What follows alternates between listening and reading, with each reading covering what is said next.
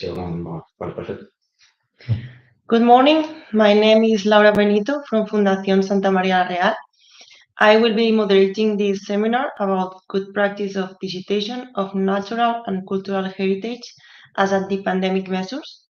Well, as you know, the arrival of COVID-19 in 2019 was a challenge for our cultural and natural heritage.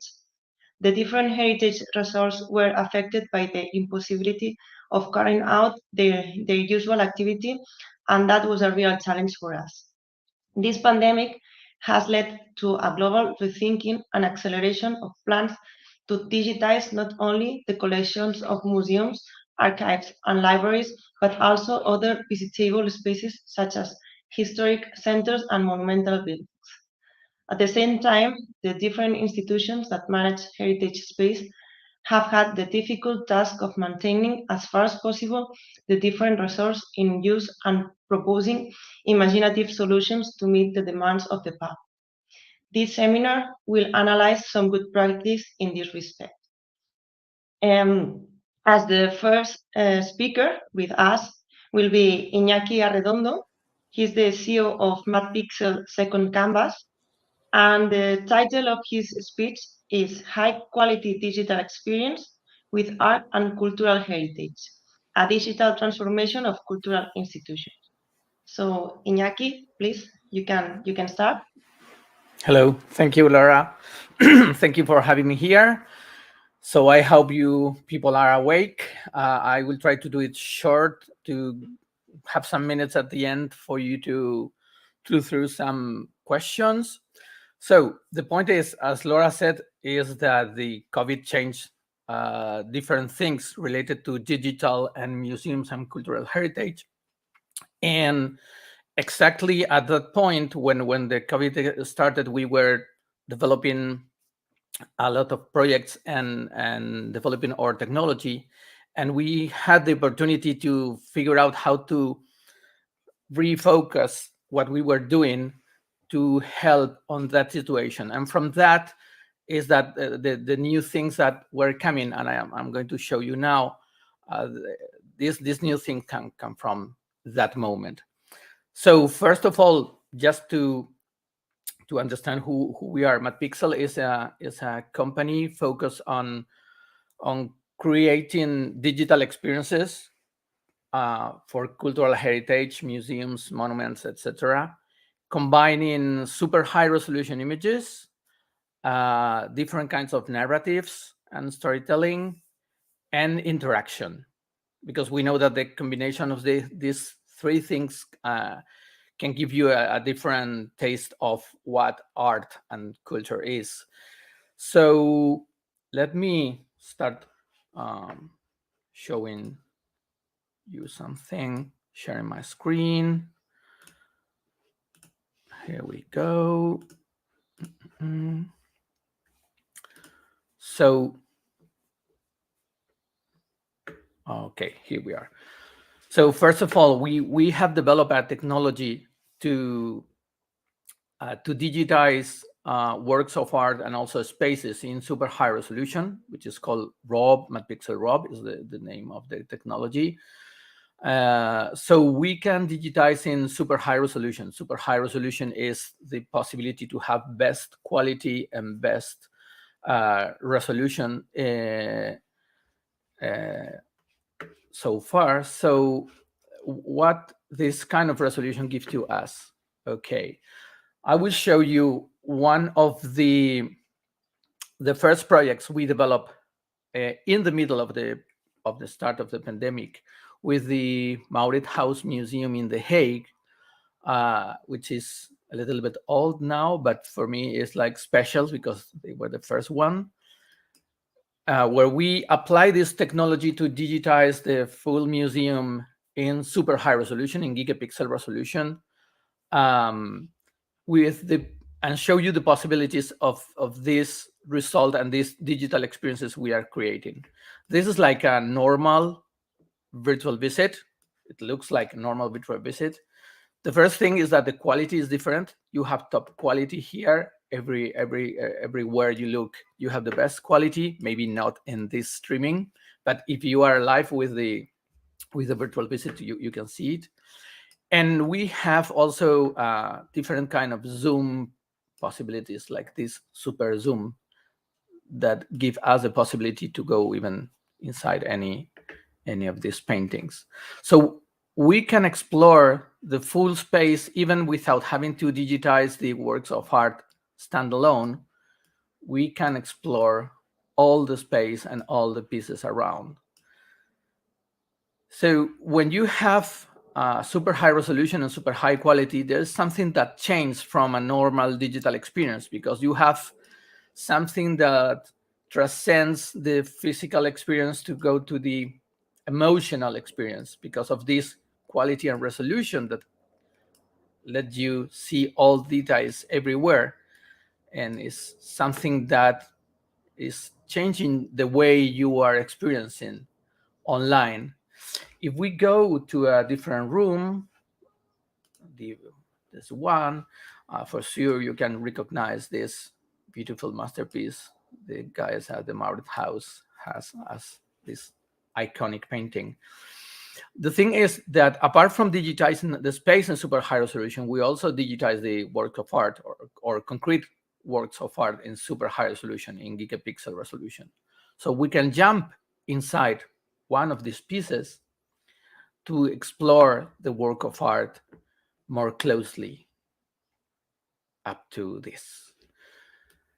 So of course, with this capability, we can tell different stories in different levels about this work of art.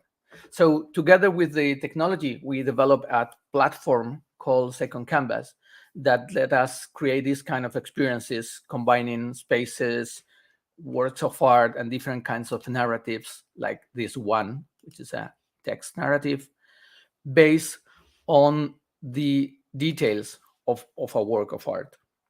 So now I will tell you a couple of stories to understand what are we talking about. But for the people who has not the possibility to have an expert or a guide together with them to understand and have the context of what are they looking at, these kind of tools are very, very powerful. For example, I don't know if all of you know that the famous pearl of this girl with a pearl earring is a visual effect. The pearl has no shape. It's just a couple of brush strokes. The first one is like the highlight of the pearl, and this is the reflection of the shirt. But there's no shape. There is no hook connecting the pearl, because this is the part of the crackle. And so with just a couple of brush strokes and a fuzzy, you can have this perfect pearl from far away. So you can start telling stories about the technique, the iconography, the symbolism, a lot of things. And we have developed several ways to tell these stories. One is this one I show you, with text details, like this one about the pearl. But we have also all the possibilities, like having audio storytelling. But let me first go backwards and start from here. When you enter one of these virtual visits, like this one for the Maurith House collection, you have two main experiences. One is a free exploration, is the one I started. So you can navigate the space, go from one room to another, zoom in on any work of art. And if you have these kind of tiny hotspots, you can go inside the painting and have more information, more interactivity, more stories. But additionally, we have also another kind of narrative, which is an introductory tour or a welcome tour that puts the virtual visitor in context. Let me show it to you just a few seconds. This is a introductory tour of 2 minutes, but I will show you just the first few seconds.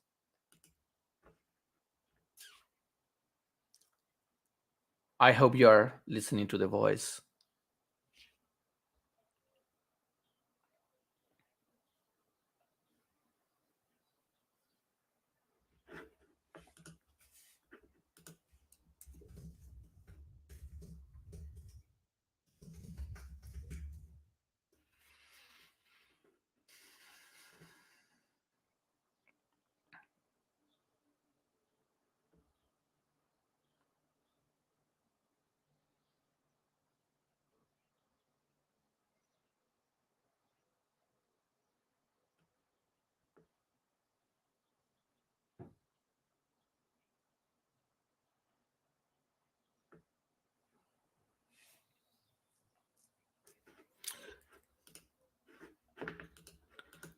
Okay, I'm asking if you are listening to the audio, but they tell me you are not. So let me try like this, and let's see if now you can listen to the voice and the music that was together with the images.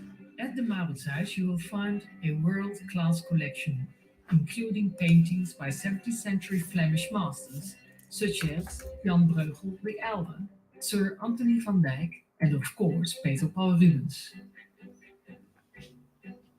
We also have earlier paintings in our collection, such as works by the 15th century artist Rogier van der Weyden and the 16th century German Hans Holbein. Okay, enough. It's just to show you how another kind of narrative can be done at any moment. I can pause, I can continue exploring, or I can stop it and go back to the main scene.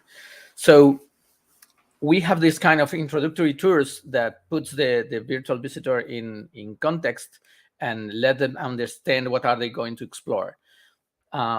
We have other possibilities inside the paintings, like for example in this one, which is one of my favorites. um, we also have this kind of narrative with the details of the works of art, but we also have the possibility to have, as you know, the different kinds of images additional to the natural lighting image. We have like this infrared vision, which is also in super high resolution, so you can be really close and show this pentimento and tell about the creative process and the changes and the different things that happen when the artist is creating the work of art. So it's very, very useful for dissemination, but also for educational purposes, also for documentation and scientific purposes as well. So the thing is that this is now being used by different museums and institutions around the world to show their collections, like the Thyssen Museum, but also exhibitions like this one in the Palais de Versailles in France.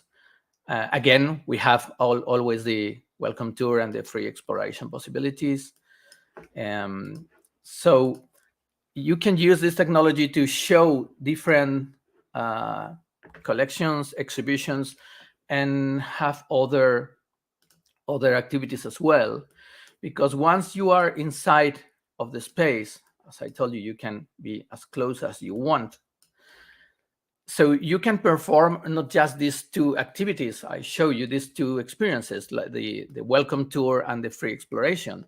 But we can also have other, what we call advanced activities. One is for individuals, which is itineraries where a voice takes you through different places, jumps inside different works of art where you have more storytelling, and then you can explore with the artwork. So you go from one artwork to another, one piece to another, to have the full itinerary done. This is one of the advanced experiences we are now testing. And the other one is live guided tours. Live guided tours are something like this, where you are seeing someone managing the virtual visit, but instead of sharing the screen, is the possibility to have a group of people all together inside this space, all of them interacting with the space in their own way, and with a guide giving some explanations, and the possibility to jump to a different room, then the whole group jumps to a different room, or put the look into a concrete element like this, and then everyone is looking at this place if the guide is doing so.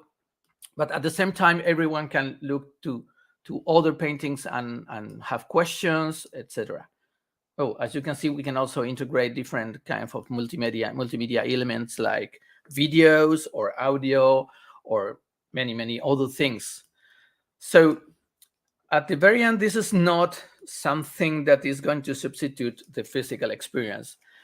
This is something that goes together with the physical experience. It's totally complementary because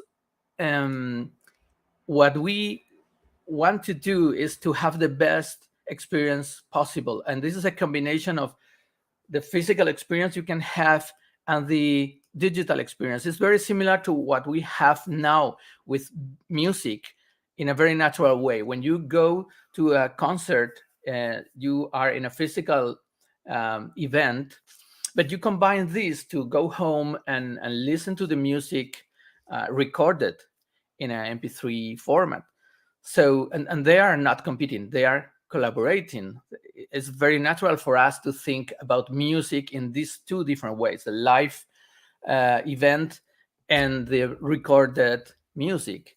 And both of them have their advantages and cons, like sound quality, which is better when recorded, but the emotions and the feelings in the physical event are more powerful. So this is what we are doing. We are providing now museums and cultural institutions with the possibility of creating new experiences that are complementary to the physical experience and make the museum or the institution bigger beyond the walls, and the possibility to reach new publics and new ways of telling stories and adapt the storytelling to different kind of publics. So, for example, now there are some museums that are preparing these advanced experiences I told you about for to be launched in a few weeks. So they are now testing, for example, with schools and adults and other groups, this live guided tours, for example, which is something really amazing for schools or for corporate VIP experiences and others, and their results are fantastic. So this is something that gives you the possibility to think about your public in more than the people that can come from the region or tourists from abroad. You can go and reach the public everywhere in the world with this kind of experiences, because we are not talking about users. We all have also users in the museum website, but these are not users. These are virtual visitors, because they are people that are having an experience. They are having a visit, an itinerary, a live tour together. So the museums are now starting thinking about their public with this concept, more open and bigger. So in the data they are going to collect for next year's summary, they are going to put together the physical visitors and the virtual visitors, because they are people at the very end having an experience with the museum, the institution, the pieces, and the content you have created. So of course, with this is one of the main things we are doing now, because a couple of years ago, before the COVID pandemic, it was more complicated to think about everyone being connected to the internet or everyone being ready to have a video call like this, where people can be together at the same time having a online event. But now this is very, very, very normal. So we now have the opportunity to use these tools to involve new people in art world and cultural heritage world and experiences. And this is just the beginning. So we have just started, and there are more and more people joining these second canvas experiences. Like, for example, Prado Museum has already give one step forward and started having a prize, a ticket for these kind of experiences. This, for example, one of their main exhibitions of this past year where you have this free exploration, the introductory tour, but we also digitize several pieces to be explored, and they create amazing content for them. They also include this storytelling, for example, but also the audio guide inside this virtual tour. So you also have the audio guide included. And this is another alternative. You can use it for free for this access to culture to everyone, but also you can have some experiences paid and open new business models and new ways of getting income for the institution, which is also something very, very important. And we should talk more about this inside the cultural sector, for example. So I think I'm going to stop here. Of course, with all the things we do in Second Canvas, which is not just the virtual visit, we are going to launch now a new, I don't know, new kind of audio tour, audio guide application to have this kind of experience with super high resolution and storytelling also in the physical space, connecting even more these two experiences. We also create physical experiences in physical spaces, but with digital, with big screens that are interactive for the public, with the same concept of super high resolution storytelling and interaction. So there are a lot of possibilities to do with this kind of new experiences that are both online and also physical, that started before the pandemic. They grow and went to a new way with the pandemic, and now they are growing and making it better. So I think I'm going to stop here and open the possibility to send any questions you have. I'll be happy to answer.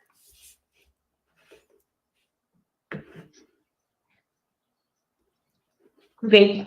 So thank you very much, Iñaki. This presentation was very, very interesting, and thanks for sharing with us.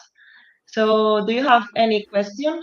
If any of you want to ask something about the project, you can use the chat, please.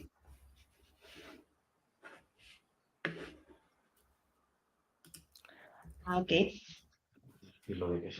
So if any of you is interested in this project and you want more information, we will give you the contact, Iñaki's contact, and then he will share with you the information or what you need. Yeah. Just giving some time for the people to send any question. I'm not showing examples of, for example, other possibilities like museums, monuments and other spaces, because I know that Cesar from Santa Maria la Real Foundation is going to to talk about that later on in a project we did together. So I led this to him. But any questions you could have, I'm happy to answer. And if you have no questions, we can move to the next speaker, because I know that the day is long and there is a lot of people with very interesting things to share. So do we have, Laura, any questions or not? I think no yet. No questions. So okay, so thank you, Iñaki. Thank you, Laura, for having me here and letting me share this experience with you. And just to let people know that I show you this very quickly as an example of possibilities and technology, but the main thing behind is that this is changing the digital strategy of some key institutions right now in Europe. Because this shows that the museums and cultural heritage institutions can be, as I said, bigger than they are. So this changed the full museum strategy, not just digital strategy, but something integrated.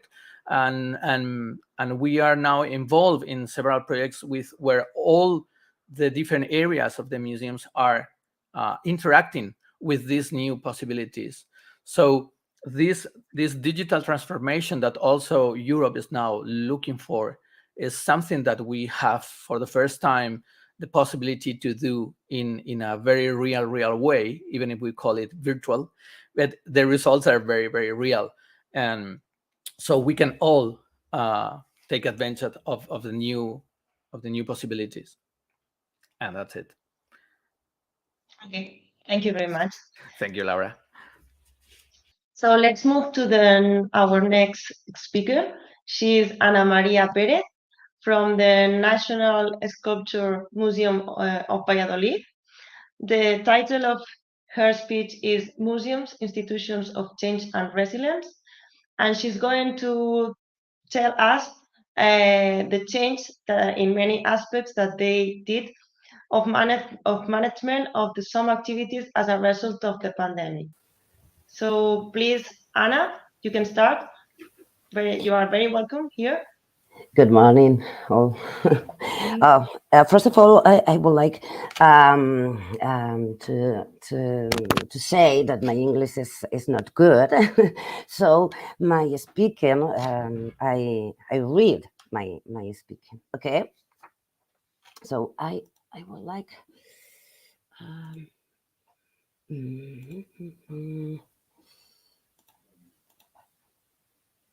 Excuse me. Okay. Yeah. Okay. Good morning. First of all, I would like to thank the Fundación Santa María la Real del Patrimonio Histórico, and especially Emiliano Barrios for inviting the Museo Nacional de Escultura to participate in this seminar. I would also like to thank all the people who made it possible for me to be here today, sharing with you the experience and the work of the Museo Nacional de Escultura in relation to the digitalization of cultural heritage in times of pandemic. Especially the museum's photographers, Javier Muñoz y Paz Pastor, my partners in the department, Mónica Cerrejón and Isabel Berrucal, as well as the museum's director, Alejandro Nuevo. I would like to give you a very brief introduction to Museo Nacional de Escultura located in Valladolid. Its origins date back to October 1842. It's one of the first museums dedicated to a sculptor in Europe, even before the Bargello Museum, which didn't open its door until 1865. 1933 was very important for the museum, which until then had been provincial, as the importance of its collections meant that it was elevated to the category of national museums. Since that year, the collections have increased greatly, as well as the buildings forming a wall complex and coming toward a collection of almost 10,000 works of art. Administratively, it's a state-owned museum managed directly by the Ministry of Culture and Sport. There are only 15 other museums in this category in Spain, out of the almost 1,500 that make up the network of museums in the country, both public and private. Museums are not new institutions. They have existed for centuries, and the most accurate definition is a museum is a not-for-profit permanent institution in the service of society that researches, collects, conserves, interprets, and exhibits tangible and intangible heritage. Open to the public, accessible and inclusive, museums foster diversity and sustainability. They operate and communicate ethically, professionally, and with the participation of communities, offering varied experience for education, enjoyment, reflection, and knowledge sharing. This definition, proposed by ICOM, international organization under the auspices of UNESCO, will be voted on August this year, aiding key ideas for our institutions, even more so after what we have experienced in the last 2 years, and which today makes more sense than ever. Open to the public, accessible and inclusive, diversity and sustainability. Returning to the definition, we cannot forget the functions that the museum is entrusted with: research, collect, conserve, interpret, and exhibit.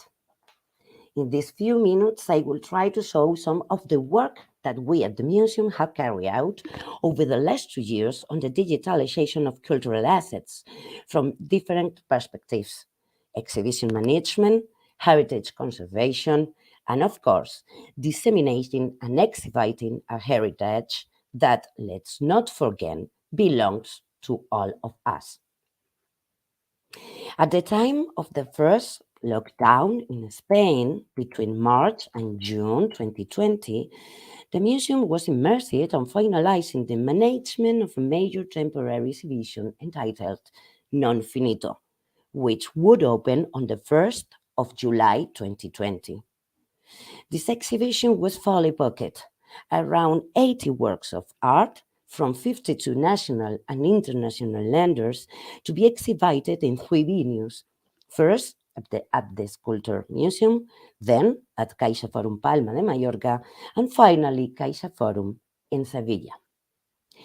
The lockdown of the Europeans, the border closures, and above all, the uncertainty of what would happen in the future didn't stop the plans to hold this exhibition in which a lot of time, a lot of work, and a lot of money had been invested. The simplest thing to do at the time, which was, let's remember, 4 months before the opening, would have been to cancel the exhibition. We knew that this was what many institutions were doing with multiple projects. However, if we cancel the project, we will be contributing to bringing society to an even greater standstill. It was clear that it could not be alone the planned dates, so a solution had to be found urgently and quickly. Until the state of alarm was declared in Spain, several meetings had been held between the museum and the Fundación La Caixa for the organization of this exhibition, usually at the bank's headquarters in Barcelona. When the lockdown arrived, this was no longer possible. The limitation imposed on the company for the good of all conditioned and disrupted all the plans. Those of us working on the project couldn't even go to our headquarters to work. Some of us didn't even have a connection to the computer at work. So, how could a temporary exhibition be held with works from Paris, London, and many parts of Spain? It was impossible. Nevertheless, the two institutions agreed on a change of schedule. We postponed the exhibition, not without some fear, as we were facing the unknown. The meetings stopped being face-to-face and became virtual, and finally, the calendar was closed for 9 months later, changing the order of the venues. By changing the dates and even one of the venues, we were facing a problem we had never encountered before. We had to get back in touch with all the lenders to manage the entire exhibition again. We had to start all over again, and this time we only have 9 months. The organization decided that all the formalities would be carried out virtually: sending contracts, renegotiating conditions, signing contracts, sending images, and tests for the catalog. Internet, digital signatures, and virtual meetings speeded up and simplified the work a lot. As the time for the setup approached, the health situations, although it had improved, was still not as good as it should have been, so some sanitary measures were still in force, complicating all the cultural assets involved in setting up an exhibition, transporting the works, the courier's journeys, and the setup at the venues themselves. When temporary exhibitions are held, the figure of the courier is essential. This is the person who accompanies the works of art from their original location to the venue and is responsible for ensuring that the works are not damaged. Traditionally, this work has been carried out in person. That is, the courier physically travels with the works, unpacks them, checks that they have not been altered in any way, and then places them in their place in the venue. As I said, when the time came for that first setup, most of the couriers decided that traveling under the sanitary conditions at the time was not the most appropriate thing to do. So a solution had to be found. It was decided, always in consultation with and acceptation by the lenders, that we would provide the necessary technical means to act as a courier, but in a virtual way.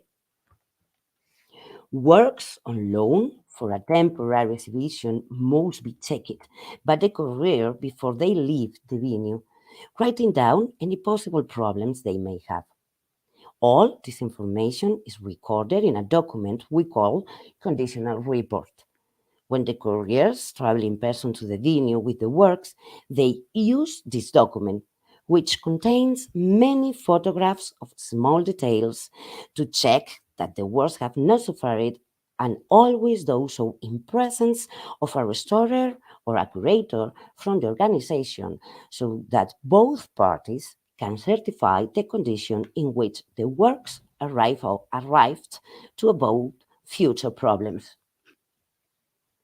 computer, Computers, tables, smartphones, software such as Skype, Google Meet, Teams, and the like have made it possible for many lenders to check in streaming that everything was going according to their instructions, that the packaging was correct, that the works have not been damaged, that the works were being handled in accordance with their guidelines. This way of working has been a great revolution in the world of exhibitions. Large and small museums have adopted this solution, even though we know that it entails a certain amount of work on everyone's part, but also some advantages to make the most of. The work sessions of this virtual career can be recorded and therefore analyzed, but it also documents in a much more exhaustive way the life and history of the works of art. We can better control the time involved in these works and plan future work much better. But undoubtedly, one of the biggest advantages is that, at the slightest problem, this recording is documentary evidence that can be used, for example, to present it to an insurance company in the event of any problem. However, we cannot fail to mention that the digital divide is a fact. In this regard, we have to say that there were lenders who didn't have the technical means or the staff to be able to do what we are doing right now, a video call, and to be able to work. So again, another solution had to be found.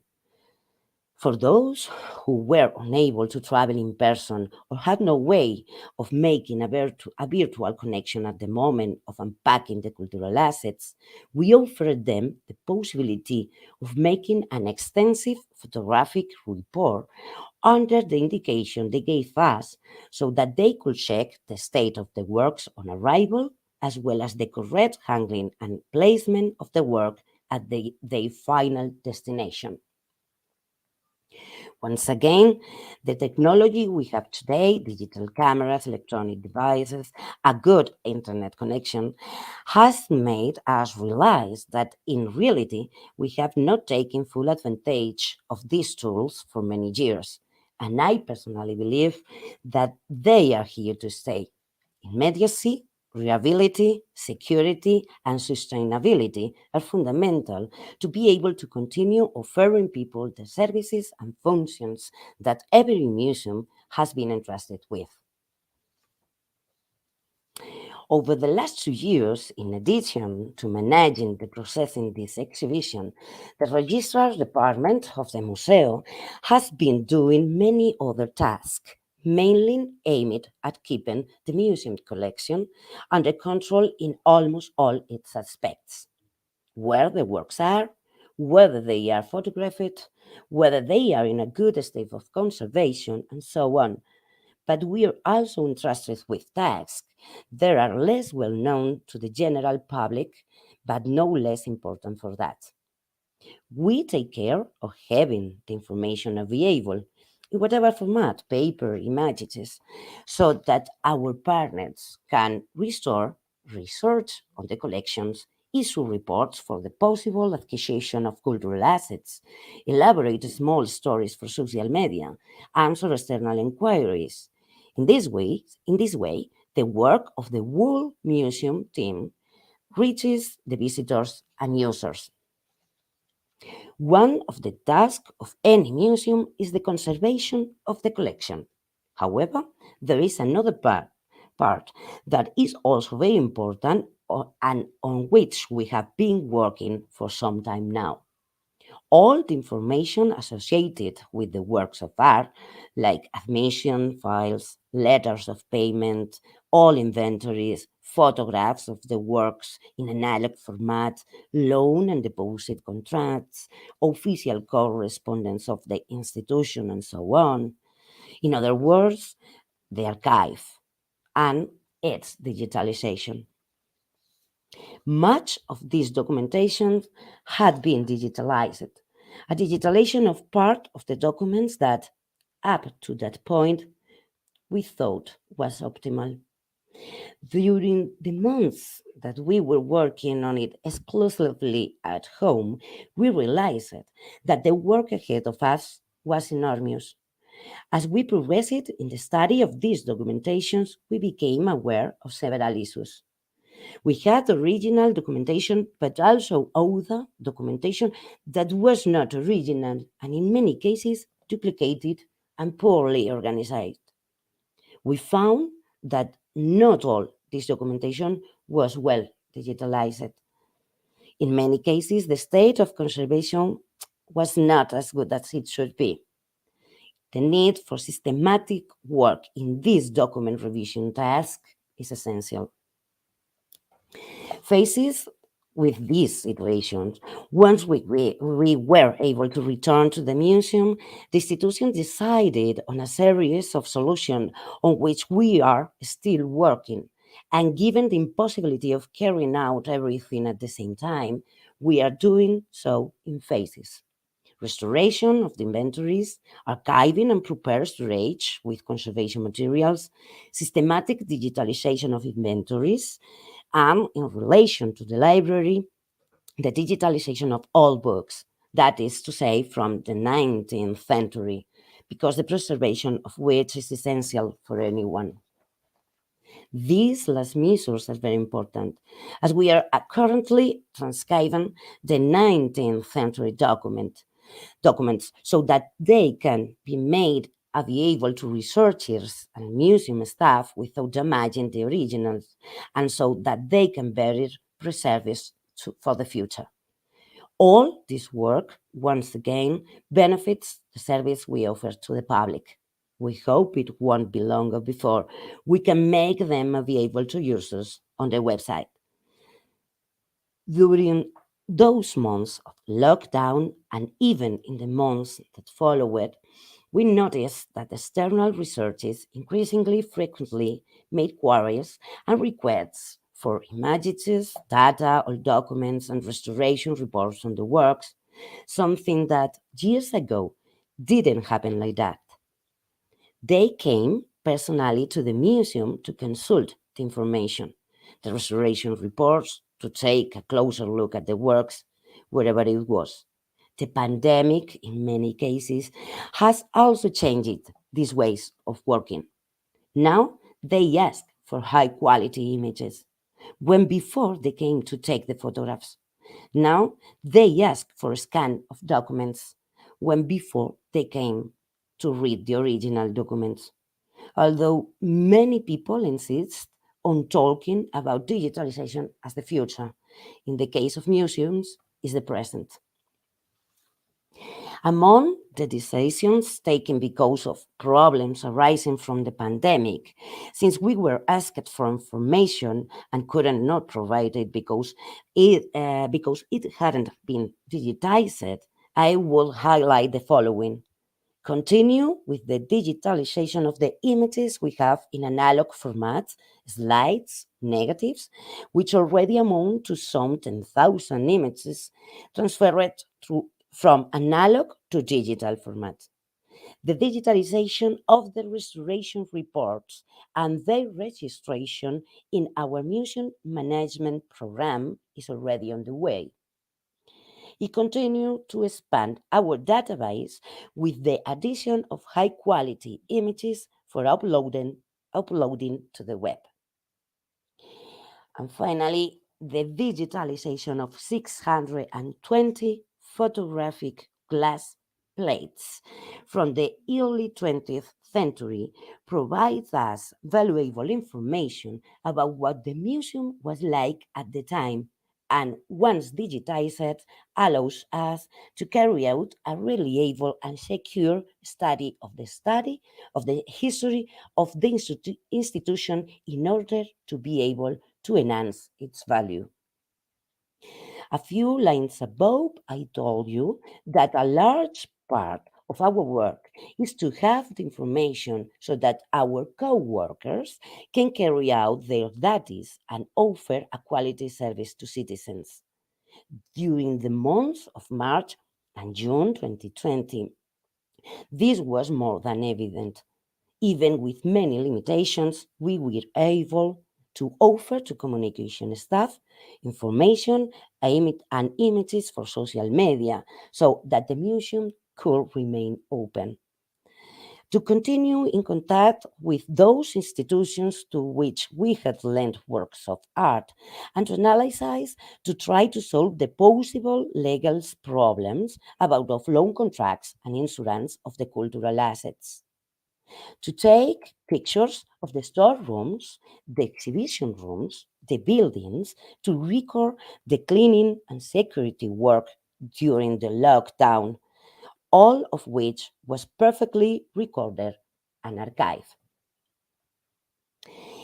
Digitalization is the system that creates, presents, transports, or stores information by combining bits. This requires electronic and computer equipment, personal training in this device, knowledge, and continuous training for those of us who safeguard heritage in order to make it effective and useful to society. It is true that we have been digitizing heritage for years, but because of the pandemic, or thanks to it, we have realized that we have been wasting the possibilities of these systems. We have been squandering the possibilities of these systems for years. We thought that a lot of what we were doing was fine, but it wasn't really so. The immediacy and reliability of digitalization is synonymous of quality for these institutions. And finally, the digitalization of heritage is a service to the citizen and a sustainable service, thus fulfilling the sustainable development goals of the 2030 Agenda. Thanks to the pandemic, we have learned that improvisation is a bad advisor for everything. We have learned to apply specific treatments to our cultural heritage to guarantee its use, knowledge, conservation, and above all, the transmission of this heritage to society and future generations. We are now digitally mature, or at least we think we are. Many people probably still think that museums are boring, old places. They have even been called or cemeteries. But museums are healthy, safe, sustainable places belonging to everyone and for everyone. And over the years, what has been demonstrated is that they have even been an escape route for many people who face it with the dismal reality that we were facing as a society, visiting a museum, service, arts and medicine. It's true that for a few months it has not been possible to visit them in person. But thanks to everything we have been doing in museums, which I have summarized it here in a few lines, we have been able to bring a few drops of hope and beauty to millions of homes around the world. And how has it been possible to do this? Well, thanks to something as simple as the digitalization of all images, the museum's collections, the works of art, being creative, and using one of the most democratizing tools we have at our disposal today, internet. There is still a lot to do, a lot to offer, technologies to discover and learn to use, something which, from the museums, I have no doubt, we will continue to work on, learning, digitizing to try to make your lives a little happier. Thank you very much.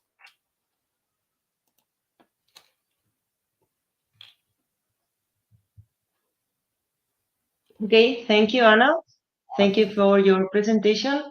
Very, very interesting. A lot of work behind this. Yes, a lot of work. Yes. Okay, so I'm going to ask if the same. If any of you have any question, you can ask using the chat. We are open to questions, and Anna, she will be happy to answer if you have any doubt or you need more information. We will wait. No, no questions. Okay. So thank you very much, Anna. Thank you very much. And now we are going to present the next speaker, Antonio López Pulido. He is the executive producer at Win Audiovisual. So the title of his speech is How to Use 3D Technology to Promote Heritage and Make it Interesting on a Public Television Channel. So he's going to talk about the very successful program Los Pilares del Tiempo in Spanish, or the translation is the Pillars of the Time, something like that, where the most spectacular architectural space in Spain are dissected to better understand their history. So in this presentation, he will explain how to use the digital heritage resource and how they has become a perfect tool for the dissemination of heritage with high levels of audience, allowing the viewer to approach this space from home.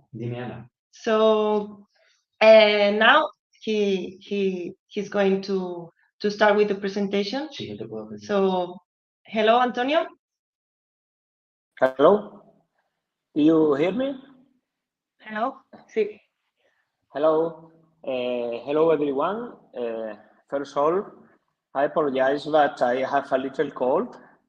I'm sharing my screen. Do you see it? It's now you can watch my screen. Okay. First off, I told you I apologize, but I have a little cold and I'm not ready for this kind of talk.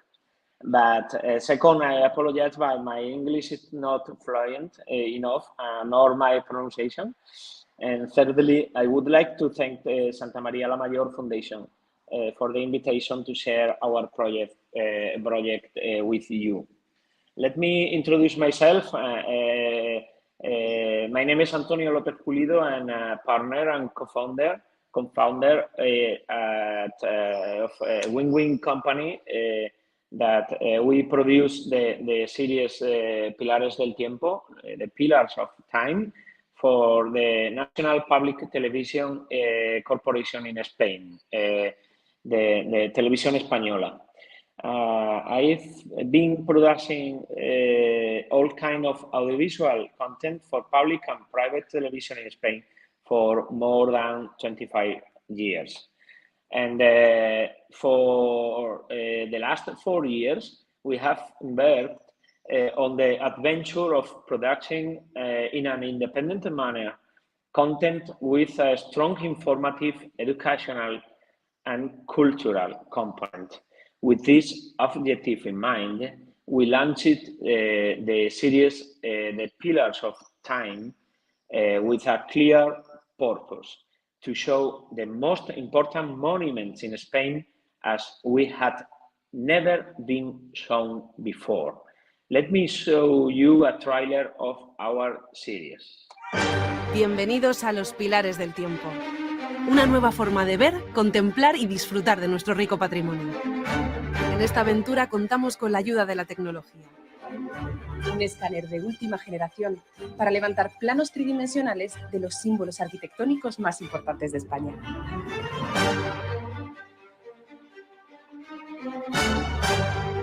Atravesando los muros de los edificios y otros tesoros ocultos. Si tenéis tanta curiosidad como nosotras, acompañadnos por este viaje increíble. Soy Lidia San José, soy historiadora. Soy Leonor Martín y yo soy arquitecta. Y juntas vamos a descubrir nuestro patrimonio arquitectónico como hasta ahora nunca se ha mostrado.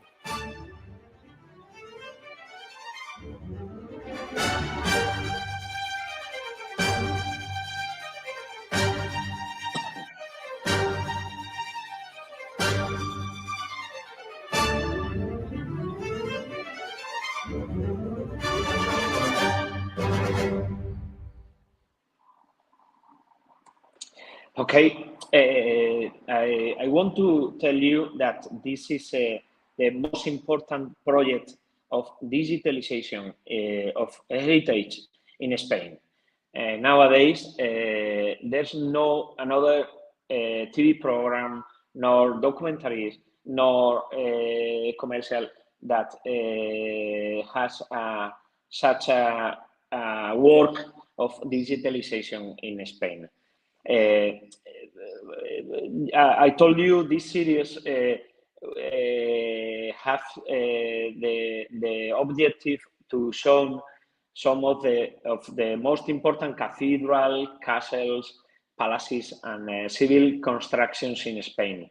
First of all, I want to talk about the first idea and the need of such a project on a public television, because cathedrals are never shown like this before. We made ourselves a question: what does the scanner image mean in the new audiovisual narrative? This is the main question we made ourselves. In this talk, I am going to tell you part of how this work has been carried out and why the use of the LiDAR scanner is one of the most powerful digitalization tools that can be used. LiDAR means, most of you surely knows, light detection and ranging. Many of you know this tool for sure. It is a technology that allows you to determine the distance from an emitting device to an object or surface using the low power pulsed light beam laser. This is the scanner we used to all the digitalization of the monuments, the Leica RTC36 scanner. In the international market, other territories have worked with a LiDAR scanner applied to television content before us. For example, BBC Channel or Discovery Channel, series of documentaries such as Invisible Series or the documentaries made by the writer Mary Baird have masterfully worked and shown the monuments and their interiors. There are many more examples. Therefore, this technology is not yet being applied as such as we think it could be convenient. Yes, it's me. More than 20 years have passed since this photo was taken. This was the way we promote the heritage 20 years ago. To show the monuments from the air, we used very expensive equipment. We used an helicopter. Different perspective. We used to say in those days, we flew without GPS, just with a map. And I don't want to remember how much each hour flight costs, but it was the way that we can show the heritage from the air. And then the drones arrived, and the aerial images saturated every documentary, every report, every commercial. All of the audiovisual works have aerial images. And to top it off, this is the audiovisual language we are used to now. It is what I call the Spider-Man narrative.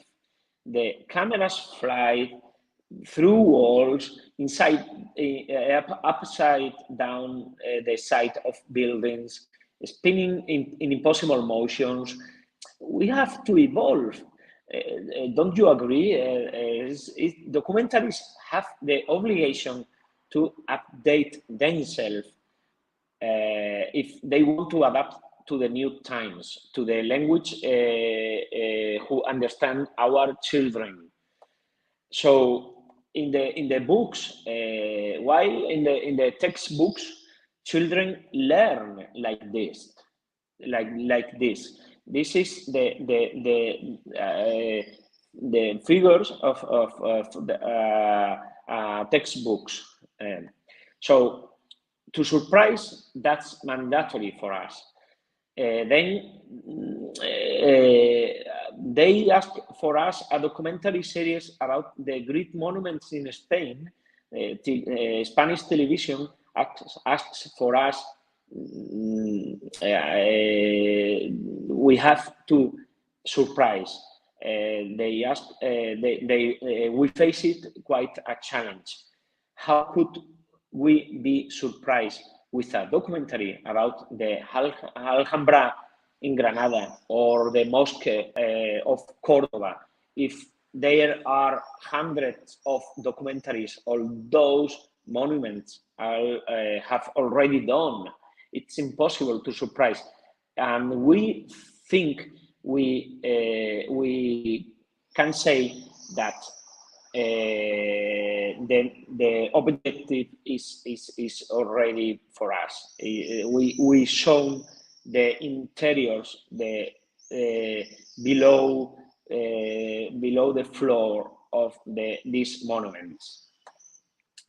This is the natural evolution of teaching. This is the natural evolution of watching TV or watching documentaries, turning buildings into models, in 3D models that allow us to do with them anything we want, without no limits, just our imagination. Select them from above or from below, split them in half. Particularities that make this use especially interesting are, for us, 10 ways of using the scanner, LiDAR, and the digitalization of the heritage. 10 ways of surprise the viewers. The first one is spatial representation. This is the Reales Alcázares in Seville. The spatial representation helps for us to understand where different spaces of a monument are located, how its different parts are interconnected, and how they interrelate with each other. You make a mental composition of why the monuments have reached our days as they have. This is one of the most important monuments in Seville. The second tour, as we held them with a palm of our hand. The buildings are manageable and they can be rotated, flipped again, etc. 3, change and combine textures. This tool allows us to make the walls transparent, play with the different textures, and we can get thanks to programs like Blender or Nuvigon. We can make different textures like surface or X-ray. 4, recreations. The cloud of points clouds. We can make recreations of how the buildings were in the past, of how they were built. We create such more reliable 3D reconstructions thanks to the fact that we work on the vestiges that exists today. From these vestiges, we develop a work of recreation. For example, this is the theater, theater in Italica, near Seville. It's a Roman heritage. 5, what you cannot see as a tourist. This is most important, one of the most important things in our documentary, because we show what you cannot see as a tourist. This is a great advantage. We take a distance, we move away to show, thanks to the scanner, the most remote places of the monuments, sites that cannot be visited for security or for inaccessibility reasons. There are spaces to which only the people who care for heritage. The conservators, researchers, and the main monuments have access. For example, we have been able to show that under the Alhambra in Granada, there are enormous cisterns that could supply water to the entire citadel for hundreds of people for a year. We have shown you that there are passageways and escape tunnels that connect the palaces with Darro River, 100 meters long, or the prison. This is a prison under the Alhambra. This is a tunnel from below the Alhambra. There's no way to. There's never before a television camera nor a scanner LiDAR have visited these places. We are the first production company working in these spaces. The documentaries, our documentaries, have been made up to now were conventional. they did not have the investigate or informative intention that we have. We have this intention of investigate to go where other television teams don't access. And this is the way we show the heritage and the hidden spaces in the monuments. 6, we can do impossible camera movements. It's incredible, but what I told you about the Spider-Man narrative, I told you that when we work with point of clouds, with digital elements, the possibilities of a camera movements are endless. This is a castle, Mota, the castle of the Mota in Valladolid. And this is a very, very good example of a special defense in a castle, defense below a castle. And it's impossible to show it in other way better than with the digitalization of this castle.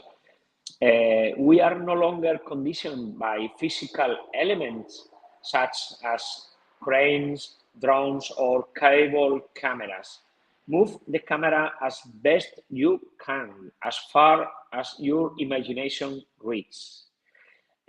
Don't you want to walk through a wall, enter a building through its basement, climb out of your roof? Everything ahead is always at the service of the narrative and the story you want to tell. The imagination is your limit, your imagination. We are so proud of this kind of narrative, I told you. 7, sequence shot. We apply to the television a technique that, due to its duration, is more typical of cinema than television. This is the Royal Palace in Madrid, in Spain. This is nowadays where the NATO summit is held in. This is a palace, a very, very, very beautiful palace, and we can show it like a model, and in a sequence who could take 2 or 3 or 4 minutes long. This is the main lunch room for 80, 90 person, 100 person. In this series, the scanner flights last between 4 minutes, 5 minutes, and its duration means an eternity on television. On films, it works perfectly, but not in television. Such long sequences also work in our program because they allow us, the scanner tool, the scanner images allow us to go from general shoot, for example, an aerial shoot, to detailed shoots of small elements, exit and enter section, or move away through the monument. Contemplan a este pequeño tesoro en tierras 8, palentinas. sorry. We open the buildings. This is a Romanesque church, San Pedro de la Nave in Zamora. When you can open a building from above, below, or from the side, you can better understand its interior layout, how the spaces are organized, and how they are distributed. you can even explain all the constructions elements. For example, all the elements to raise the monument, and we better understand the building, and you can join it with real images. You can join with the real shooting. The capacity of understand the monument is total. The images of it is complete in the mind of the viewers. And in 9, the 9 point is to correctly understanding the floor of a building is not task reserved only for architect. It's not just for architect. This may interest in anyone. We not only see the building from above, we can also see them from below. And we sneak into your subsoil to better understand its plant floor. The floor, as you all know, is one of the issues that best defines the structure, lab distribution, and proportion of any building. And there are few ways to see the plants as effective as this, turning the buildings and looking them from below. This is another Romanesque church, and this is the monastery of San Juan de la Peña in Huesca, in the north of Spain. This monastery is embedded in the rock, is inside the rock, carved out of the rock. It is the we enter through the door. We crossing this interior ground floor, and we exit from behind the rock, the mountain. Literally, we are inside the mountain. In this moment, when we through the walls, the church, we are inside the mountain. Now we are inside the mountain to see from the other side something that is impossible to see. So we can say we saw hidden faces of a building, faces that is impossible to show it in another way. And then we fly through the inside of this church, and we section the church to understanding the partial view of the two churches that there are, the ancient church and the modern church, and in the other side of the church, the cloister below the mountain. It's a very, very, very special way to show the heritage. And we can say, in addition to live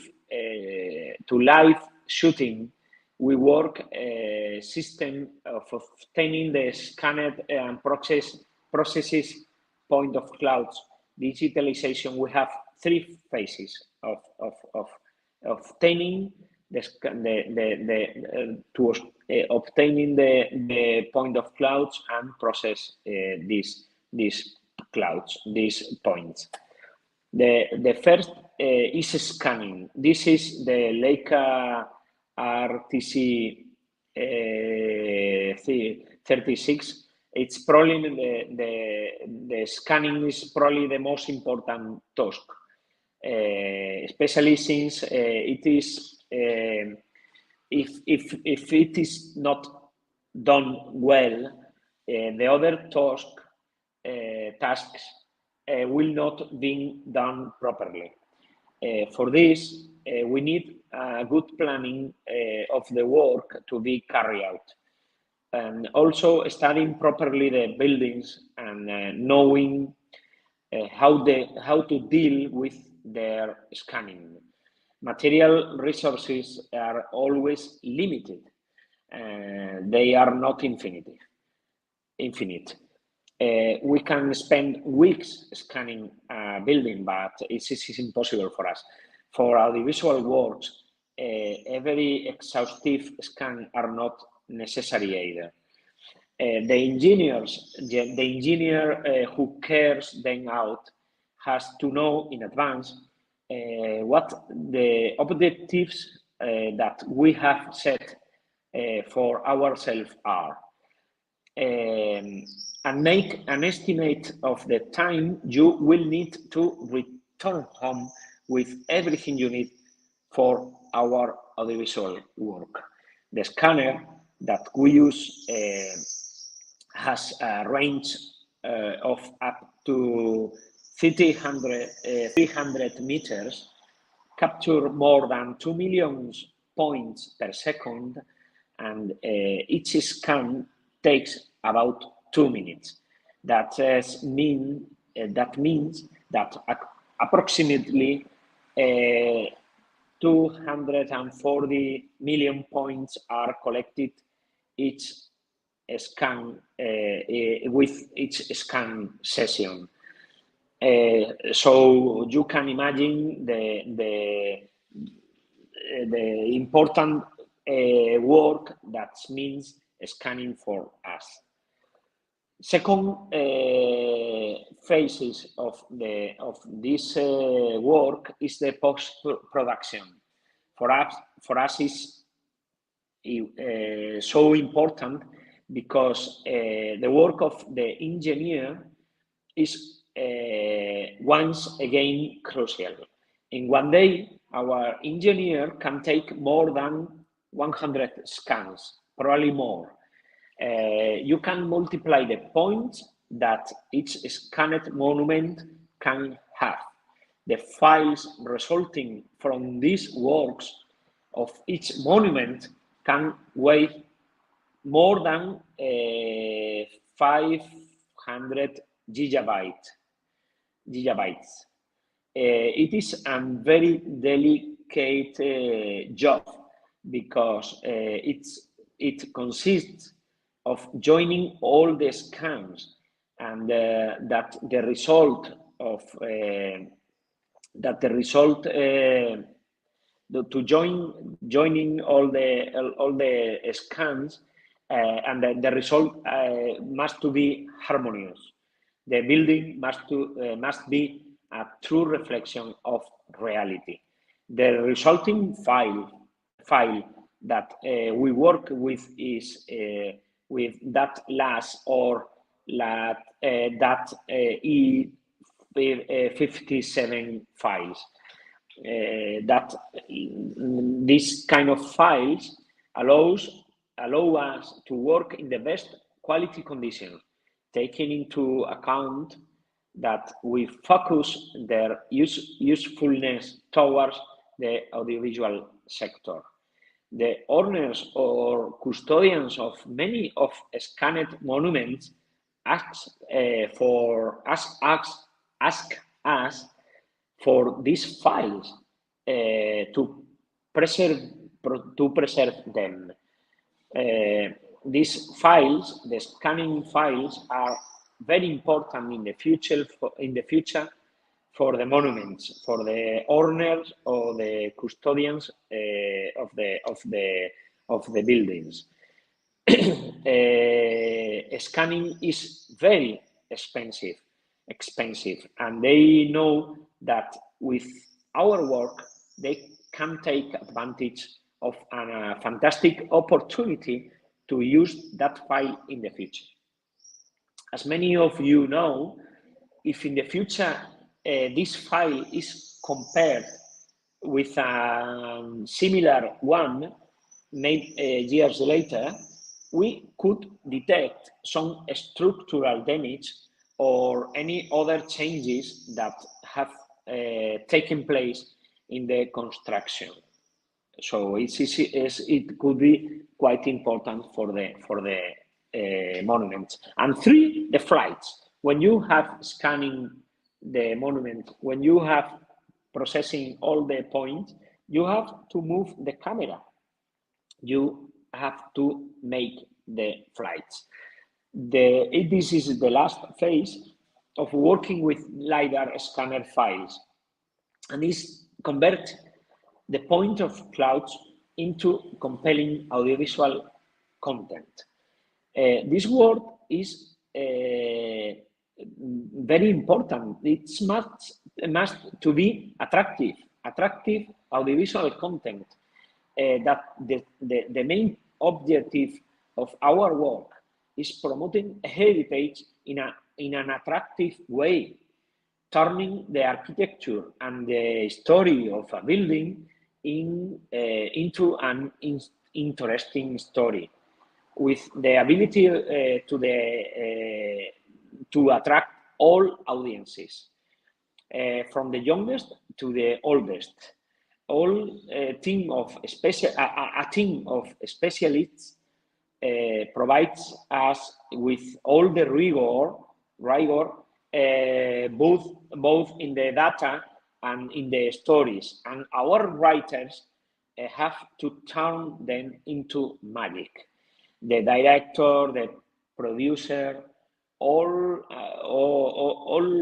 the members of the team provide the rest of the narrative elements that have made our program one of the phenomena of educational television in Spain nowadays. And that truly is changing the way of approaching heritage to which the Spanish public was accustomed. Hostages, for us, is the last thing makes these documentaries special.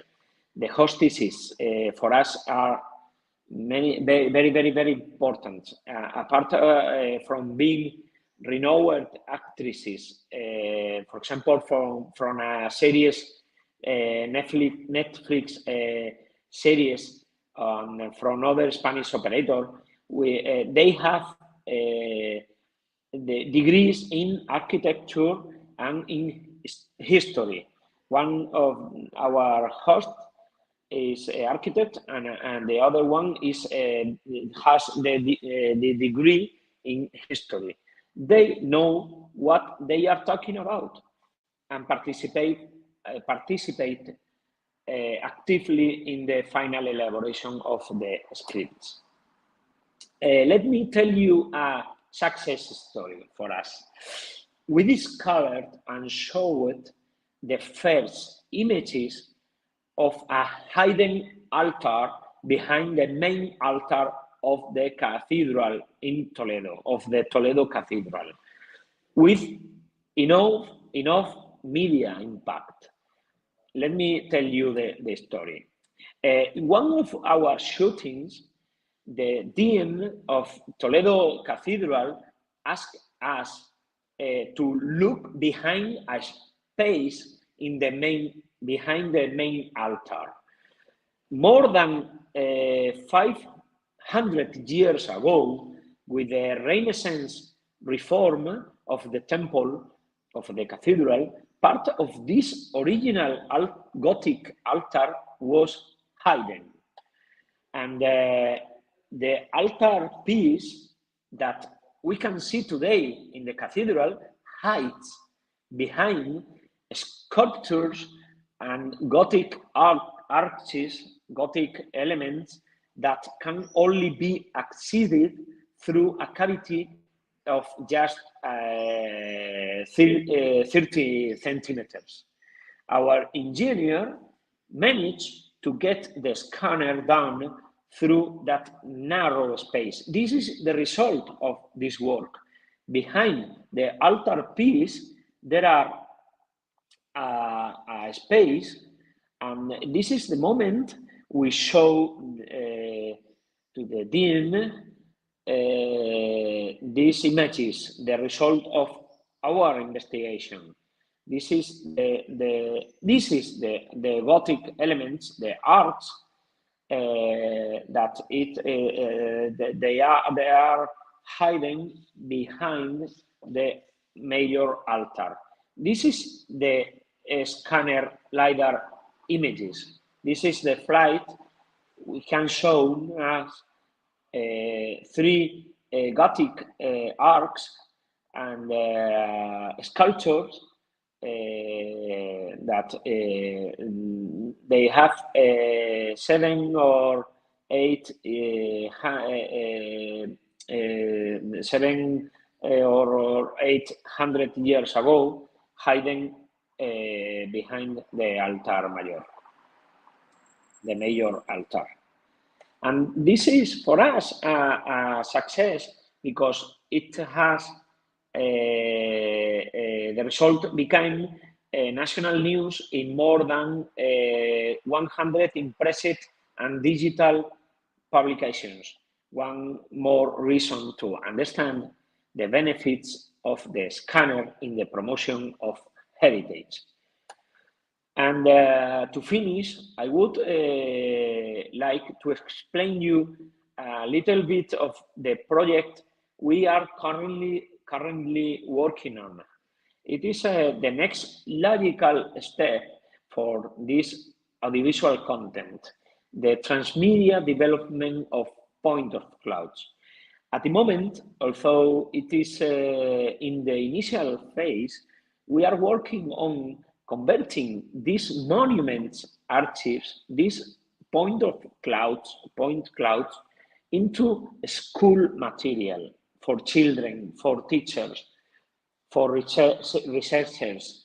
Our main is to create teaching units so that a student can work on concepts that may be difficult to learn without this technology, without the Spider-Man language, remember.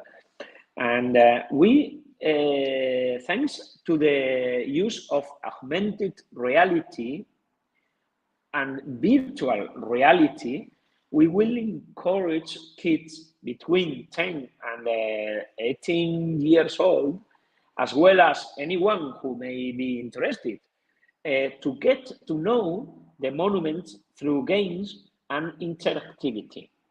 We will allow them to handle the buildings from their own tables or smartphones or desktop computers, you know. And this is an example we are working on. This example of a flight of a 3D. This is a video in YouTube. You can find. This is a 360 degrees tour through one of the monuments in Zaragoza, in Spain. If you can move the point of view of your camera, you can. Sorry, because it's impossible for me to move it to interact now. But if you look for in YouTube for Veruela Monastery, you can watch this video 360, and you can raise the camera, lower it, rotate it. You can use your mobile phone to watch it around you, and this is a tour of one of our monuments that is in YouTube platform. And we are going to place information in information windows in every monument at the key points of the building we can put many information windows at the key points of each building, so that the kids can interact with them. They will learn new concepts, both about the architecture and the history of the monuments, just playing. This interaction could also take place in museums and inside this building.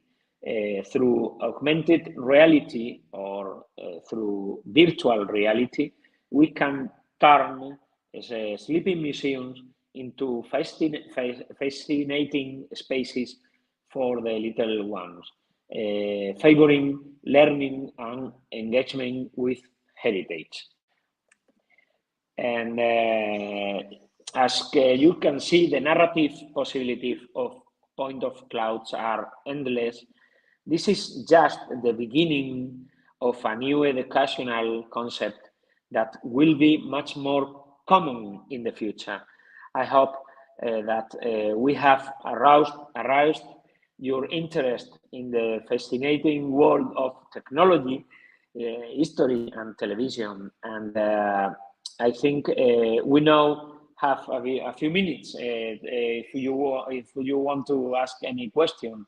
And sorry again for my lousy English and my cold. Thank you very much. Thank you very much, Antonio. Thanks for sharing this amazing image with us. And just to add that thanks to this kind of project, we were able to discover the amazing things in the Cathedral of Toledo. No? So thank you very much. And well, just to say that this TV program, is one of the most successful TV programs in our country. And well, you saw the image here, so you can imagine how the program is. So you really can enjoy a very funny trips, no? Just from home. So thank you very much. I don't know if we have any question or not. Okay, I think not. So thank you very much. And we will continue with our next speaker. So our next speaker is Diego González Aguilera. He's a full professor in engineering at the University of Salamanca, and he's the head of the TDOP research unit. TDOP is TIDOP, this project. And the title of this speech is Digital Twin Approach in Cultural Heritage, Taking to Success Stories, the Medieval Wall of Avila and the Historical Building of the University of Salamanca, as validation of the approach. So with the aim of improving the state of conservation and optimizing the management of the cultural and heritage of the city of Avila, a digital transformation project was carried out on the Avila city wall based on its 3D recreation. So please, Diego, good morning. Good morning. Thank you, Laura, for the introduction. Can you hear me? Okay, I'm going to share the screen.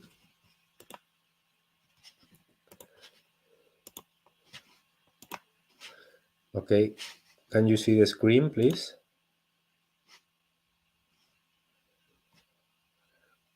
Okay. So, good morning, everybody. And first of all, thank you to Santa Maria la Real Foundation for this invitation. It's a pleasure to share with you our experience in cultural heritage. My name is Diego González Aguilera. I am a full professor in engineering at the University of Salamanca. And the title of the presentation today is the Digital Twin. So it's a new approach that we want to show you, taking the pilot stories of Muralla de Ávila and Escuelas Mayores of the University of Salamanca as successful, let's say, validation cases, okay? So a brief outline of the presentation. I would like, first of all, to introduce the TDOP research unit. That is a big group at the University of Salamanca. Then I would like to clarify the concept of digital twin, that sometimes people misunderstanding this approach. Is not only a 3D recording, is more and includes all the capabilities that we are going to see now with the two validation cases. So I will end my presentation with the two pilot stories, the pilot stories in the Muralla de Ávila and Escuelas Mayores building, using this digital twin approach, and for sure that we end with the conclusions of this approach. So first of all, a brief, let's say, summary of the group. As you can see, we were created in 2005. One of the main steps in the evolution of the group is in 2014, when a spin-off of the University of Salamanca named Ethos 3D, Image to Smart 3D, was created and founded, and this spin-off allow us to accelerate some products. So up to now in the group, we are more than 60 researchers, of which more or less 30 are contracted with with public and private funds.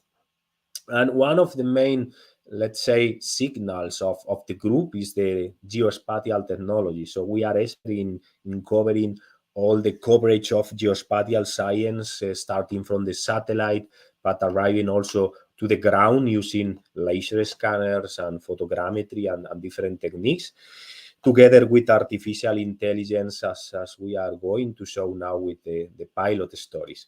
So another important thing to highlight about the group is the transfer of technology. So the group is characterized for producing different patents together with intellectual properties by means of software. So this is one of the main, let's say, pillars of the group. This transfer of technology allow us to collaborate in a lot of different research projects and private contracts with different administrations and companies. So what makes us different is, of course, is the software development, is the capability to adapt solution for the client, for the end users, in different fields, not only cultural heritage. So as we are going to show now, one of the main pillars of the group is its closeness to the market. So in terms of product, we are generating different products in different sectors, different from the cultural heritage, but it's important to highlight this transfer technology that the group can provide it in the different sector, for instance, automotive sector, industry, energetic, and even hydrology. So coming back to the main scope of the talk, the digital twin, the first question is, what is a digital twin? So a digital twin, in a few words, is a virtual representation of a real object. But if we are talking about the virtual representation, maybe the first thing that we realize is that it's a digitalization in 3D. But it is not only a digitalization of the object. So a digital twin should accomplish not only the digitalization using different remote sensing techniques, as we can see with the previous speaker, but it is really important to include also the dynamic capabilities of the object. So we are considering that objects are live objects. And in this way, we need to monitorize the parameters that define the dynamic performance of the object. So if we make a parallelism with, for instance, an avatar, the physical part will be the skeleton, the muscles, and the dynamic part will be the cognitive system, the brain capability to take decisions and to do the things. And in this way, the digital twin is going to integrate both sides, the physical part, but also the dynamical part. So the digitalization together with the monitoring is mandatory to get a digital twin. Last but not least, the informal knowledge, that is the knowledge coming from the expert, is really important because allow us, as we are going to see later, to define different key performance indicators in terms of taking decisions, in terms of predictive capabilities, and so on. So together with these three pillars, digitalization, monitoring, knowledge, we are going to provide the preventive and predictive capabilities. As a result, a digital twin allows us to study cultural heritage objects and buildings through time. So it is really important to see the digital twin as a tool to provide capabilities from a preventive point of view, but also from a predictive point of view in cultural heritage. And of course, the concept is a wide roadmap in cultural heritage. So we can extrapolate this digital twin concept to different historical analysis, retrospective temporal analysis focused on materials that are really important nowadays in cultural heritage buildings, together with, of course, some even energetic analysis that sometimes are really important in the buildings. So this is more or less the concept around digital twin. So let me know to advance in different steps. The first step is the digitalization of the cultural heritage assets, the cultural heritage buildings. And to this end, we are using a disruptive technique that is really, really novel and allow us to record complex cultural heritage scenarios without the need of using a GPS signal in a dynamic way. So this is really, really important because, as you can see in the video, we can move around the object within the interior of the building, around the object without the need of GPS signal, and we can solve in real time the position of the person who is digitalizing the object, but at the same time we are obtaining the mapping in 3D of the object in real time. So the accuracy of this technique, this disruptive techniques, this is around 1-2 centimeters approximately, and it is important to highlight the low cost price of the technique. It's really easy to implement, it's intuitive, and for sure that in some application in cultural heritage provide, let's say, better advance in comparison with laser scanner or even photogrammetry, especially in those cases where we need a lot of stations to perform to record the building. So in those cases where we need to put a lot of scanner stations, we need to put a lot of photogrammetric stations. Of course, that this technique is going to provide added value because the photogrammetric and the laser scanner is going to, let's say, provide an error propagation in the recording of the buildings. So this is one of the pillars of the digital twin, but we can't forget the other one, the dynamic side.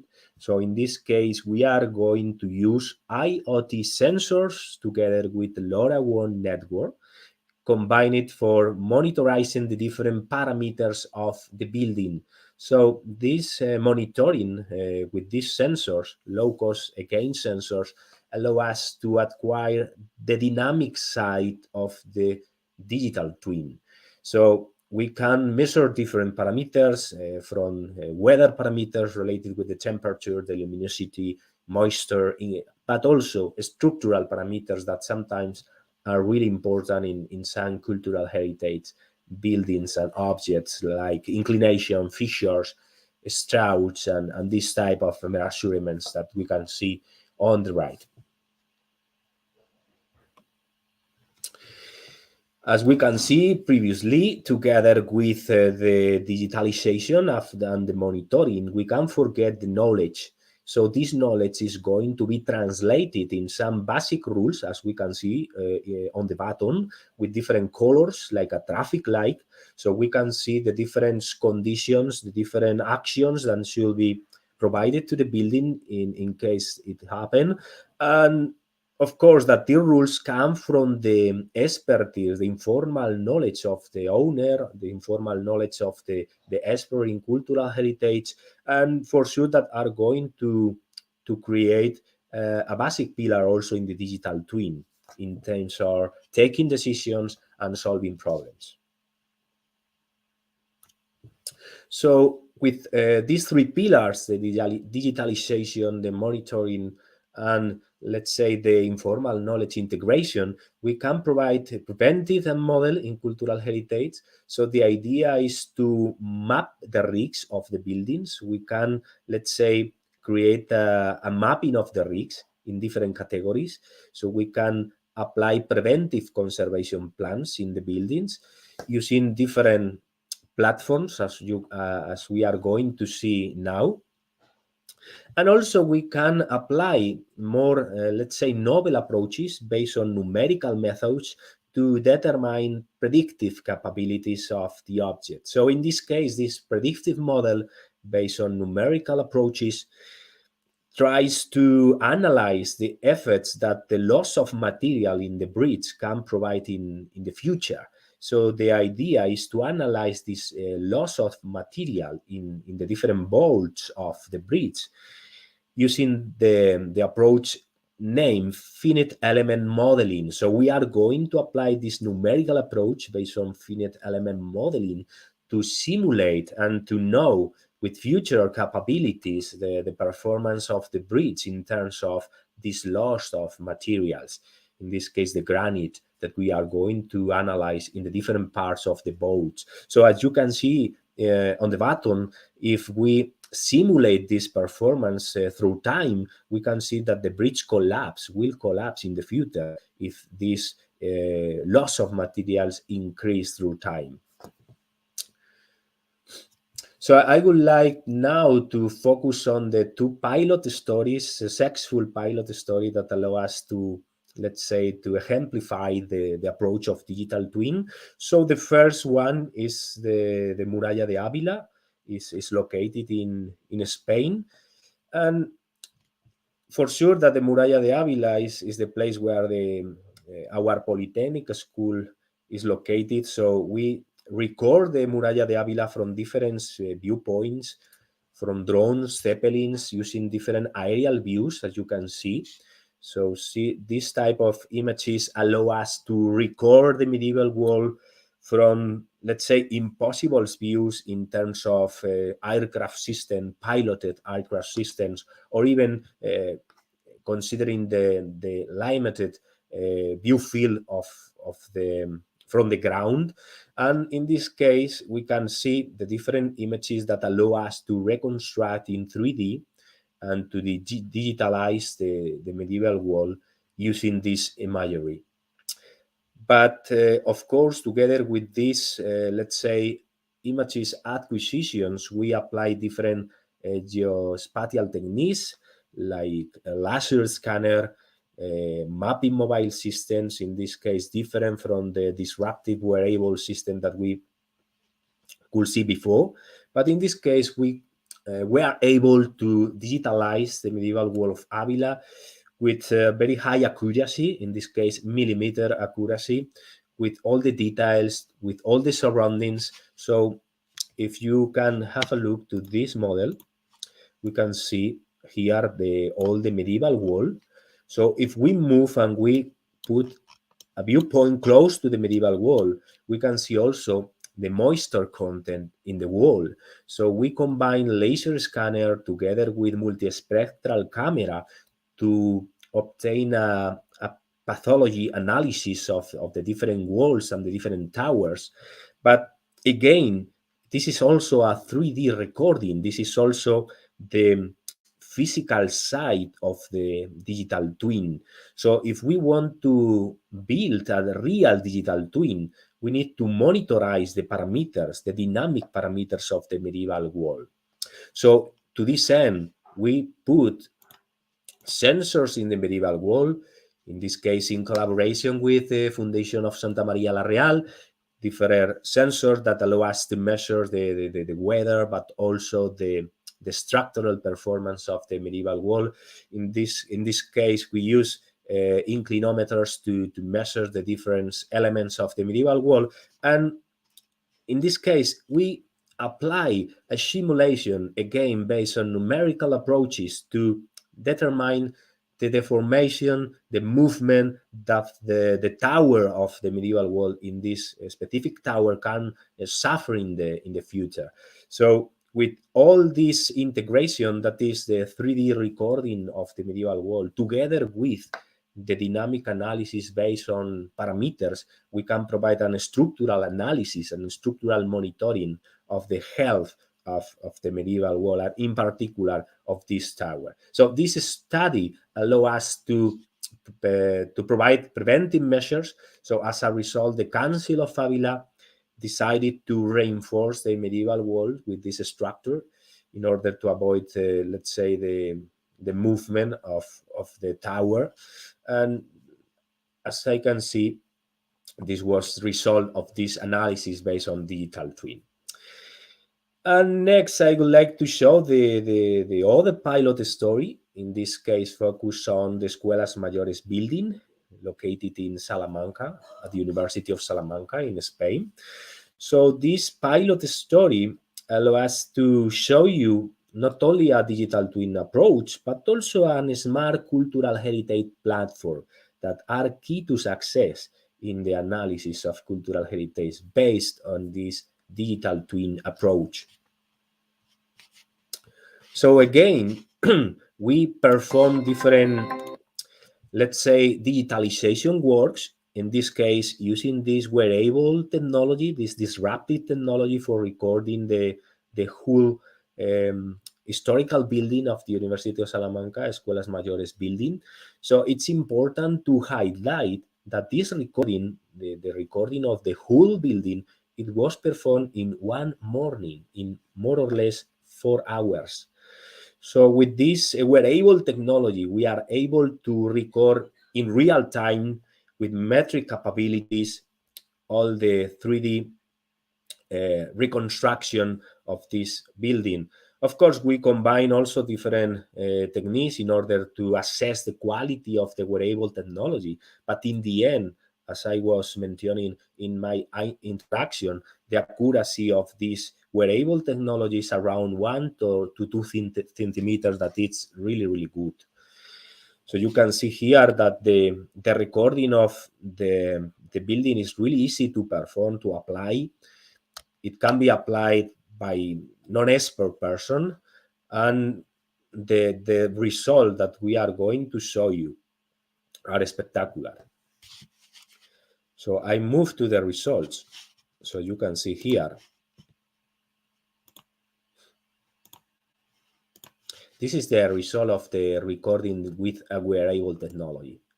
So in only 4 hours, we are able to record all the buildings.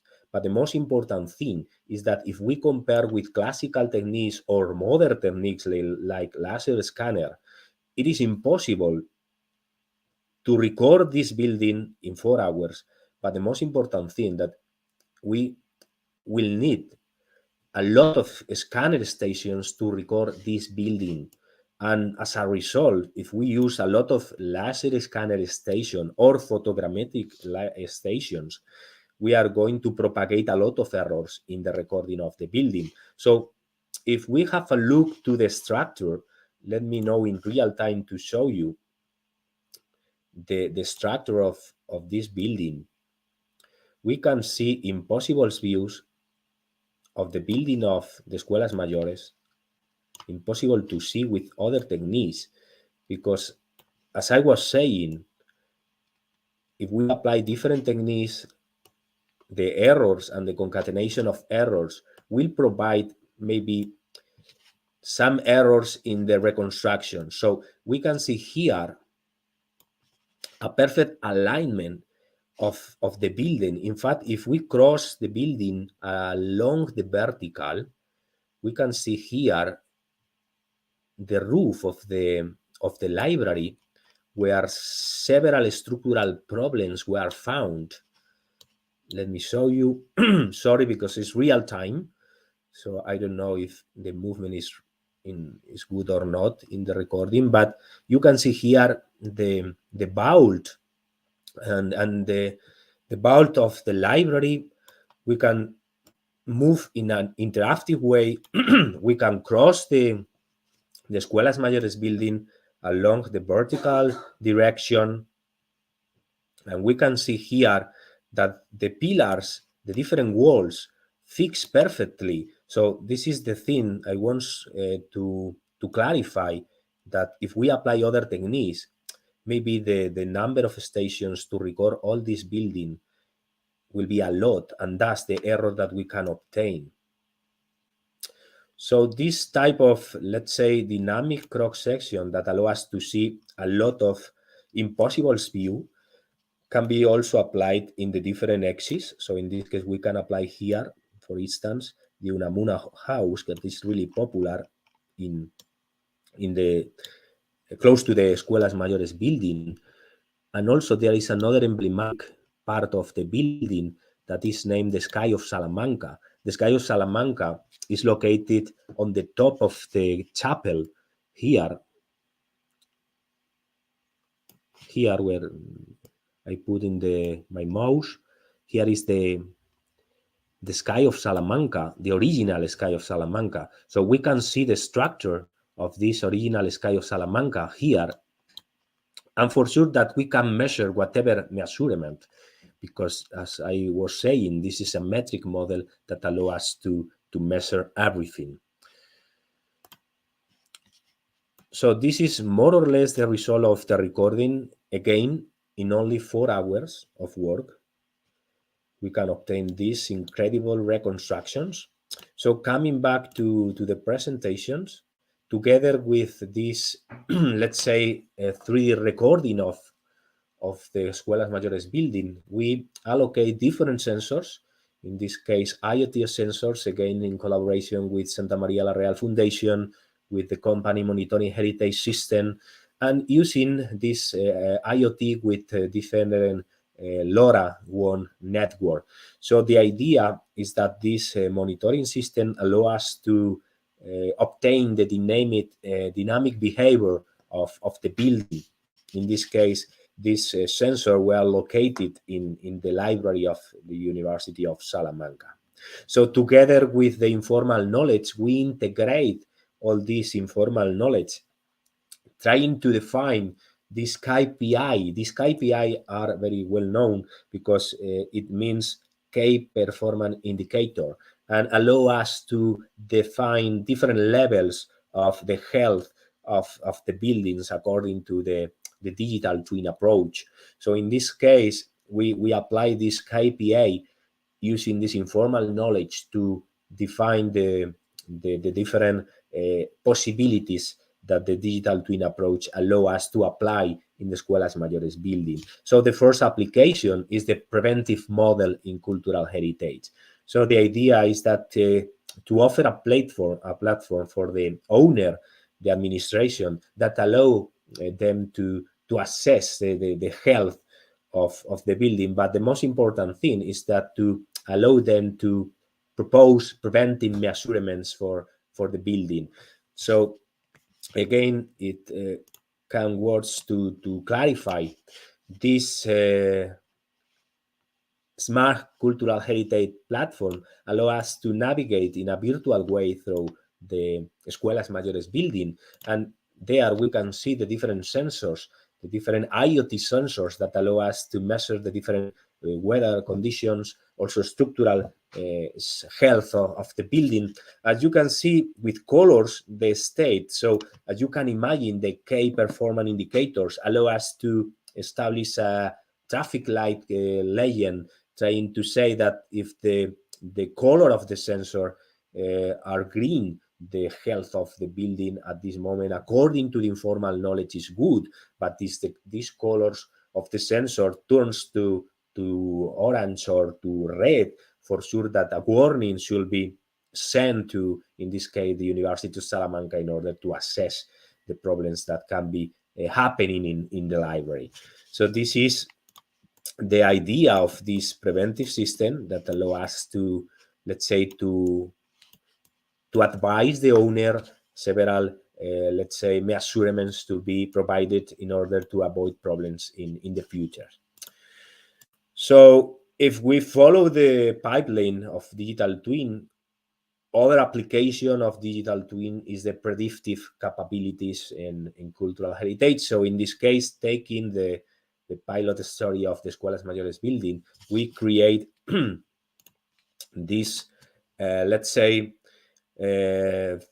virtual model of the library, where we can apply different simulations. So the most important thing of this digital twin is that we can apply simulations. There is a main concern at the University of Salamanca regarding to the luminosity sensors, because it seems that the solar radiation can damage the books, and that's they are worried about the direct solar radiation that the books can receive. So in this case, the digital twin, the 3D model that you are seeing in a virtual way, allow us to simulate this solar radiation, allow us to simulate the damage that the book can suffer in the future, and allow us to, let's say, to have predictive capabilities thanks to this simulation approach of the digital twin. So it's a way to demonstrate the capabilities of digital twins, in this case with a predictive approach. To end with my presentation, another interesting place that I was introducing previously was the sky of Salamanca. It is really relevant this year in particular, because we are celebrating the year of the sky of Salamanca. And the main reason is that it seems that these years, the constellation and the planet that are represented in the sky of Salamanca are going to reflect the same configuration that is represented in the sky of Salamanca. So to this end, we use again the digital twin approach to, let's say, to relate not only the original one, but also the modern one of the University of Salamanca. So we record the original one. So I'm going to show you the original state of the sky of Salamanca, where you can see the different damage of the parts of the sky of Salamanca enclosed in the different parameters. And if we relate the state with new technologies, in this case with hyper-resolution images using different techniques, we can see here the result. So let me know to compare the same part, but in this case in the original one. So we apply different techniques to record all the sky of Salamanca with hyper-resolution images. So the most spectacular thing is that we can approach without endless to the details of the sky of Salamanca. We can see even the trace, even the relief of the painting. It's incredible. Maybe it seems that this part is so close to the viewpoint, but even if we move to this part of the sky of Salamanca, that is really far, we can see here the capabilities of this hyper-resolution technique, where we can see even the relief of the paintings and the trace of the different paintings. So this type of 2D approach using hyper-resolution images and trying to relate the original, let's say, sky of Salamanca with the modern, allow us to, let's say, simulate and to locate the different constellations, the different planets, because as I was saying, this year is the year of the sky of Salamanca, and it seems that the same configuration of the planets and the different constellations it's going to fix with the represented in the sky of Salamanca. It seems that it is going to happen in August, and it will be happen then in 2060. So it's an important milestone for the University of Salamanca, and that's the celebration of this year of the sky of Salamanca. So in the same wavelength, we are applying the different approach of digital twin, but in this case from a three-dimensional point of view. So we are using, let's say, the original recording of the 3D sky of Salamanca with all the structure. And the main goal here is to, let's say, to adjust the projection that represent the sky of Salamanca. It's not so easy because it's not, let's say, an spherical projection. It's composed of different projections. So we are collaborating with the Department of Mathematics in the University of Salamanca to define the best projections that define the bold of the sky of Salamanca. And of course, again, to connect this, let's say, original sky of Salamanca with the three-dimensional representation of the modern sky of Salamanca, including, again, the hyper-resolution images, the metric capabilities, but in 3D. So the idea is to use these 3D models to define the projections, to represent the constellations and the planets. And for sure that is going to give a floor for researching and to generate very, very interesting scientific material in the next future. So coming back to my presentation, I would like to end with the conclusions of my talk. The first conclusion is that digital twins offer a wide roadmap of possibilities in cultural heritage. So this is really important according to the successful pilot stories that we see. The wearable digitalization techniques represent an efficient solution in terms of cost, in terms of time. And if we compare even with modern techniques like a laser scanner or photogrammetry, we can see the added value of this disruptive technique based on wearable digitalization. The monitoring sensor based on IoT and LoRaWAN network are also key to success in the integration or in the building of a digital twin, because they allow us to provide the dynamic performance of the object of the building. It is mandatory if we want to build a digital twin. And last but not least, smart cultural heritage platforms are the key to success. So if we want to integrate everything, we need a platform. So from the research unit, we provide platform in an open source. So the idea is to open this type of platform to the scientific community. So we are a university and we want to open the knowledge and everything.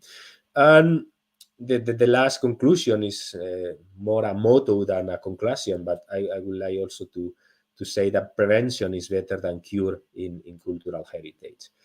So this is all from my side. Thank you for your attention. Thank you very much, Diego. Thanks for sharing your knowledge with us and that very interesting presentation.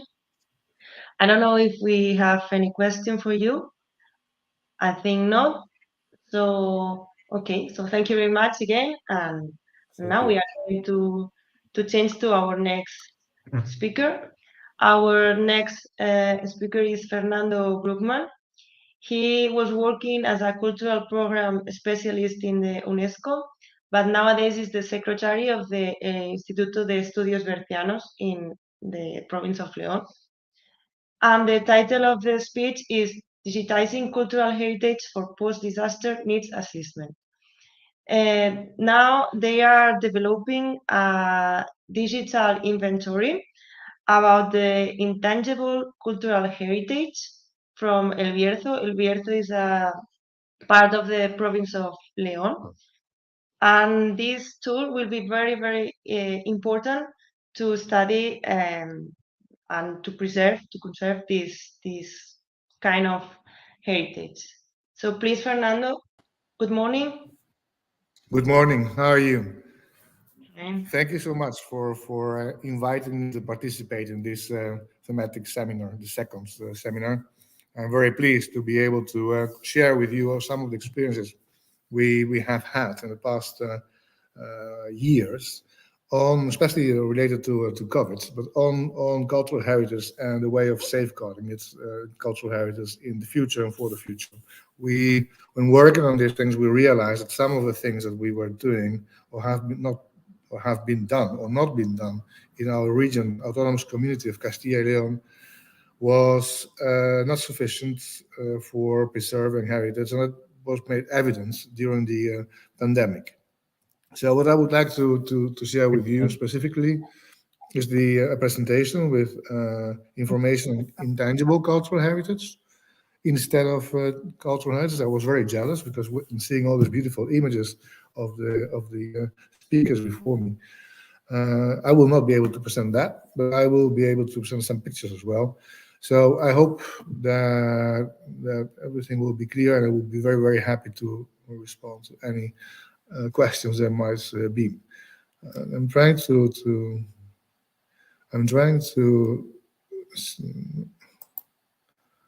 so as Laura said, the theme I'm talking about, the question I'm talking about, good practices of digitization, but in this case, digitization of intangible cultural heritage, and especially in times of COVID.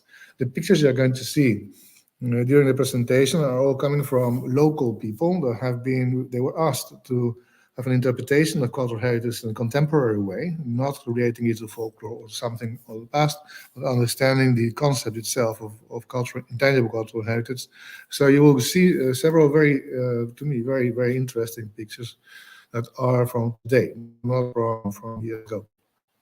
So, as you may know, the intangible cultural heritage is resulting for a UNESCO treaty convention like the World Heritage Convention. The World Heritage Convention was in 1972. This one is from 2003. It was ratified by Spain in 2006. It gives a definition that is quite interesting, especially because we are not used, well, maybe today we are more and more used to this concept, but normally intangible cultural heritage was related or was understood as being related to tangible cultural heritage, which is not the case. So what the purpose of this convention is safeguarding intangible cultural heritage, and it's being said in the definition that is in the territories of the state parties. In the territories means that it's not the cultural heritage of a region or a state party, but all the different manifestations of intangible cultural heritage that are in that area.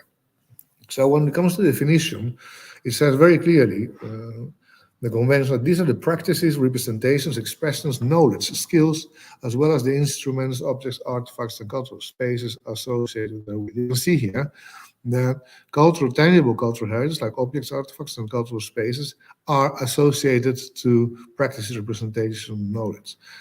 It's not the opposite. So these representations, knowledge, skills must be recognized by communities and sometimes individuals as part of the cultural heritage, because it gives them a sense of identity, cultural identity as well. So it is constantly recreated by them. And in fact, that's the main issue here we're talking about. Unlike cultural heritage, tangible cultural heritage, this is not something fixed from the past, but it's something that's being recreated constantly and transmitted from one generation to the next. So it's a living heritage, it's not a dead heritage. In the sense, everything is living heritage as well. But here we're talking about people bringing heritage with them. So it's not linked to a specific place, not necessarily linked to a specific place.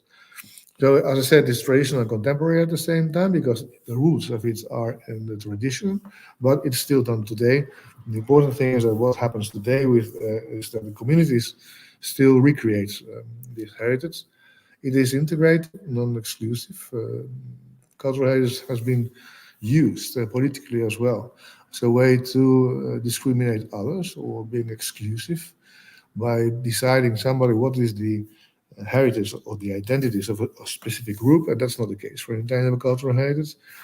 Unlike tangible, there is no hierarchy, so it's representative. There's no question of saying this heritage is better than the other one, which happens with the World Heritage Convention, of course, but everything is being listed in conventions, through conventions.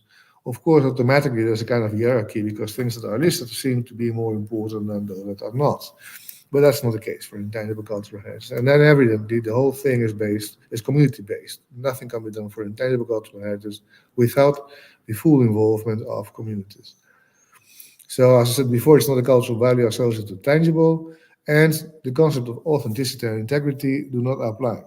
the same way as they do for tangible cultural heritage. It's been very interesting in the previous presentation to see that you can find all the original elements of a cathedral or a building, and that's very relevant to find an altar behind an existing altar for tangible cultural heritage. But for intangible cultural heritage, finding a music from the past behind the music from today is not necessarily a relevant thing. So what happened in the past is something that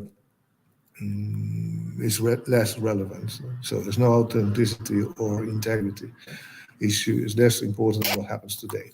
So these cultural heritage, intangible culture, is expressed in different manifestations in different domains. And these domains are 5: from convention, oral traditional expressions, performing arts, social practices, rituals, and festive events, knowledge and practice concerning nature and the universe, and traditional craftsmanship. Every country is free to enlarge the list. However, the convention itself, the domains of the convention itself, are overall categories that can include many of the others. There's no way that this is an exclusive list. So Spain, for instance, added a number of things: gastronomy, cultural landscapes, collective socializing, and sound, music, and traditional dance that could be as well subcategories of the other one. The important thing of this, and I will come to it back later, is that these are categories that can serve as ontology, as part of the ontology when we're preparing inventories, digital repositories that you can compare one with the other. So there's a legal framework in Spain. I don't want to go much into detail in this, but it's the constitution, national laws, and the question is as well in Castilla y León, our cultural heritage law has been undergoing studies to change it, to update it, but it is not done yet. So we hope that soon there will be a new law for cultural heritage that reflects as well fully the importance of this heritage and a way to safeguard it. So why intangible cultural heritage is important for development? And we have, these are texts that you can find easily or similar texts that you can find easily on UNESCO's website. But we're talking about autonomous environmental sustainability, which means that there must be a coherence between the policies of different administrations, what we often is not the case, so that we can that there would be a capacity to adapt policies to natural disasters and climate change, especially to prepare a post-disaster recovery strategy. And that's what I will talk about later on the post-disaster question related to COVID. Inclusive social development, what we said already, is the goal to improve the quality of life and well-being of communities, and peace and security when we talk about conflict resolution or conflict prevention, or a way to get to an agreement between different communities, which is the case, for instance, of the water course of Valencia and Murcia in Spain, in southeastern Spain. So we talk about inclusive economic development, and in fact, I would like to insist, you can see here the 4 points, and I want to go through them, but I would like to talk about one thing, and that's artificial intelligence. We know that we are collecting data for years now, and that's feeding new systems of artificial intelligence. Well, the point of intangible cultural heritage is that the main issue is that there you're transmitting knowledge about things in an informal way. It's a non-formal education. Sometimes it's also done through formal education, but this is non-formal education, which is a very economic way of transmitting knowledge. Well, all that knowledge is being translated into data. Well, it's being presented as data, and this data can be introduced in these new systems, which might be a risk as well. But there's a lot of knowledge that is disappearing right now, which is knowledge related to intangible cultural heritage. And that kind of data, we are very, very late on preparing inventories and other methodologies to safeguard this heritage. It might be so that we are losing as well. So many of the data, which I believe it would be very, very important to start working immediately about collecting this data, which is done through this convention, as I said. So there are a number of risks about this kind of heritage. There's some idea still today that it's folklore. Folklore is understood as something that is being in the past, and that, like tangible heritage, should be done in an authentic way. And well, like for instance, saying, well, the dresses and the kind of dance, the kind of music you're using should be the one we used in, I don't know, 1946. So that's not the case. About, as I said before, it's continuously being recreated and transmitted. There's a main issue, which is misappropriation of this heritage, which means that some people can come and take elements away and have a benefit from that. The point is that for many, many years, there was no way of protecting this heritage because of the difficulties in establishing a system to protect it through intellectual property rights or property rights, like is in the case of tangible cultural heritage, because tangible, the owner is the one responsible for conserving it. In the case of intangible, it's a collective rights. It's a group of people, a community, or several communities that are sharing this heritage. So the point is that there was no way of protecting or avoiding this misappropriation. That was the case, for instance, with the use of plants and for medical purposes, or the use of traditional songs that were then taken, part of it out, and then new songs were made and patented. And that means that some people were benefiting from the heritage of others.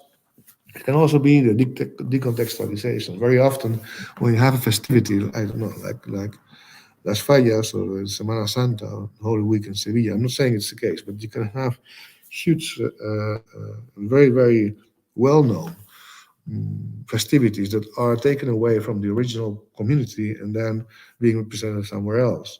It might be so that then there's or what happens is that they would make a selection of those things that are most attractive for tourists, for instance, which means that there's no link with the feelings and identity of the community itself. In fact, this is not a bad thing if the community itself distinguishes very well between what there is, their own heritage, and what they're doing for tourists, which is very often the case. And then again, we have a lack of coordination among public administrations and public administrations and the communities themselves. So when we talk about the risks that were increased due to COVID, you can see a picture here about folklore. Folklore in a way that at the end, some of the most attractive things are, as I said before, are being brought up and decontextualizing, taking away the whole identity. So just, no, it's not very respectful when we see that we are destroying the knowledge behind these manifestations and we're just doing things that are attractive for tourists. So when we talk about COVID, because we say that it's yes, it has affected cultural heritage. It has done so in a negative way. There are no positive things from COVID, evidently not, because of the death of so many people. But when it comes to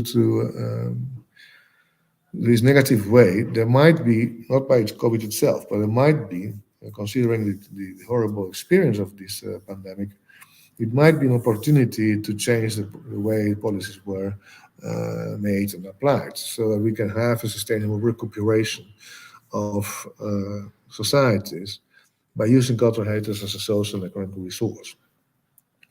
So when we talk about tangible, immovable cultural heritage, the damages, the direct consequences for it has been irrelevant. It might have been so that the question of maintaining and restoring the building, the fact that the whole thing was blocked for almost 2 years, it means that there might be some negative effects, direct effects on some of the buildings, but in general, it has not been the case. So with direct damage, I'm talking about direct damage, and when it comes to losses in terms of economic flows, there has been an important impact. What I mean is that the COVID itself, a natural disaster like COVID itself has not affected the building, but has affected the economic flows related to those buildings, because the professional activities concerning access, conservation, and management are interrupted. And of course, as we all know, business activities like tourism directly depend on the enjoyment of that heritage, which has not been the case for a long time. So, for intangible cultural heritage, there has been damage, also damage, direct damage on the intangible cultural heritage, because the fact of not being able to celebrate popular celebrations, for instance, or other festivities or other things that were done normally by people, has immediately stopped this manifestation. It means that something that has not been done cannot be done next year, because it will always be a different thing. If you take tangible cultural heritage, it will still be there. But if you think about intangible cultural heritage, no, you miss the opportunity to do so. You have the capacity and the knowledge to do it next year, but in some cases it will be very negatively affected.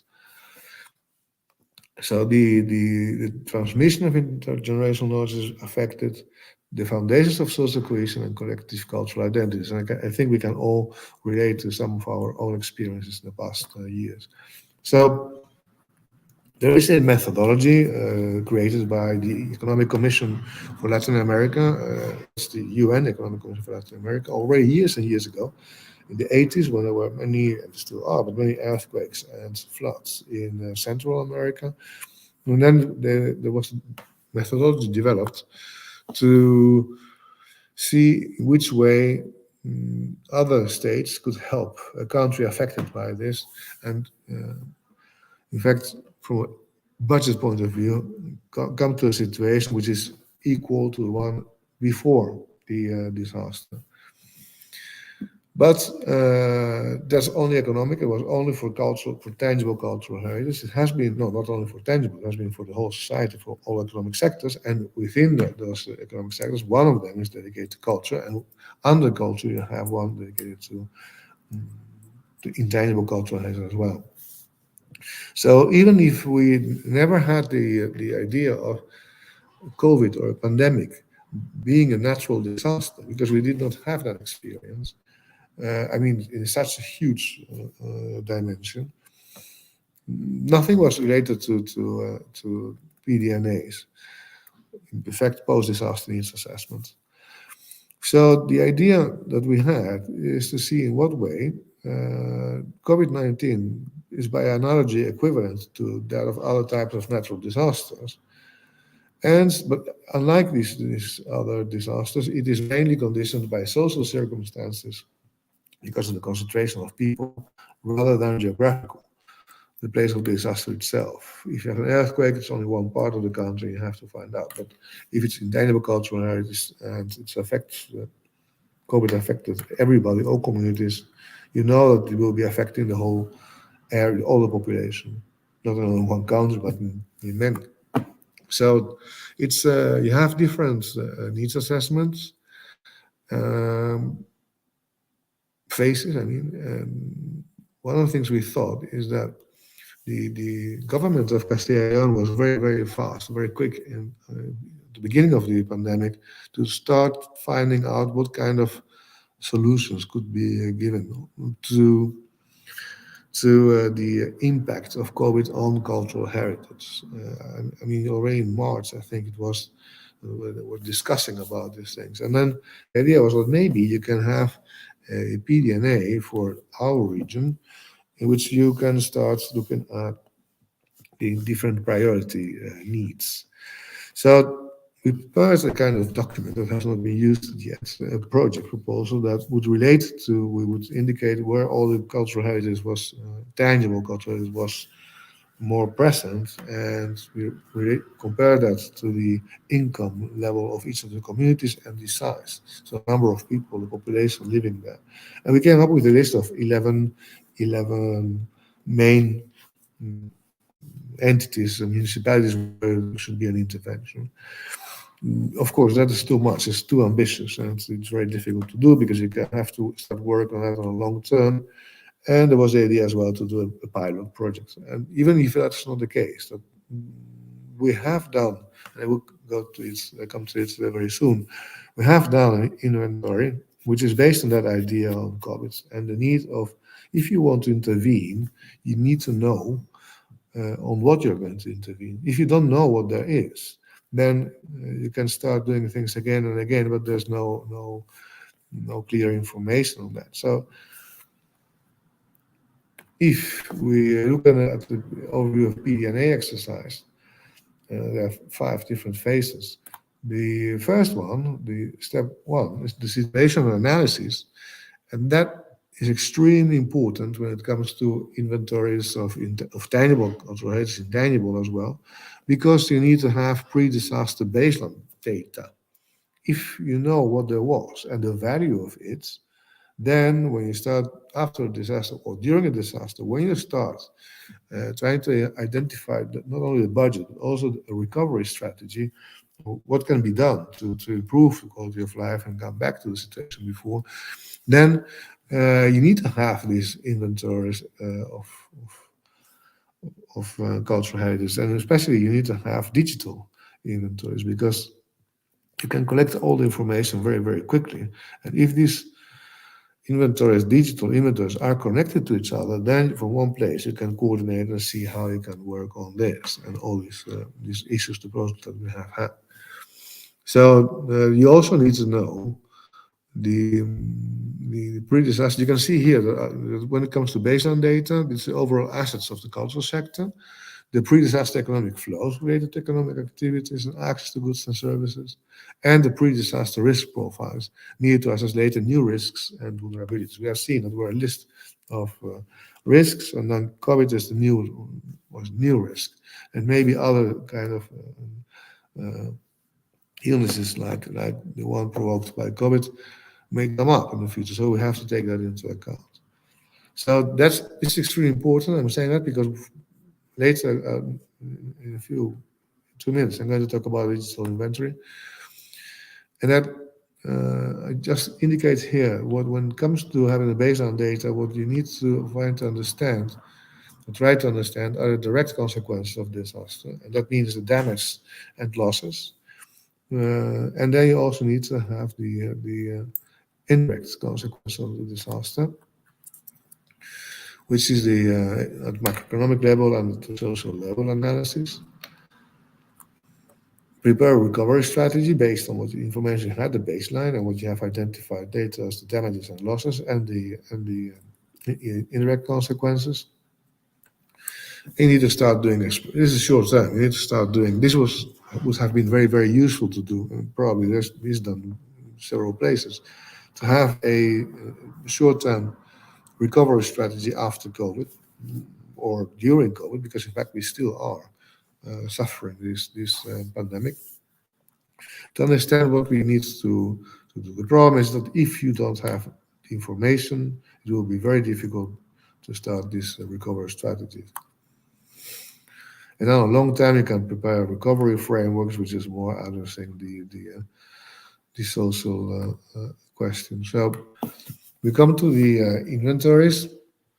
The inventories for each of the different categories of cultural heritage. In fact, you need to have different inventories as well, or at least you should distinguish between the different categories, because for intangible cultural heritage, the information that you need to provide inventory and the nature itself of it would not allow you to indicate anything about authenticity or integrity or other things. So it's important that we realize that one single inventory may not be enough unless a very complex one can include all different forms, like underwater cultural heritage or illicit trafficking of cultural heritage. I don't know. So you need to when you're preparing an inventory, you need to have the identification of the elements. You need to have the characteristics of the elements. You need to identify the individuals, groups, and organizations involved with the elements.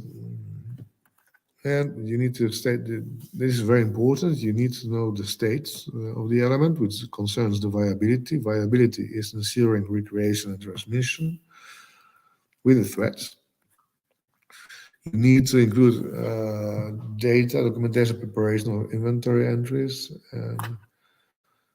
Well, the last one is monitor to update information contained in the inventory entry and reference to literature, discography, audiovisual materials, or archives. So the most important thing is that when you're including all this information in inventory, you also include the relevance for social and economic development. So if an element of the intangible cultural heritage has been included, it's important to say how important this element would be for the local economy or social cohesion. Because then, if there's a disaster afterwards, you can at least have baseline data to work on this. So what we did, instead of working on COVID and realizing that we need to first know what there is, if in the future there's another question like COVID, what we wanted to do is start preparing an inventory of intangible cultural heritage in this region of El Bierzo. And this project is done by the Institute of Studies of El Bierzo and in cooperation with the University UNED and the Biosphere Reserve of the Ancares Mountains in León. So what we did is, we might say that it's the first, there are several inventories, but this is the first one that is in conformity, well, that just follows the 2003 convention. Unfortunately, we don't have this regional law yet, so we had to base everything on what UNESCO says. But the idea behind that is as well that if you want to have international links, data that you can connect with other countries, then you would need to follow a structure, a supranational structure like that of UNESCO, which will allow you to have an ontology, a common ontology, and semantic basis for linking all this data. So it is a pilot phase, as I said. It's only being done in these 4 municipalities for the time being. We want it to be expanded to the rest of the municipalities in the region, in El Bierzo. And the interesting thing is that the digital platform that has been based, that has the digital database that can be connected to other databases, interoperability of this inventory has been adapted to the specific needs of intangible cultural heritage. And often we don't realize that the content of such an extremely good tool, digital tool, is the most important thing. If the tool is not adapted to the content, then it won't serve the purposes of safeguarding intangible cultural heritage or supporting economic and social development. So it has been very, very interesting interdisciplinary work with different software engineers and anthropologists, but also sociologists and others, and cultural policies experts like myself. So it has been extremely useful. It's a very complex question. And then it would be it's supporting as well the efforts by the community of Castilla y León, autonomous community. We go on. This is what the system, how the system was developed by UNED. We published a number of articles on our project. This one is what I extracted part of it from Jorge Berra from UNED Ponferrada. And that's interesting to see that we're talking about here that the repository of digital content takes advantage of the use of semantic and linked data technologies. There's a heritage content manager, which will allow the cataloging of intangible cultural heritage. The point is here when he says cataloging, well, our inventory is, yes, indeed, I understand what's being meant with it, but inventory is not a catalog, it's a register and an inventory with a lot of information, and it has to be updated constantly. So the main issue of this database is that, as I said before, it reflects the vision of the 2003 Convention. And that it means that it can also contribute to developing new measures for social and economic developments. So I come to the end. I would be very, very happy to respond to any questions there may be. Many thanks. Thank you. So thank you very much, Fernando. I don't know if we have any question for you, but well, you can use the chat. But just to say that thank you, and what's incredible how the pandemic changed everything, and also what's incredible how we managed to adapt our work and studies and investigation and research to be able to continue, no? So thank you very much. Okay, so I think we haven't any question, so we can continue. And our next speaker is César del Valle. He is from La Fundación Santa María la Real, and he is the coordinator of the museum. And the title of this speech is 360 Virtual Tour System in Ultra HD Resolution of the Room, that's ROM, Romanesque and Territory Exhibition Center. This presentation of the new system of virtual visit in Ultra HD resolution, a project for which the Regional Ministry of Culture of the local government, the Junta de Castilla y León, has collaborated. And the aim of this initiative is to improve the user experience and make the museum and the monastery more accessible, inclusive, and lasting in time. So please, César, welcome. Hello, thank you very much, Laura. I'm going to speak about the new tool of our museum, but I'm going to share my screen to speak about the application. First of all, okay. Well, my name is César del Valle, and I'm the coordinator of the run, like Laura said.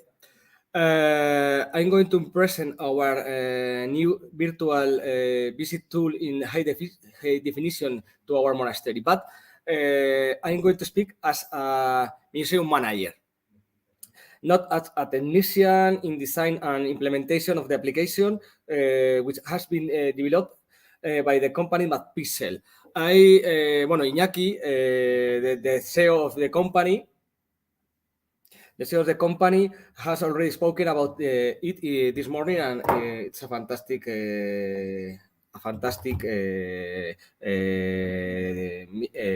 meeting. But the work of this company is fantastic. But my idea is to show my impression about this tool, this application.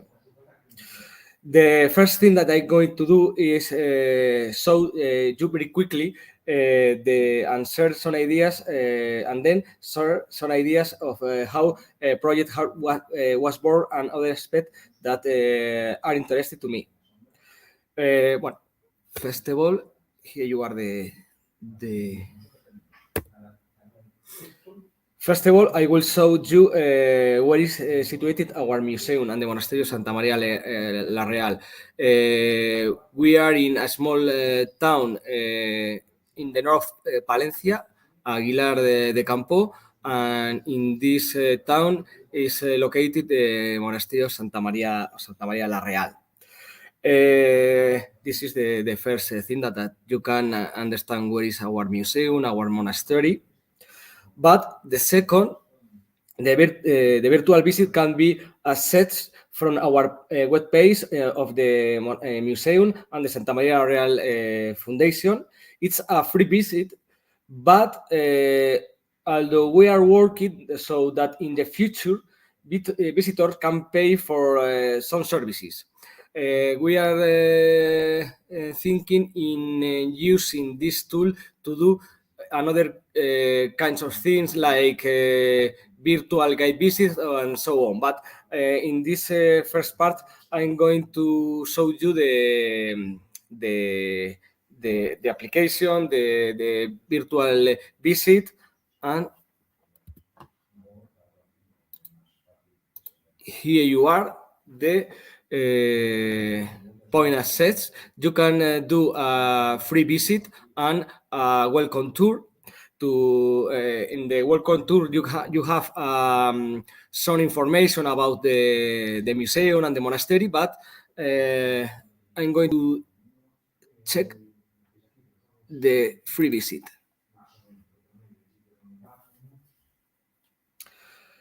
Here you are, the answer screen, and well, first of all, I want to say that before creating the tool, I was afraid that this visit could reduce visitors to our museum.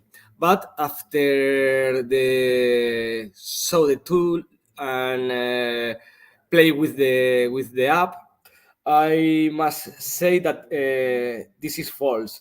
I think that it's a complementary tool that will achieve the opposite, and a lot of people can visit in a virtual way our monastery, and then they can visit in a face-to-face our monastery, because the idea is different. For example, you can see here panoramic vision of the monastery that nobody can have this vision in a face-to-face visit, and it's fantastic, and the resolution is incredible. I'm going to move the image.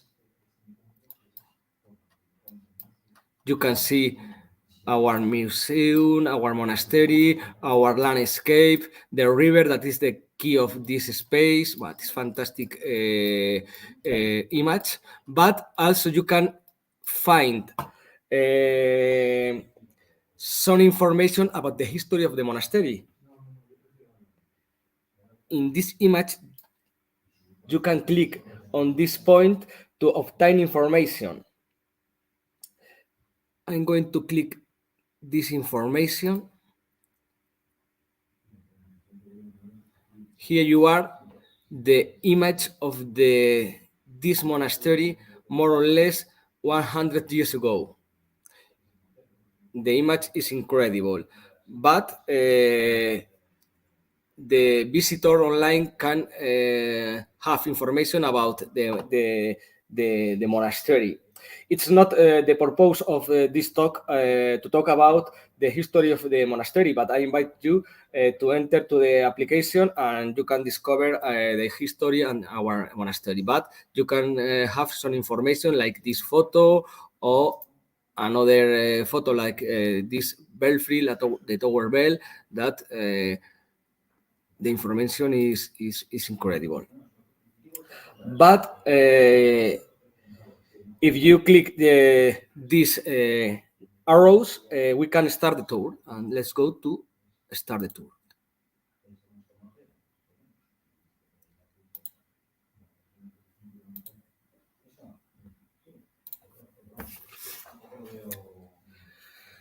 Now we meet in the Abbot's Chapel. It's the entry point of our museum.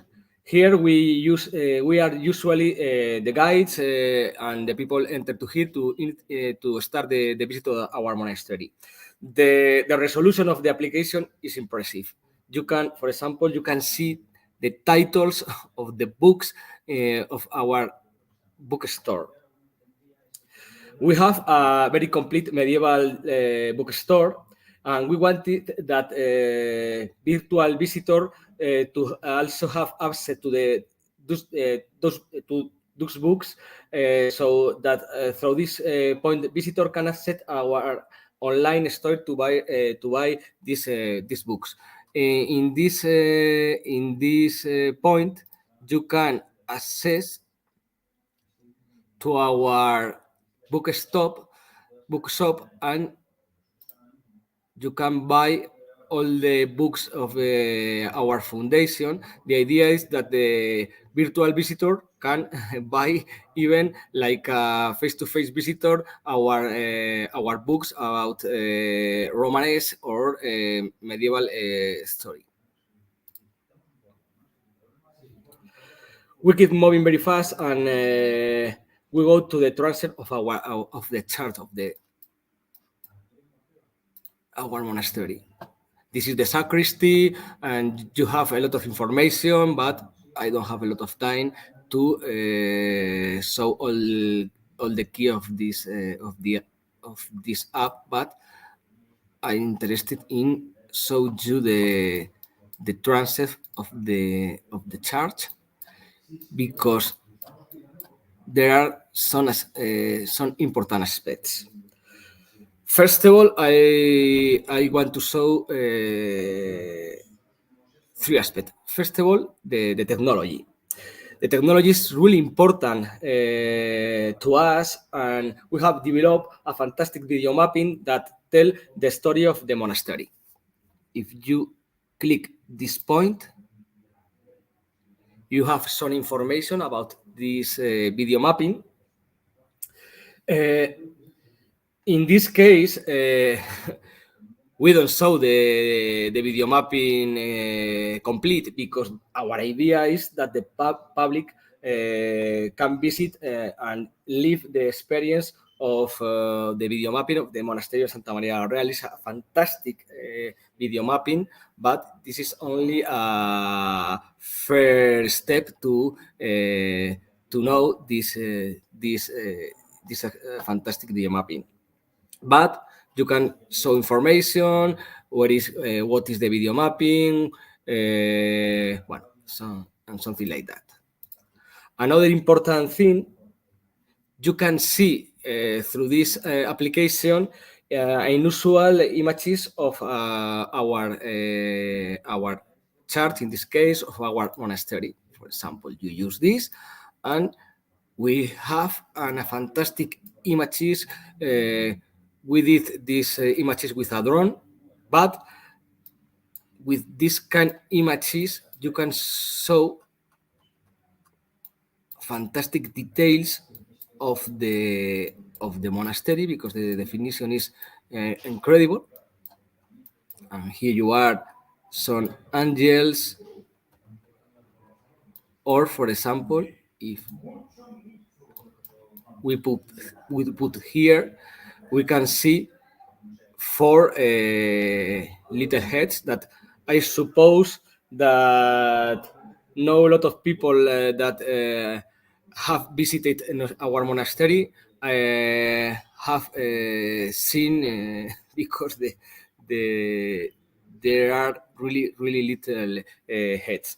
And another thing that is really interesting is this other point.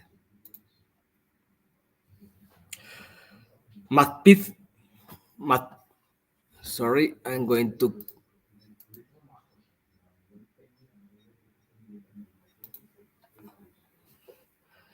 Pixel did a great thing, and it's that it is to link a video about the story of the monastery. We made this video through a European project, Creative Europe Culture Program, MUSNET, and in this video you can obtain the information of the monastery, and you can see this video like if you were in the museum, like face to face, and it's a fantastic work. You have the information. The quality of the tool and the work of the Pixel was fantastic.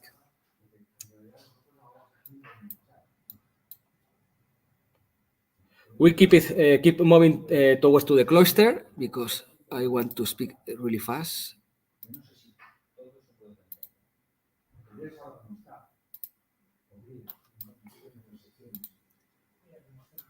This is another important point, because, for example, if you click in this hot spot, this point, you can see the restoration of the monastery. This monastery was completely in ruins, as you saw before. And when when this monastery was rebuilt, they use a criterion in which the visitor has to clearly recognize which is the old part and which is the modern one. And you can see in this hotspot the information about this kind of things. This is the modern part, of course, and this is the old part. I mean, you can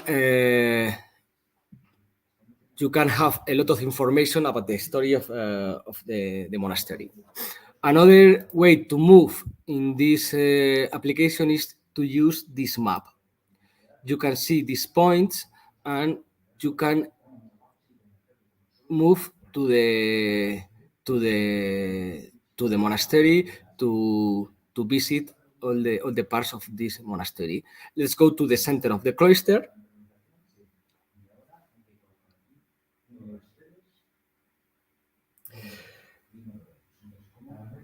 It's a good point, the center of the monastery, to end the visit and to invite you to virtually discover discover our monastery. It's a fantastic place, and all of us are invited to visit this tool because it's fantastic.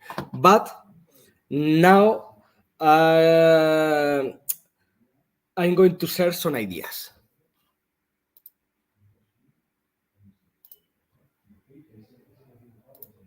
First of all, why was the idea born? First of all, technology has played a key role in our museum for several years. The technology for us is really important. As I said before, we have a new video mapping which tells the story of our monastery in an exciting way. Sorry.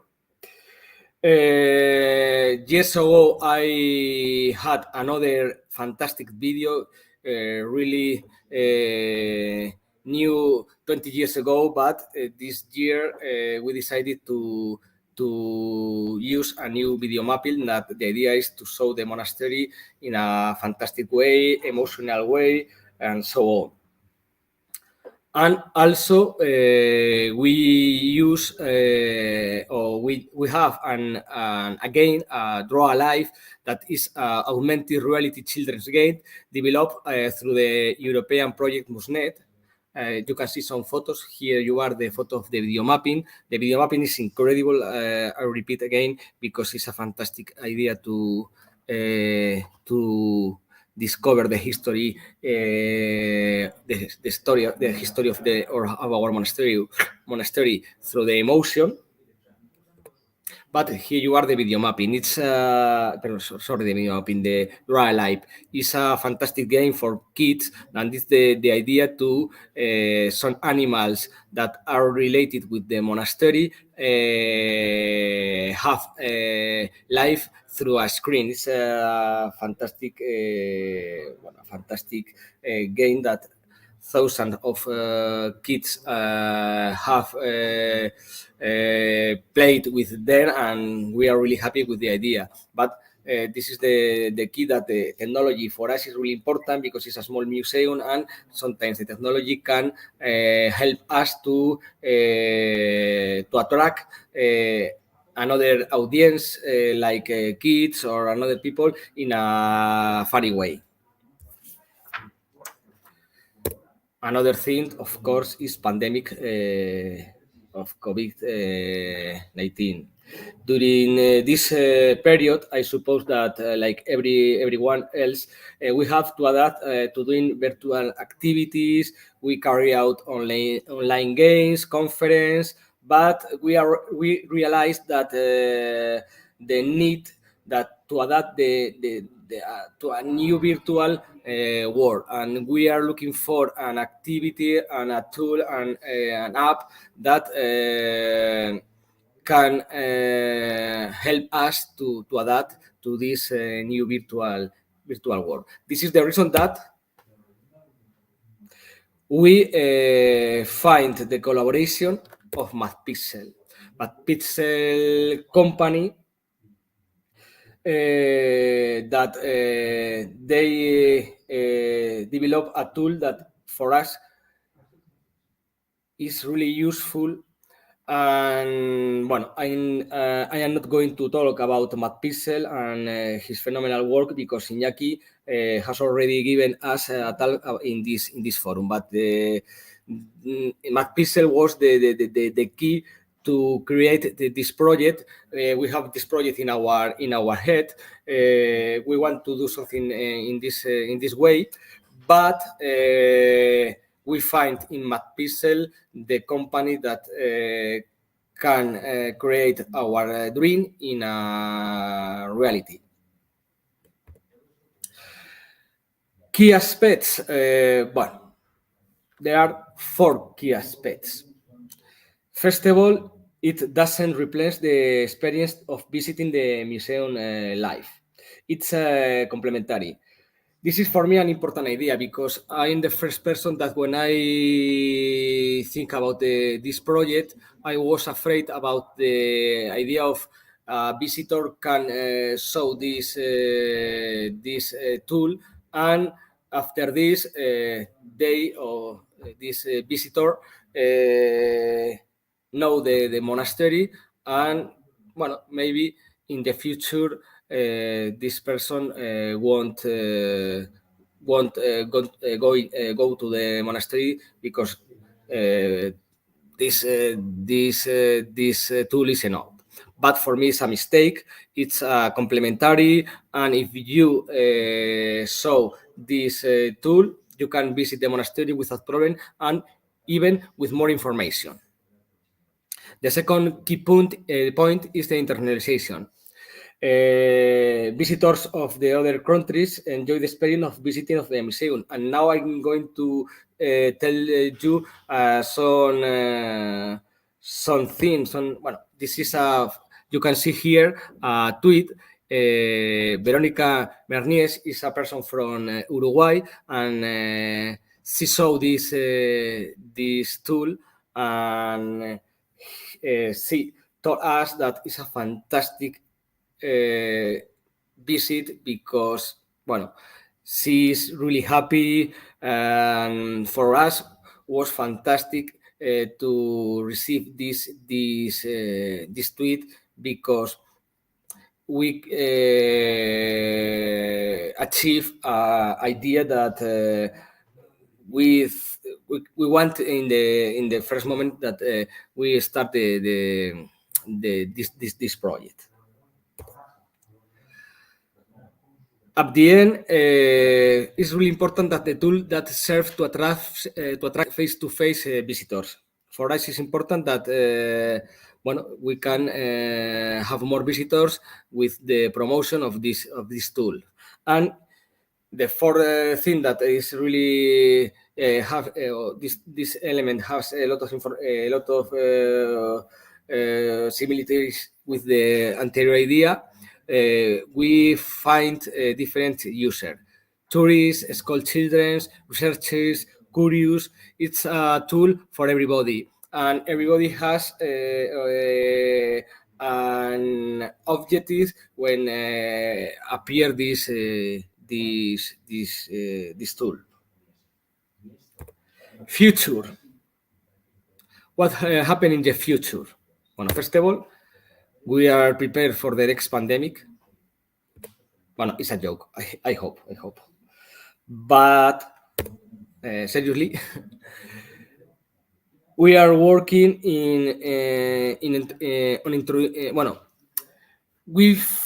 we know that this tool have a lot of life and a lot of possibilities. We are working on introducing this tool in guide activities for different audience, such as school children. Now we have an idea that school children in the school can study the monastery, and they they can do some games, and when they will be at the monastery, we do guide visit with this tool, with these ideas that the schools are had prepared in the class or whatever. But I think that we have a lot of possibilities, and also we are develop guide tours, workshop, or virtual conference. Even in the future, we can do these kind of things, and we can do a lot of things with because our idea is a tool with life, and for us this is important. And now we are thinking more ideas to digamos to create an tool with life, with a lot of activities or whatever. We hope that the more ideas will be born, because it's a newly released tool. This tool was released 1 month ago, but the idea is in the future we have a lot of activities that this tool will be the main object, and for us it's really important. And no more. Thank you very much, and I hope that you can discover our monastery in a virtual way. Thank you very much.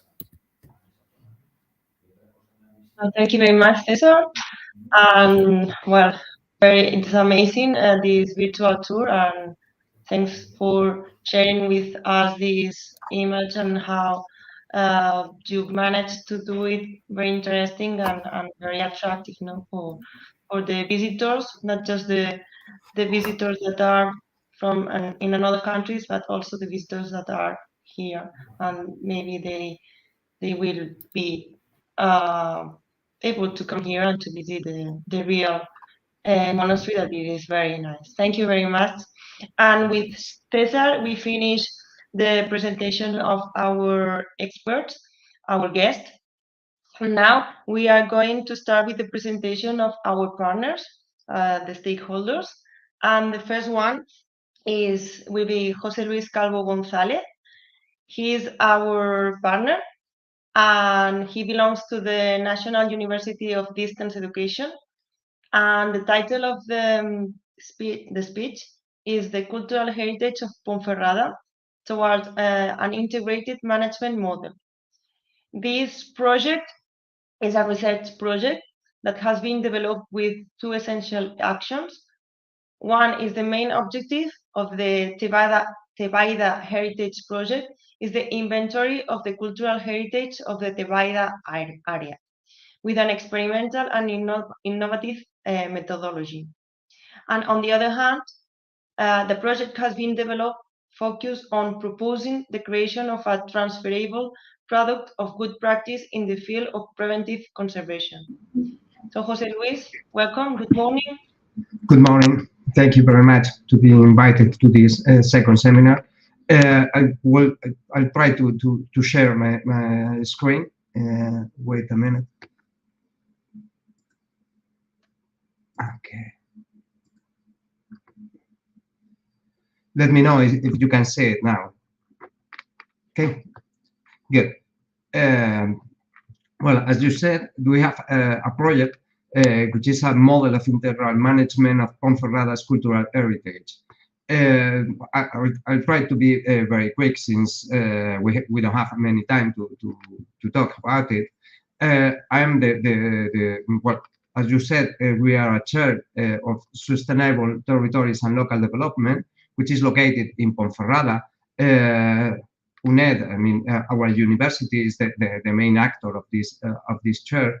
But in this case, in the project, we have some partners. You are one of those partners who have been working with us in this in the project. Okay, so wait a minute.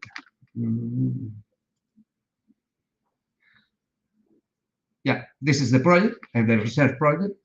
Ponferrada's cultural heritage management, which is a system based on knowledge, preservation, and protection. Okay, the project has 3 leader institutions, which is the Ponferrada Town Hall, the Bishopric of Astorga, and Castilla and Leon Autonomous Community Culture and Tourism Department.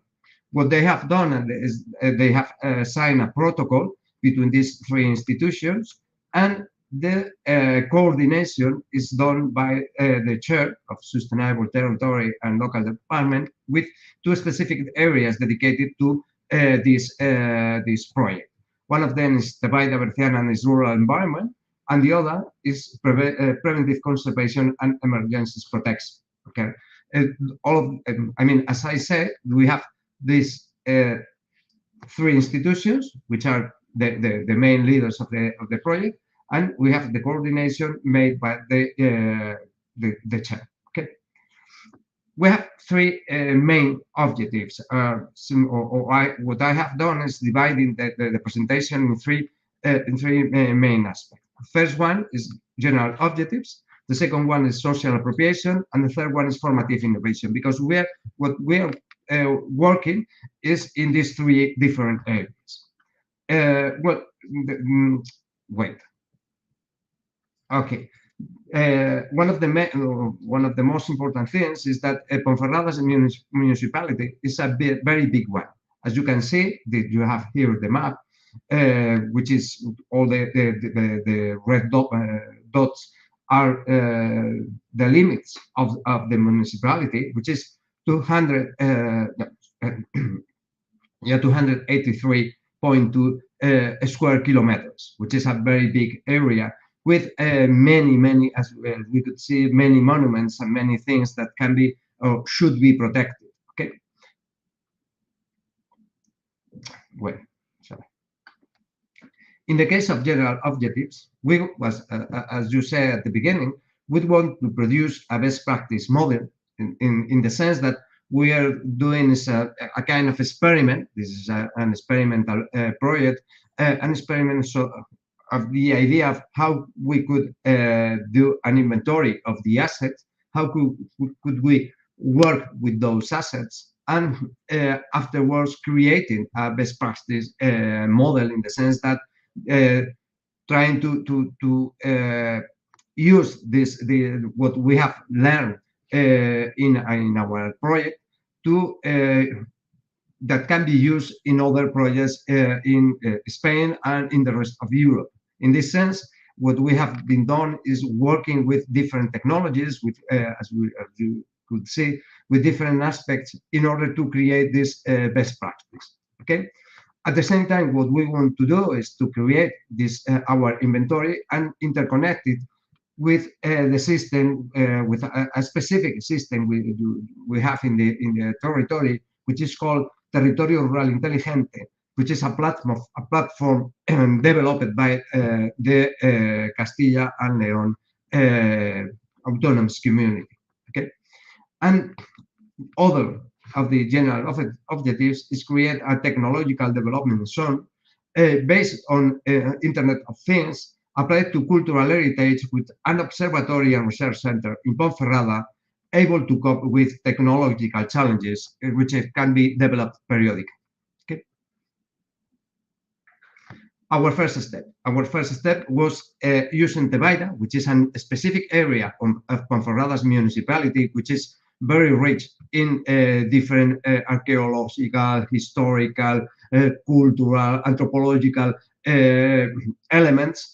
Since it is very rich in those elements, what we have done is selecting this area in order to develop the first model. Okay, so we have done is an heritage assets inventory using, as I said, Tebaida Berciana cultural space.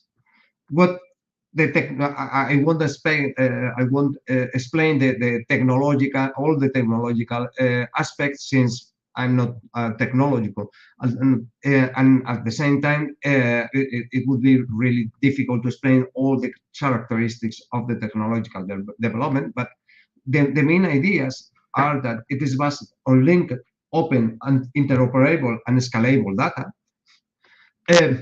We want to have this inventory because what we want to do is that public institutions can use those assets to implement policies, to apply some policies to the territory, and improve the development of the territory and the life of the citizens. And of course, since we are a university and we are researchers, we want to use the same data to research projects. Okay. Well, here you have technological tools requirement, open software, complex digital objects. I mean, as I say, since you are going to have the presentation, I won't explain all the technological factors, but the idea is that, as I said in the other presentation, the idea is to have to collect the data, to have an inventory, and to have the possibility of using this data by public institutions, by researchers, and by everyone who wants to do a research in the area. At the same time, what we want to develop is a technological tool that can be applied to other different places. Okay. So wait. Okay. This is what, as I said, Tebaida Berciana is a specific area with many archaeological, historical, and artistic, non-material, all kind of resources that can be, all kind of assets that can be in this inventory, that should be in this inventory. As it says, it's a project oriented to maintaining and broadcasting Tebaida's material and immaterial cultural heritage, creating a systematic inventory to reasonably cataloging historic, artistic, archaeological, and anthropological resources. All kinds of resources should be in this inventory. This is how it looks like after what we have done the job. I mean, you can see the location, you can see the name of the in this case, I mean, we are talking about the left one, de la Capilla de San Genadio. La Capilla de San Genadio, what you can see is like localization, which is in Peñalba de Santiago, the name, Iglesia de Santiago, the use, which is architectonic, a resume of how the main aspects of the asset, the identification, support, technology, measures, and all kind of things related to chronology, references, how it is conserved, and the main characteristics of this specific resource. You have Tokia Santa Barbara, which is another resource with the same elements. This looks like it looks like the file of every archaeological, historical, or cultural resource. Okay. How many resources we have in the area, which you can see in Ponferrada's municipality, we have many resources that should be included in this inventory. Okay. Here you have some of them. Ponferrada's castle, which is really a very good castle, and it is very good conserved, and it's really important in the area. San Pedro de Montes cloister, which is also a cloister from, I don't remember exactly now, but I think it's it's around 10th century, something like that. Yeah, 10th century. You have, which are I mean, we have to protect all these. You have here two main objectives, but what we have to do is to protect those objectives and from the main threats that they have to cope with. Which kind of threats they have? They have general threats triggered by the climate, rainwater, water filtration, ice, snow, hailstorms, winds, all kind of climate threats. Also, we have threats from ambiental conditions, such as excess of humidity, unusual temperature, excessive light radiation, pollution, etc. Another threats which come from organisms such as fungus, herbage, nests, odor plagues. I mean, structural threats such as geological movement, technological menace, and technology ignorance. Which are the solutions aimed? The solutions aimed are realistic and innovative and highly transferable approach. Cooperation, this is the most important, or at least one of the most important things is cooperation between different institutions, in this case, public institutions, public administration, private institutions, and university. We work together at Universidad de León and UNED. Local population implication, we will talk about this in a few moments. Creation of tools useful for preventive management and emergencies protection. Technological developments applied to heritage management using technology, intelligence, and monitoring preventive management and emergencies protection. And proposal of solutions to heritage management challenges, intervening in individual assets as good as in historical and territorial aggregates. Solution proposed. A technological platform based on free software. As I said, what is really interesting for us is that we can share the information and the technology we are developing in this project. So the platform we have developed is based on free software.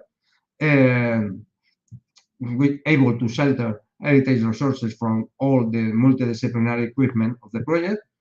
A prototype based on telecommunication technology selected, asset management, and as I said at the beginning, qualify the system to be integrated with the platform of Junta de Castilla y León, which is Red Territorio Rural Inteligente. I mean, what we are doing is creating something that can be used by different institutions that can be integrated with other institutions. Some challenges. We have developed a specific plan to preventive conservation and emergencies protection based on Internet of Things in Los Barrios and Peñalba de Santiago, which are two towns in the municipality of Ponferrada. I mean, this is a specific case, but we have developed many of these studies in other parts of Ponferrada. The only thing is that, I mean, we can present all the places we have been working since we don't have enough time. Okay, the other pillar, the other column we want to sustain this project is social appropriation. I mean, that local population is aware and collaborative of this project. I mean, what we cannot do, or at least we didn't want to do, is creating a project which is not against, which don't take into account the people who are living in the area. So what we have been done, and what we are done, what we're doing is trying to incorporate those people who are living in Ponferrada's municipality in the project, or at least to tell them what we are doing and what we are trying to protect. Okay. In this sense, we have developed many activities, many, as you could see, most of them are here. You can see these talleres. And in July, in the next month, we are going to develop a summer course in Montes de Valdueza in order to explain what we are doing with this project. Okay.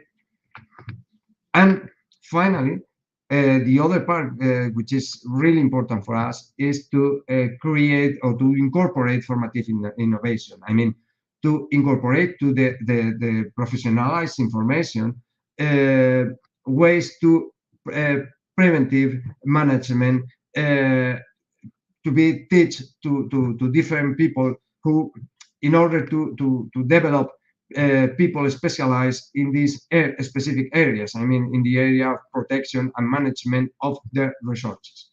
As you could see, the objective is contributing to palliative university deficiencies, including subjects, directing students toward the specialization in heritage resource management, preventive conservation, and emergencies protection. Okay.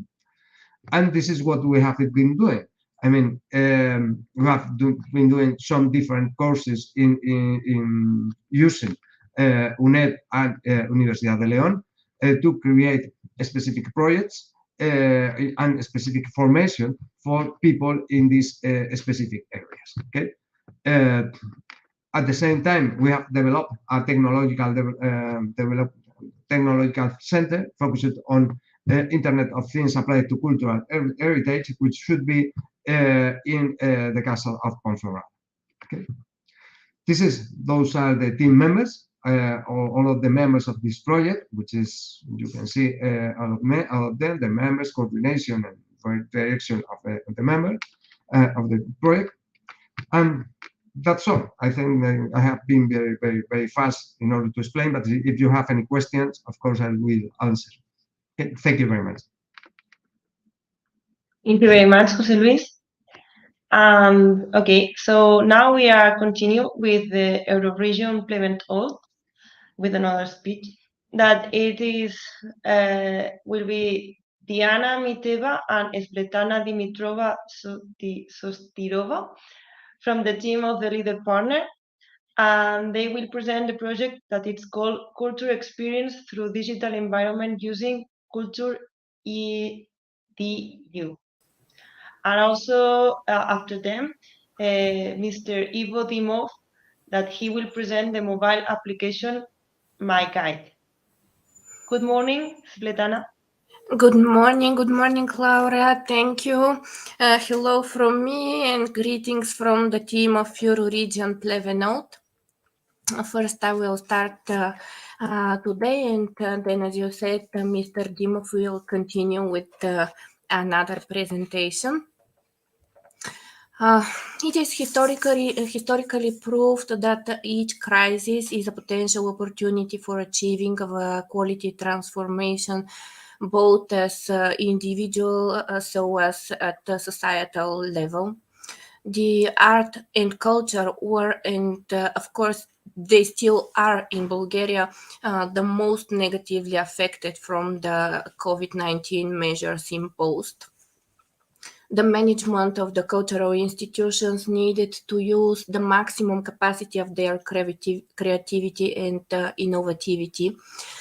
And generally, the art sector in Bulgaria was activated, aiming to continue to economically operate and in the attempts to keep the connection with their usual visitors or audience. For example, the theaters started to broadcast digital performances, not only theaters, opera as well, many others.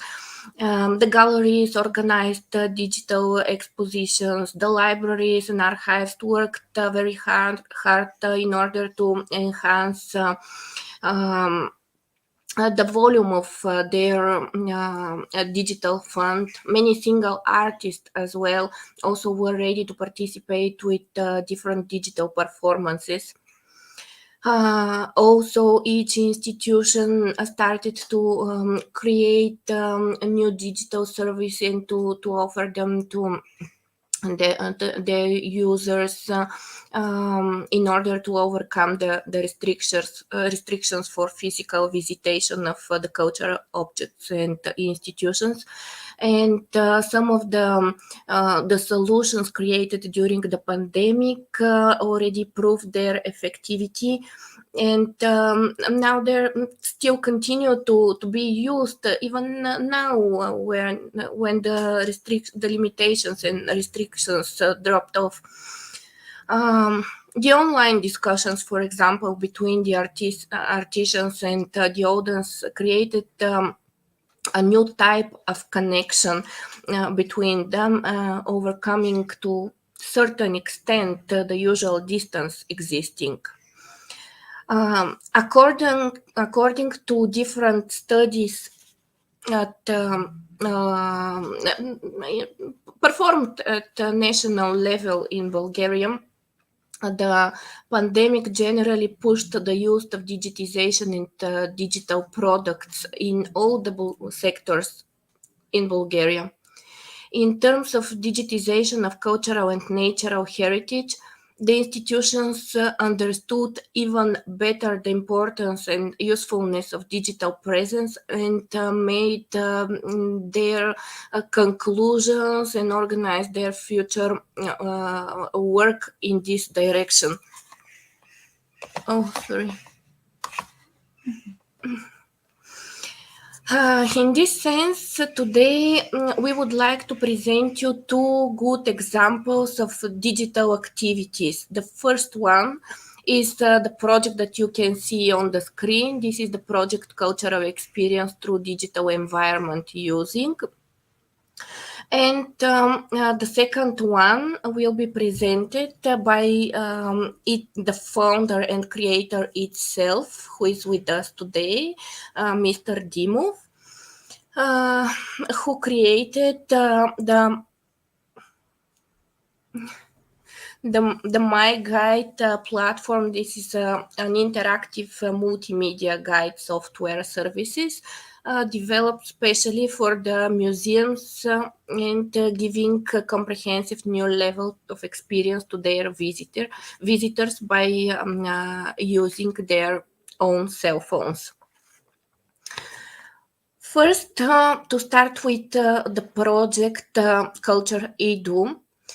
This is a project oriented to employ technology-based approaches and methods, also information and communication, which in the spirit of achieving Europe's objectives, contributing to raising the awareness of the importance of cultural heritage and pan-European values. The project was funded by the Erasmus Plus program and was performed in collaboration with the Pilgrimii Association from Bulgaria, cities of Sofia, and a foundation Ugo Spirito e Renzo De Felice from city of Rome, Italy, and of course with the strong support on behalf of the Historical Museum from Sandansky city, located in Bulgaria. The period of implementation of the project covers the pandemic period itself, and it was launched on 1st of October 2020, and it was finalized on 31st of March 2022. Since this project was launched and finalized entirely in the COVID pandemic, we decided to show you a good example how they manage with the pandemic situations, with all the restrictions they have to meet and the problems to decide. But finally, the project was finalized successfully. The general objective of the Culture Edu project is to create a youth portal, a virtual space for collaboration among young people participating who are all interested together in history, in art, and the use of new modern technologies. Culture Edu is an innovative product for non-formal education focused entirely on awareness and knowledge of culture. The specific objective of the projects are to first provide opportunities for collaboration between different organizations, to exchange good practices and innovative solutions for working with young people in today's digital environment, to create space and opportunities for young people with different interests and skills to work all together, to increase the level of motivation and interest of the young people in pan-European culture, heritage, and values, to promote the social inclusions of the young people to intercultural dialogue, to mediate the link between young people and the labor market, and to create the opportunity for application of the intellectual product in different fields of education, heritage, and management and presentation, and of course the tourism. Now I'm going to present you briefly the activities who were part of the project implementation. The project was launched with conducting of a couple of transnational partnership meetings. Important part of the activities was creation of an intellectual product. This is the multifunctional multimedia software platform for innovative presentation of cultural heritage realized in 3D mode and linear graphic environment. Holding of multiplier events, culture.edu, youth ideas for cultural entrepreneurship, conducting of different transnational trainings in a virtual and real environment for the young people, know the heritage. This is the name of the trainings. They were held so as in Bulgaria and in Italy. In Bulgaria, the training was 10 days, and in Italy, 7 days. This was the duration of the real training, but having in mind that the project was implemented in pandemic environment, they had to stick also to online meetings, and they had more than 200 days of online trainings. The main lessons learned and the skills learned during the online and the real meetings were to discover their own identity in the context of otherness and intercultural dialogue. The participants improved their skills in interpreting, presenting, and promoting their own heritage. They gained the experience and ideas for socializing the heritage and its integration as a tourist product. And the young people were involved in the creation of digital content for interpretation and promotion of the visited cultural sites. Indeed, the participating people, with the support of cultural experts, together learned how to create promotional text for presentation of the sites on the social networks, to prepare audio and visual and text information materials for presenting on the online platforms, to create photo documentation of the sites, and to create 3D models of the visited cultural sites.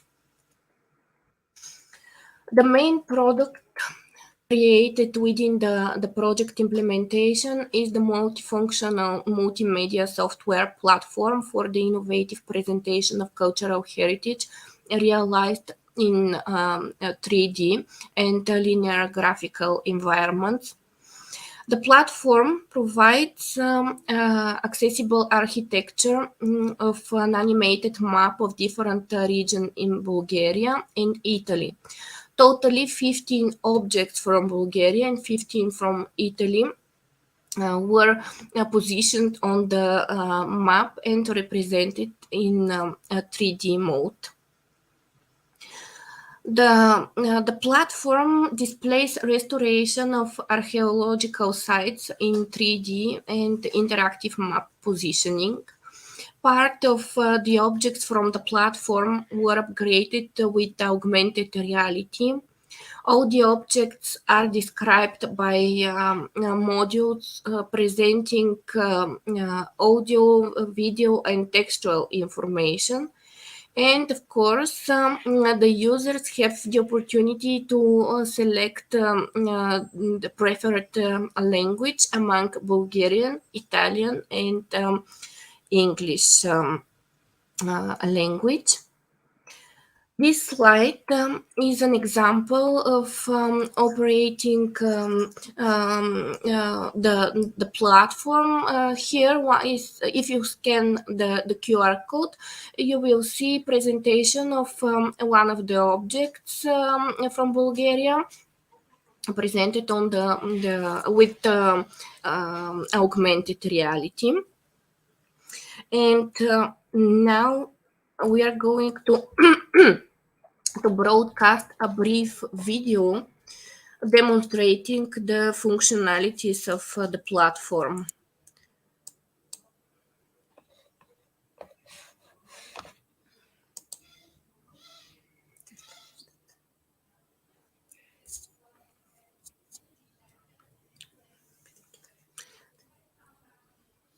Can you see the video?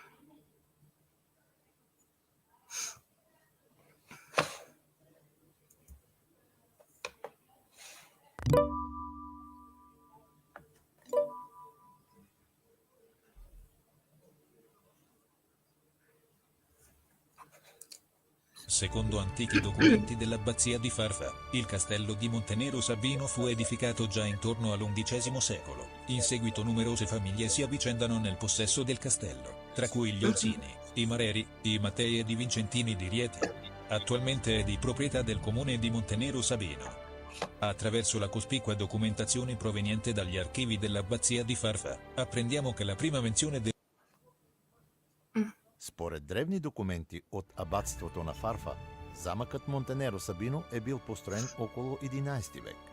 По-късно доста семейства се редуват във владението на замъка, включително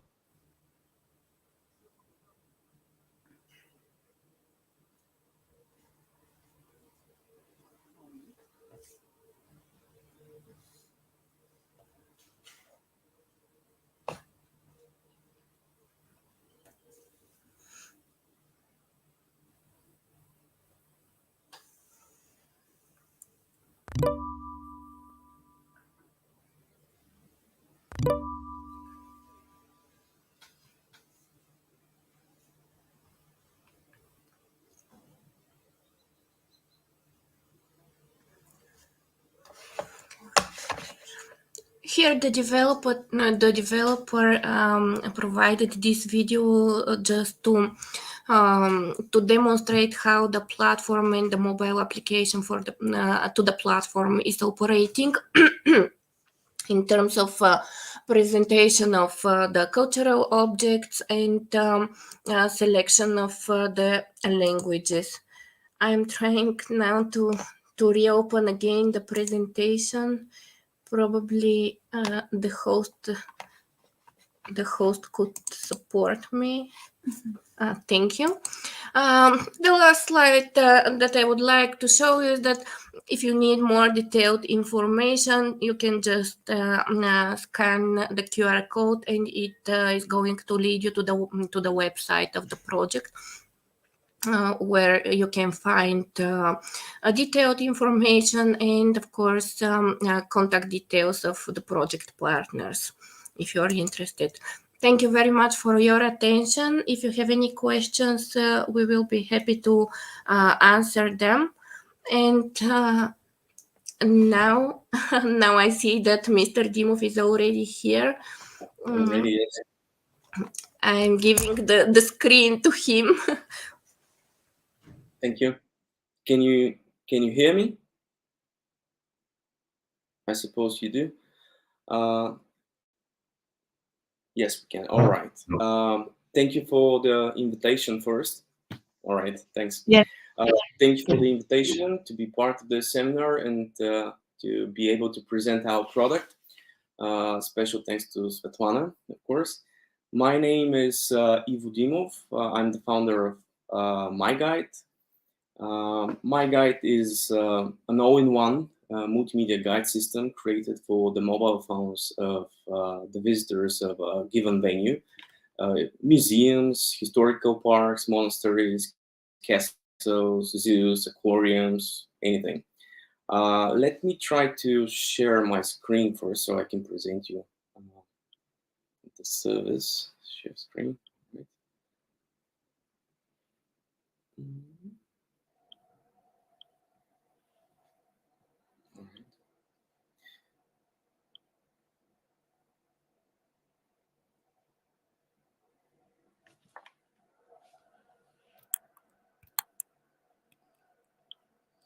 This.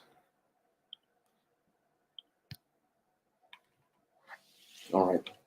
Why MyGuide? We call it all-in-one service because we provide a complete service when partnering with institutions. This includes the software used by the visitors, the management system, which venues need to sell the multimedia guide, all the hardware for the ticketing system. We build the infrastructure if there is no such infrastructure already at place. And we help venues create the content of the guide. And we also provide maintenance for the period of our partnership. MyGuide is very modern, simple to use, and easy to integrate. And very importantly, it's also profitable for the venues. Guide system. And by the way, this presentation, which you will about to see now, is available as a video with music and so on our website, which you can watch whenever you want. Now, let me show you how great and easy it is to use. Starting with a short product tour and some highlights of the service. People, when they visit a museum, for example, and they buy a ticket to enter, they can purchase additionally this as an additional service, the multimedia guide. They have to connect to the free open WOCO Wi-Fi network, which we can build. It's very fast, very modern WOCO Wi-Fi network, which people can use for free. We did this in order to ensure that super fast speeds, always online, always stable connection. This network is a property of the venue and can be used for other purposes as well.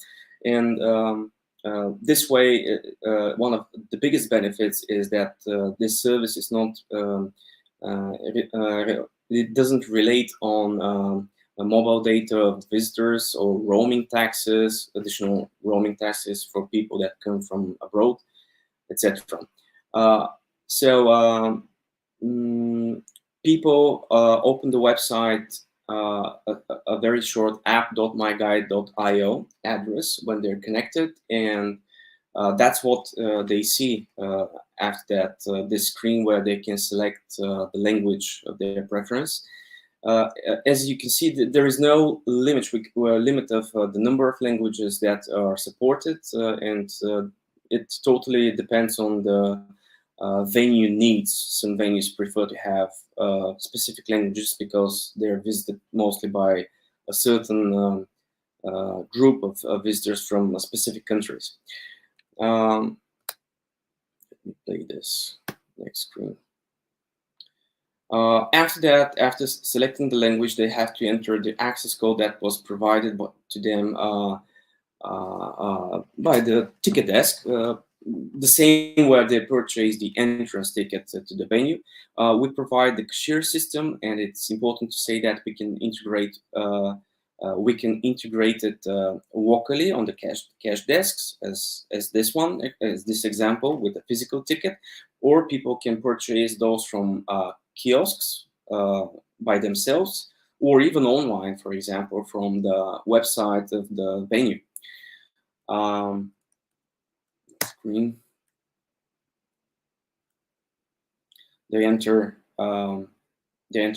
the code, and that's how easy and fast it is to start using the service. Just click start, and that's it. This is how the web application looks like. The structure is based on categories such as collections, departments, halls, floors, anything which works for the specific venue or museum. After selecting a specific category, inside each category there is a list of objects. Each object has a title and a number, or they also may have different tags. For example, a legend or a limited time exhibition, etc. When you enter inside, each object, each object has a description, a text, images, videos, maps, if it's an artifact, where was it found, and of course the audio to listen to. There is no limitations of how many images are going to be included, of course. Here we show how we play it and show the progress of it, of the audio.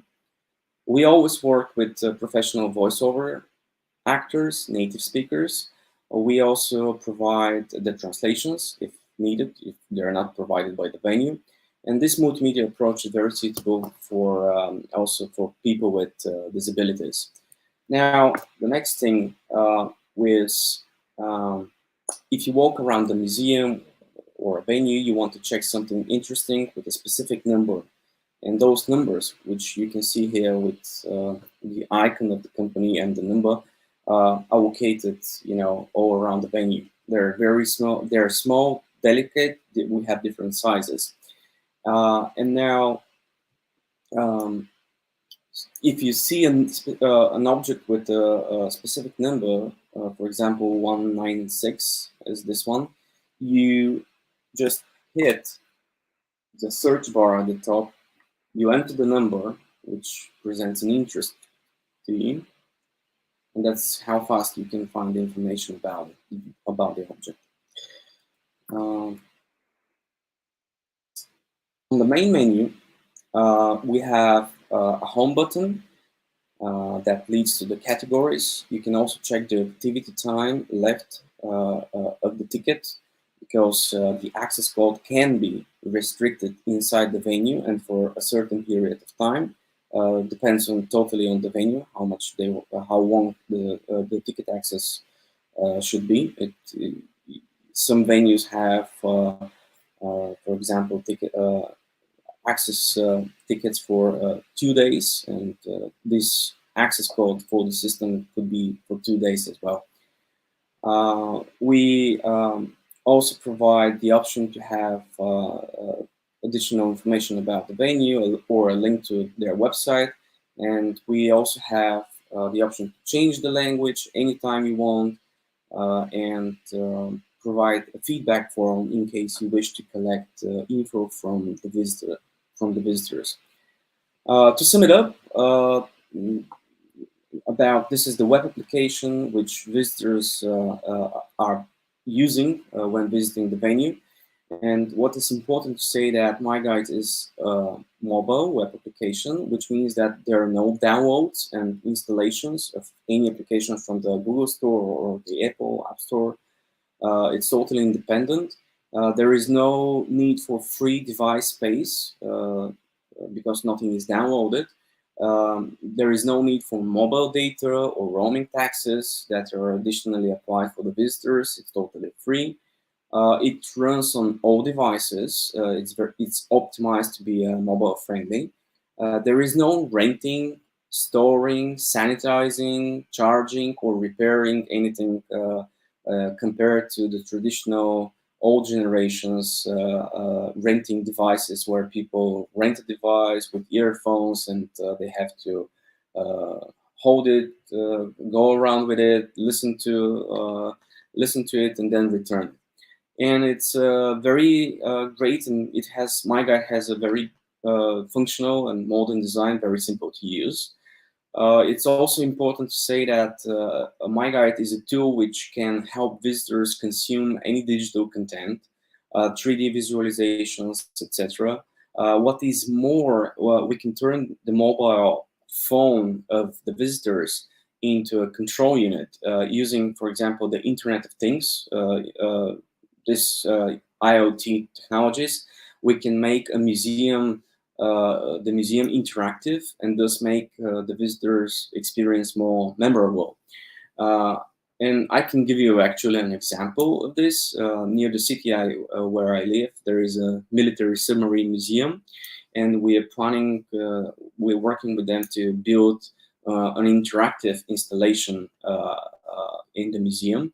It's basically a big aquarium filled with water, and there is a real model of a submarine inside of it, which shows how the submarine operates, like filling with air. It races on the surface of the water, for example, etc. And this installation, multimedia installation, is interactive, and the interaction is done through the application. So you just enter the same as you saw, enter the number of this object, and you have the information, but you also have on the screen controls, and you can control the actual submarine through your phone without any further connections or needs. And another thing is that we can also partner with other companies that specialize into different areas, such as creating 3D models, 3D mapping, etc., and integrate those together with my guide in order to visitors to be able to consume that digital content interactively. Now, the next thing that I want to show you is the dashboard. I want just to briefly present you the dashboard, just to give you a glimpse of what's behind the scenes. The dashboard is available, of course, for the museum staff.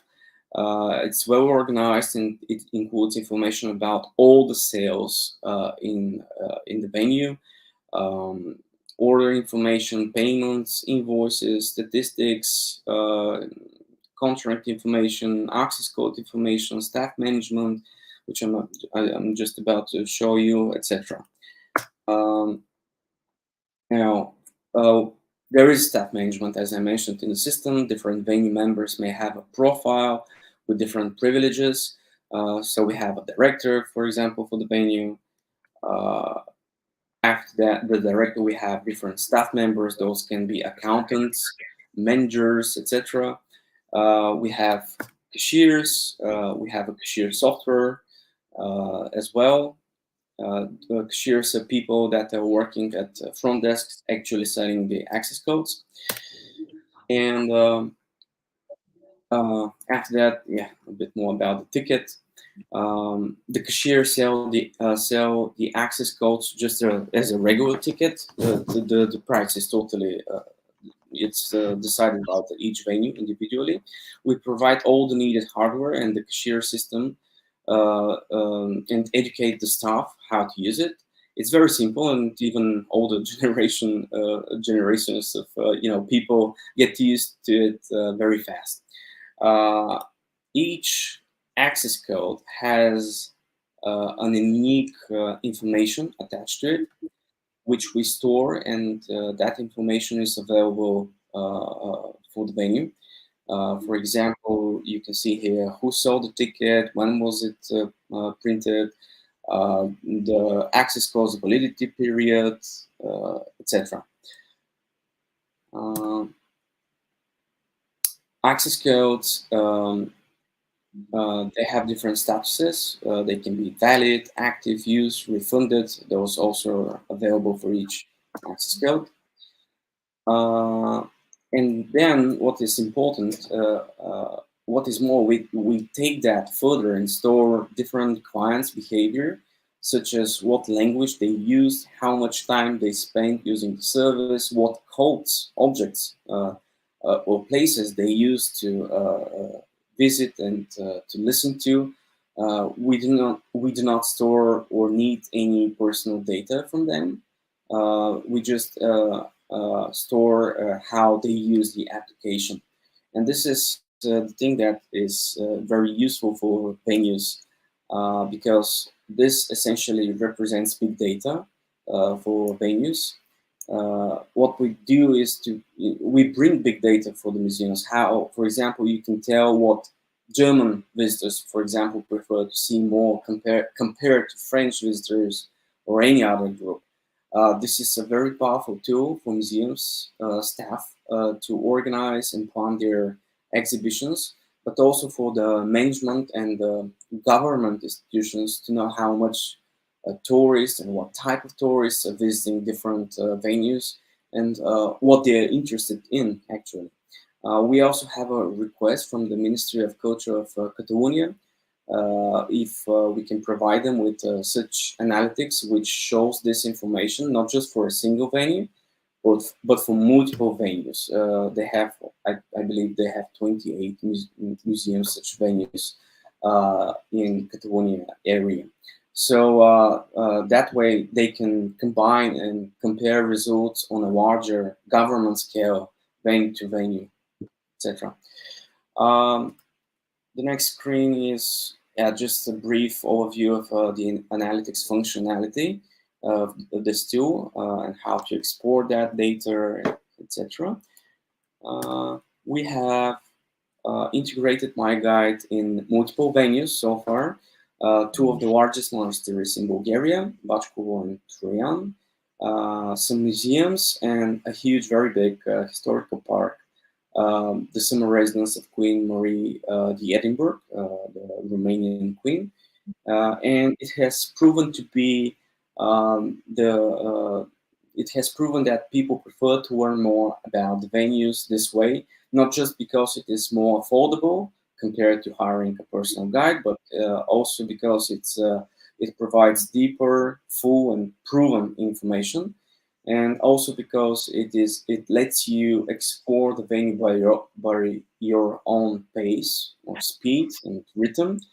It lets you focus on the things that you're interested and skip some of the things that you're not interested in. And I think that's it. Thank you for watching. If you have questions, I'll be more than happy to answer them.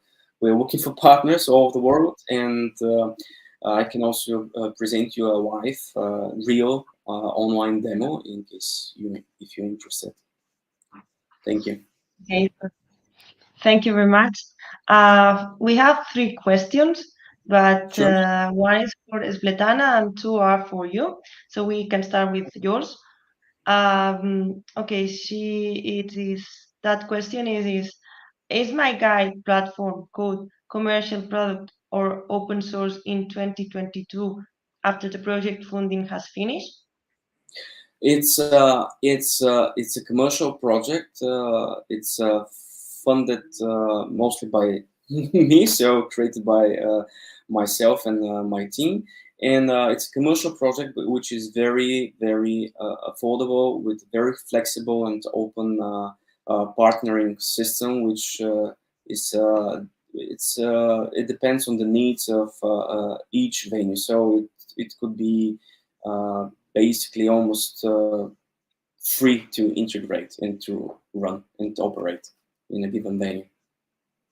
So, and can it be used for free from museums to create their own virtual tours? It is possible to have this kind of partnership, yes, and it's basically sharing the revenue if it's paid as an additional service on the venue. Okay. And the other is my guide digitally accessible for users with visual impairments, for Yes. example? Yes? Yes, it Okay. is, yes. Okay, and now the other question is for Spletana, and it's that one. Can assure that you respect world gold standards of digitization, restoration, and storage of the World Heritage?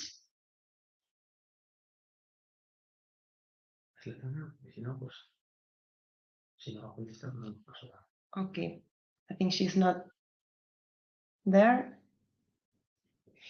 Okay, we will try to answer this question. Okay, so now it's time for a break. It is a brief break, 30 minutes. So we will start, now it's in Spain, it is 1:10. So we will start at 22:02. Okay, and well, we will start with the Argita Country Council. If they can be 3 minutes before starting, we will thank that, because that give us time to prepare everything. So thank you very much, and see you in 30 minutes.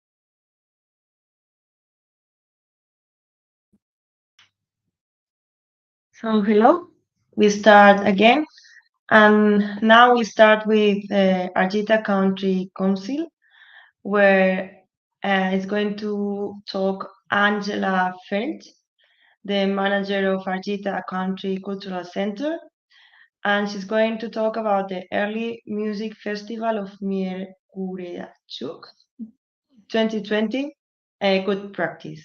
Sorry, because my pronunciation is not good, but the names are sometimes difficult for me. So please, Angela. Hello for everybody. It's my pleasure that I have the opportunity to talk about the early music festival, which our I think best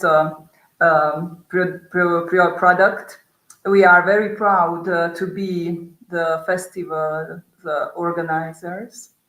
And I sent for you a short presentation, and now I will try to share with you, and I hope that can show you some little films also.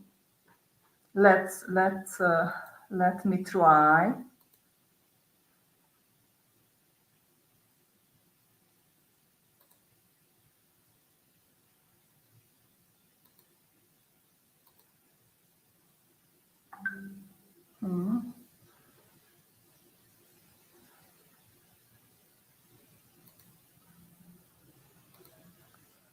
Oh, I don't know.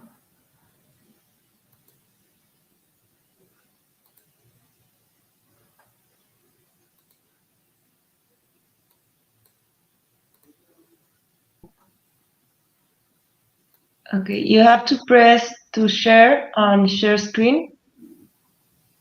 Yeah, I found. No. It's below. No, you have. I'm not. Share and then share screen. Yes, and after that, share screen. And you have to click on the screen that appears on your. On my screen. Slides. I have slides. My computer. Okay. I will try.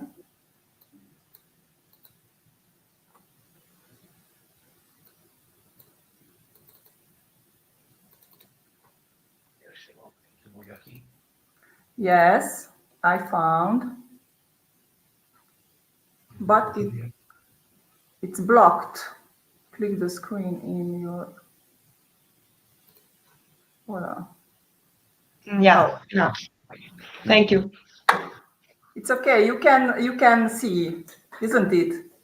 So we as everybody we had a big problem when we prepared a big festival with a big celebration, because we had 40 years old celebration, and the pandemic blocked all our dreams and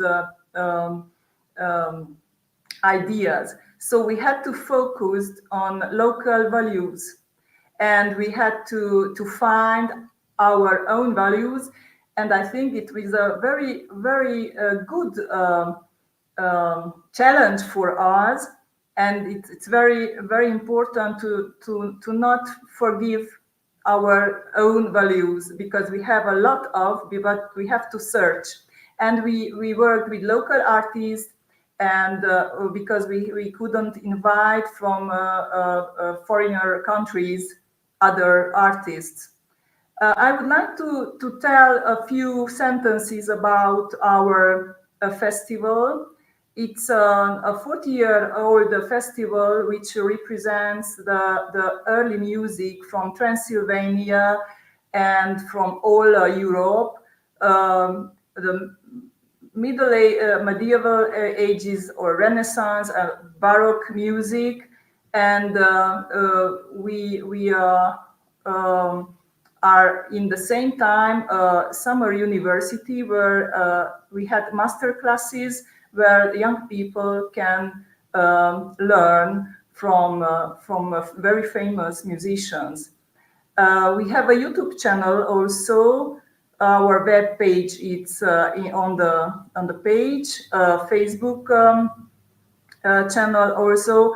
We had in that year a promo movie, and in fact our big idea for how to organize and not to abandon the idea to organize the festival, it was to make a lot of online events. And this it was the big idea to make films in places which are monuments, which are very our heritage, our very precious buildings, and that's why we organized concert movies in beautiful old buildings which can show our cultural heritage. I don't know if it's possible to hear. If not, you will have the possibility to see. We involved, here is the list, we involved a lot of very nice castle and churches from all Transylvania in our music, I mean, the movies, and the result, it was very surprising because the people loved them. We have a very good visualization, reactions, and all kind of interaction. It's very interesting that even in the online dimension, in online field, we could feel the public about the visualization, their reaction, the comments. In those hard times, we felt that it was very important to organize, even in online way, the festival, because it means very much for in hard times the music and the power of culture and the art. And we had to think about our summer university also. We couldn't invite the musicians, the professors. That's why we had 8 short movies which presented 8 different instruments, and we programmed online every day at 4 o'clock at Post Meridian, and it has a very nice success also. So it was a good way to not abandon the summer university and to have 8 films about different instruments. In the early music life, the instruments are very interesting because they are before of the modernization of the instruments, and that's why it's a very interesting way to know and to make connection with the early music. We had another idea to in the online space. We realized that it was a lot of challenges in different genes, folk music and classical musicians. They had different challenges, and we tried, and we had not a very good success with that. But we had some films. Young students, our ex-students, made little films, and they challenged other 2 people to make and to publish some films. And the third idea, it was the messages, the online messages. For example, Ulrike, Guido Titze, which are concert masters and big musicians, our big friends from Dresden.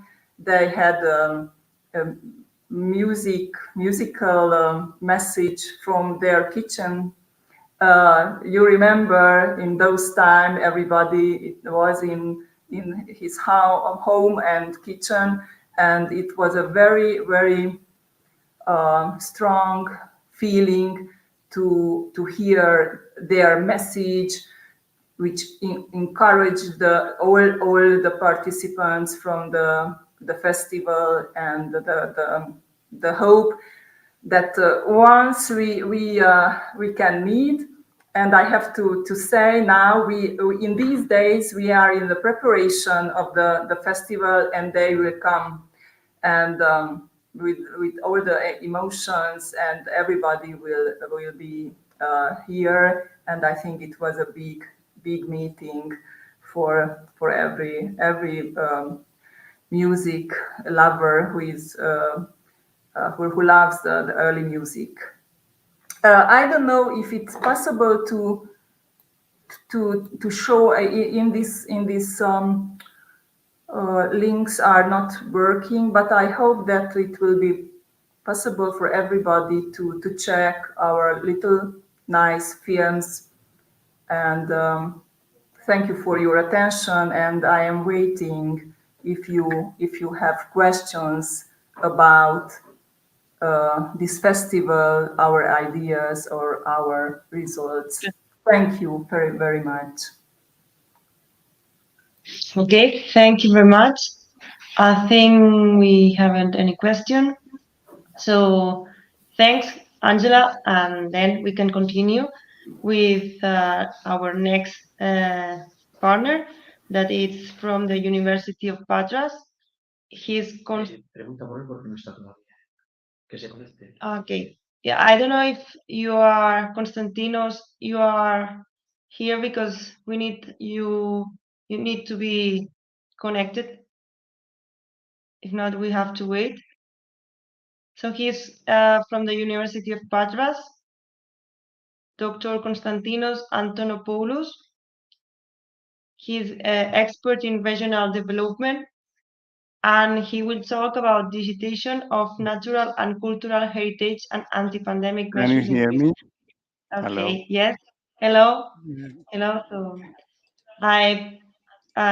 you can Let me start switch when you. to. Hi, thank you for your invitation. Can you hear me first of all? Yeah, perfectly.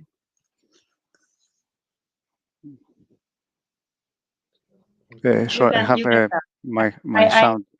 Yeah, I have an issue with the sound. I don't know.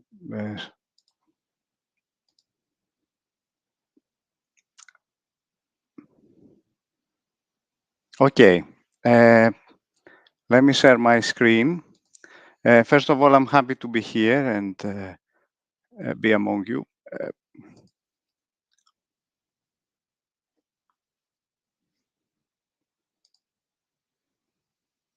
I'm sorry, there's a technical issue with the sound. I'm getting a return of the sound. I don't know why is that happening.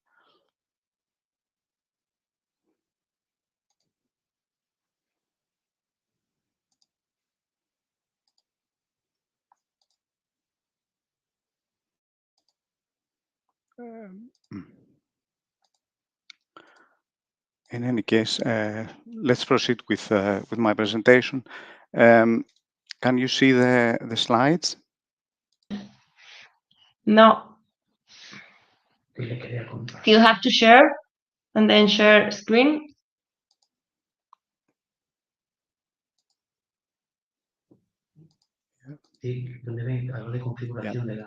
Should be. Is that visible now? No, it's not visible. You have to, when the screen appears, then you have to click on. But I don't know, something is wrong because. Yeah. Sí, creo que lo hace, pero. I don't know what is wrong. So are you on share and sharing screen, something like that? And then when the screens appear, you have to click on. Let me try share screen. share entire screen, right? Now, yes. Now. Okay. Then you go to your presentation. Can you see it now? Yes. Okay, I And fixed then you the. green, yeah. All right.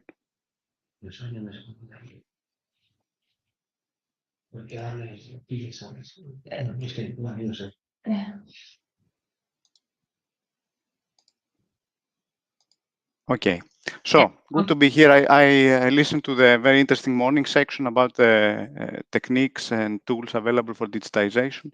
My presentation today is not that impressive in terms of secret passages and secret grottos and all these things that were uncovered during digitization efforts in Spain and elsewhere, but it will be more mundane since I will focus on the practices of digitization as we saw them through the policies implemented in Western Greece and Greece more widely.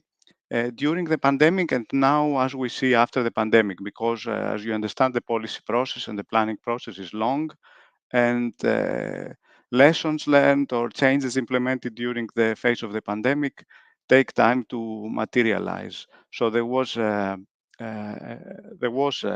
issue with the tragic consequences with the pandemic, and luckily this set in motion a learning process about the necessity of digitization. So we see currently in the official strategies that have been agreed in Greece that this necessity is really understood and it's taken up. So we have within the country sweeping plans for digitization and digital transformation, which are included in the national strategy, the Greece 2.20 strategy for economic development, which offered the basis for the Greek Recovery and Resilience Facility, and also it's echoed in regional policies and the regional operational program for Western Greece, which within the Digital Europe axis includes interventions to support digitalization of enterprises, of cultural, natural heritage resources, digitalization of processes in local government. So this has set a wider trend affecting cities, regions, and also the business community. And finally, I'm going to share with you a few points about the major funding opportunities, because we're in the process where many funding calls will come up, and we anticipate with great interest to see how this big push towards digitization, digital transformation will be reacted from the business community and the policy and local government actors. There's a widening appeal of digital tools that we have seen in the region of Western Greece during also the stakeholder meetings and discussion panels.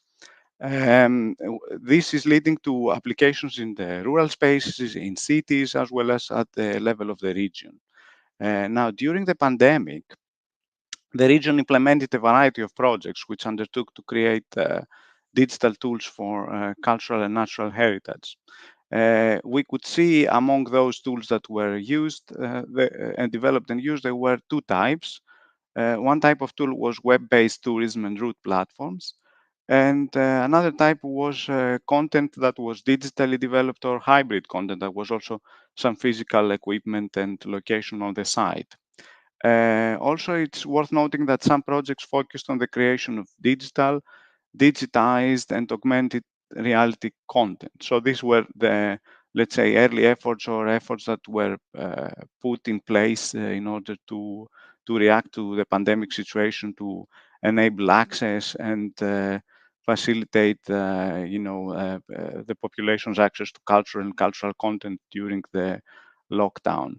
Now, of course, the region and regional cultural actors, enterprises, and stakeholders are also in the process of developing more digital content since we have left the pandemic situation, but the necessity of digital content, the digital channels of distribution, promotion, and participation are becoming more established and more in demand.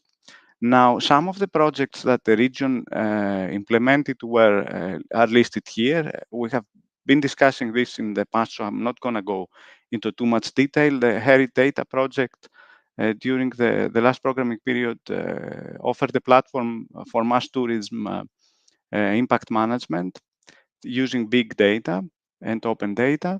The THEMATIC platform was an intelligent solution focused on a number of pilot locations in Western Greece and focused on the management of tourist ecosystems. The Inoxenia platform promoted innovation in tourism in the macro region, and the PATH project, which is an acronym from promoting area attractiveness through hiking, introduced a different tourist approach that linked different tourist sites, cultural heritage sites, and offered a path on a map and further information. I will discuss more about it in a second.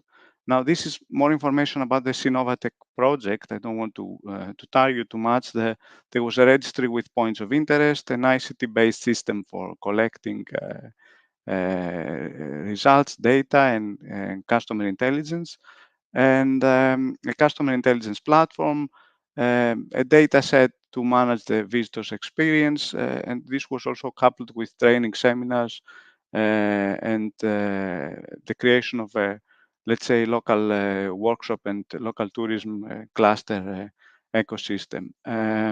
Now, the project was ongoing when the pandemic struck, and they had to revise according to the situation. So the platform and the webinars and training sessions were delivered online and assisted with digital communication tools. Of course, the importance of catalyzing and developing the regional networks cannot be overstressed, and I think projects such as the projects implemented in the past period helped in that way to gain more visibility and also catalyze and assist with creating linkages and opportunities for collaboration among local actors, academia, businesses, and culture production stakeholders. Now, the PATH project was led by the municipalities in Western Greece, so 19 municipalities participated in that project. The project was delivered through a database, a GIS database that documented 1,500 sites, which is a big number, and routes of cultural, natural, and historic significance in the whole area of Western Greece. The sites were linked by 47 thematic routes. Since this was a cross-border project, 30 were designed for Greece and 17 in Italy. 30 routes in Greece. The routes were supplemented with professional photography and HR high-resolution drone footage and videos of all the sites, which was done for the first time. And this was work done during the pandemic. And then there was also a database that, obviously this information was collected, which described each of the sites and provided a text that was professionally fact-checked, informative, and edited by local governments, because local governments had an input on how to present their own sites. And that's different to, let's say, to currently available commercial platforms, and provides an opportunity to showcase first-time content, because not everything is available through social media or the open maps tools. At a later point, QR code signs were installed at the sites, and visitors could access the information from the web platform through the QR codes. There is a few links. I don't think there is enough time to go, but maybe you could see here, you can see an example of a few of the sites. You see here, takes a little while to load, but you are visiting a remote medieval church, and you are taking the steps of the person, the photographer, actually, that went to document the site. So you can enjoy the quiet, listen to the environment noise, and then you can step and explore, like in his footsteps, how he saw the little ruined church.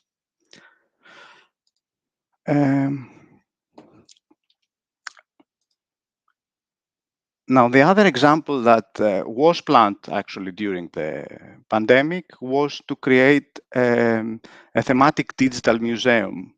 This thematic digital museum was planned in 2021 on the opportunity of the anniversary of 200 years from Greece independence, and included a digital museum which toured 74 locations in Western Greece. And it was designed based, like you could see in the middle photo here. It was done by interlocking 14 shipping containers. So you will enter from one point and take a route around these joined up containers, which would create rooms with exhibits, and walk around this, follow the exhibition, and exit on the other side. The mobile museum included augmented reality devices, goggles, virtual guides.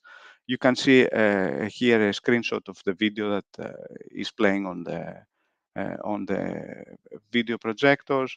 Here's a device that is showing a 3D visualization of weaponry of the independence struggle. And here is an overview of the room, or how it looks inside with digital games and interactive books that visitors could play with and interact. There was also an open access documentary that was filmed to supplement the exhibition. It is available. The visits were thousands, and the good thing about this tool was that it promoted accessibility in remote areas. So there were students, pupils from rural areas, from village schools that would travel into the capital to see something like this. They could have their opportunity to see things that also relate to their local history and the creation of modern Greece, very close to where they live and to their school.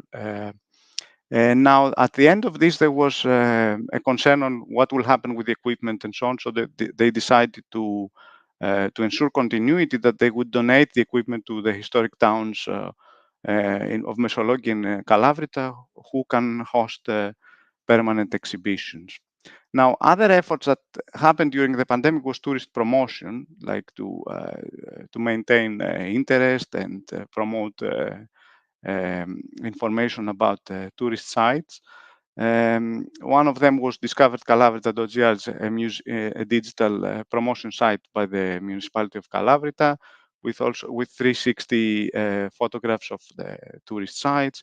You could see on the top there is cultural heritage, and on the bottom there are thumbnails, photos from the digital heritage. Many cities in Western Greece engaged in this type of promotion activities. The town of Aegialia has a tourist portal, the municipality of Patras.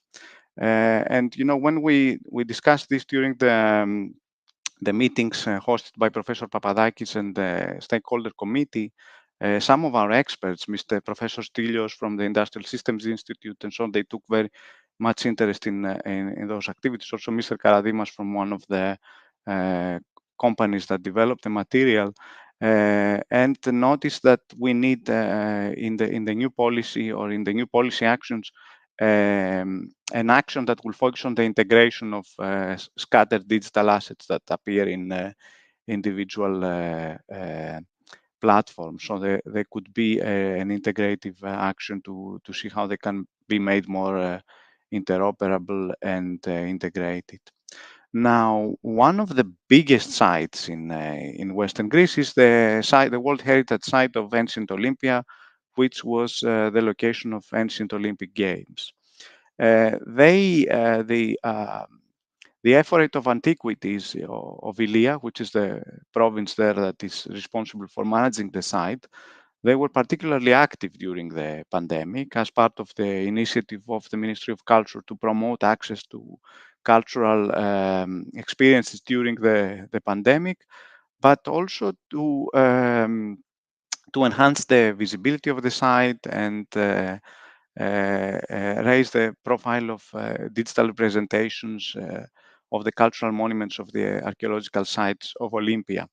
Now, one of the main platforms was the platform that was set up with a donation by Microsoft as part of the program Artificial Intelligence for Cultural Heritage. The platform is Olympia Common Grounds, and if we have a second, I will just show you.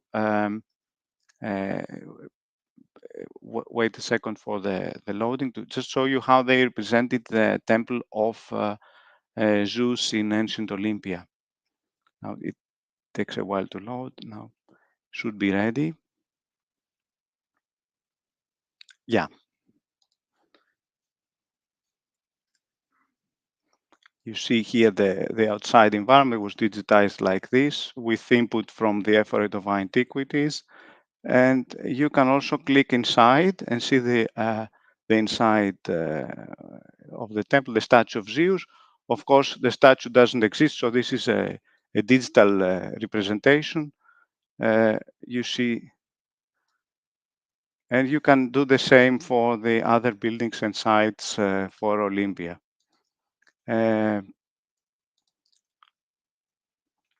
Now, there were also other activities that the effort of antiquities did, is that they delivered new websites, up-to-date websites for the Museum of History of the Olympic Games, the Museum of Ancient Illies, and the Trophies of Spyros Louis Museum that is hosted there, and the Olympic Botanical Gardens.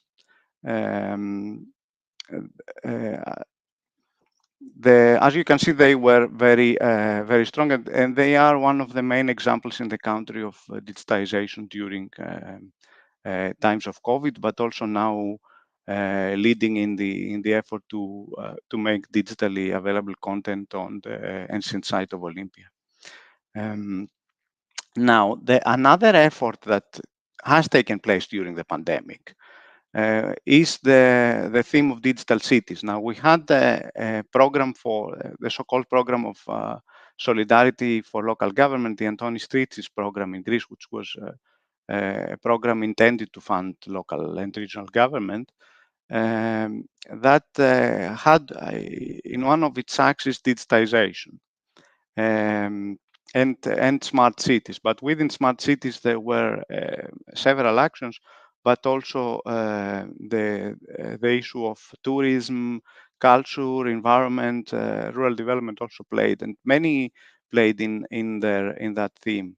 So in last year's call for projects, many local governments and regional governments supplied let's say candidacies for developing projects on tourism and cultural heritage projects. The results have not been yet approved or public, but they will be soon determined and they will be implemented. Now, there is major opportunities ahead for Greece. It's a very big challenge for the country to be able to implement the magnitude and scale of the digital transformation, which is one of the national objectives. Let's say there is a big part of the vision for modernizing the country. Now, as we see in the Greek Recovery and Resilience Program, there are three axes that relate to cultural heritage and digitization of heritage, natural and cultural heritage very strongly. It's like axis 2.3 relates to businesses, like SMEs, they need to change business model to adapt to digital tools. And within there, we see reference to the need to modernize the cultural sector and protect the cultural heritage. So there is this relates mostly to a reform of the regulatory framework and tax incentives, which will lay the foundation to enable this shift. But there were also measures with funding attached. Axis 2.4, for instance, is meant to transform the state digitally transform the state and includes digitalization reforms in registries, in state archives, in administrative systems. One of those reforms that is interventions that is being funded is the modernization of the Greek National Tourism Organization, which will implement a digital map and a digital repository of cultural and natural resources. The innovation in this is to provide tourists and citizens second generation artificial intelligence technology. And the aim is to increase the visibility of the country and the number of visitors. I'm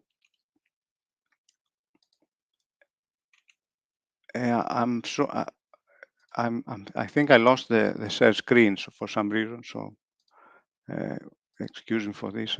Just do it over. Can you see my screen now again?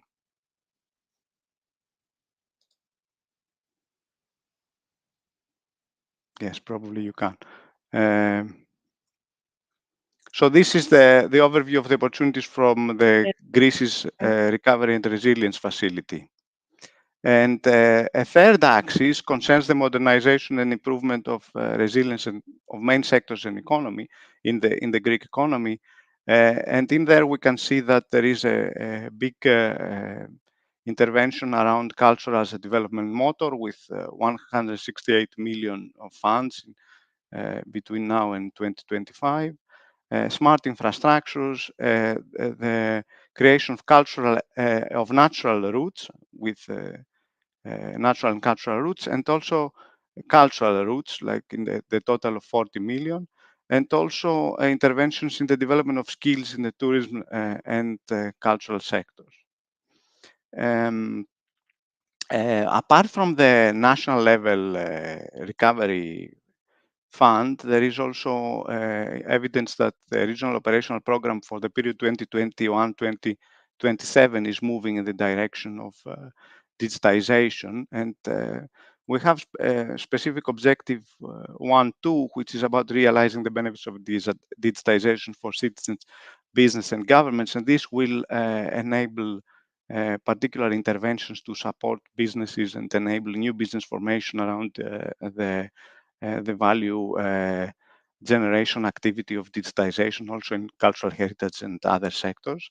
There is also a specific objective around strengthening the protection and conservation of nature.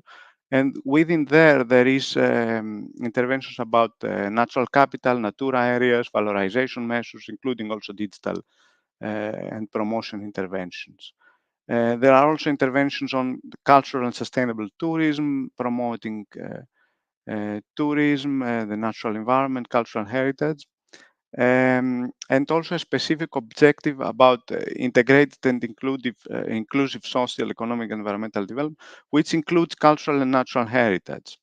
There will be an action on enhancing the visibility of environmental and cultural resources through upgrading actions, enhancement of visibility, promoting visitor areas, extensions, and also raising the profile of landscapes of natural beauty and so on. There will be also place-based measures, and we know that ancient Olympia, the area of the site of ancient Olympia and the wider area will be the focus of an integrated territorial intervention. As a conclusion, we can argue that the process of digital transformation have been set forth very strongly, and the pandemic played a role in encouraging the transformation, in speeding it up. The actions of policy actors, meaning also to include CD-ETA, which the project played a good role in raising the agenda of digitization of cultural heritage in the region, and also more widely with national institutions. We can see that these suggestions are taken up by policy. For instance, the recovery strategies very strongly focus on digitalization, as I pointed out with the Greece 2.0 development framework. But also, of course, we have to understand that big challenges remain in the state sector, but also the business sector, because we cannot overestimate the ability or the readiness of businesses to leap forward into a fully digital operational model. And now we need to help businesses be more flexible, more open, and to the adoption of innovative digitization practices. Although there are obvious benefits to resilience and growth for business and the economy, many businesses don't see it that way, and they need to diversify and see what options there are in the different economic sectors, also with relation to culture and tourism. Now, one other observation we have is that the capacities and the geometry of digitization is very, very different in the way that has been implemented so far, because we have small agents trying to digitize, central government try to digitalize operation, regional governments, local governments. It's obviously the national government effort is more widespread, more integrated, but also local governments are moving at their own pace, and especially as you saw with the earlier example, they are doing their own promotion activities. I think we will need to try to integrate and see more effectively the question of standards and quality of material that local governments can produce, and how we can enhance the local efforts.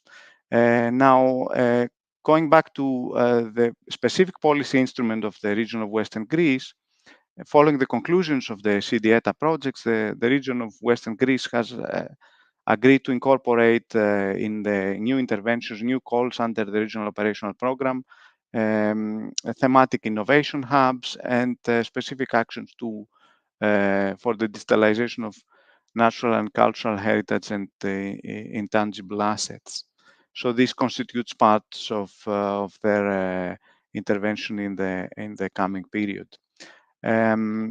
Now, going back to the question that was put to me on, how we can influence or improve the policy. Of course, as you know, the policy is under implementation at the moment, so we cannot really have a final evaluation of what took place. We could do an evaluation of prior policy rounds where we had less of digital intervention and not the amount of tools and interventions in digitization and digitalization that we see happening today. So, it's a moving target. But nevertheless, the funding framework has been agreed. So we see there's a very sizable intervention, we could, according to conservative estimates, we could see that there are 320 million euros being invested between now and 2025, 2027 on digitization of heritage. So this carries very big opportunities in improving the participation.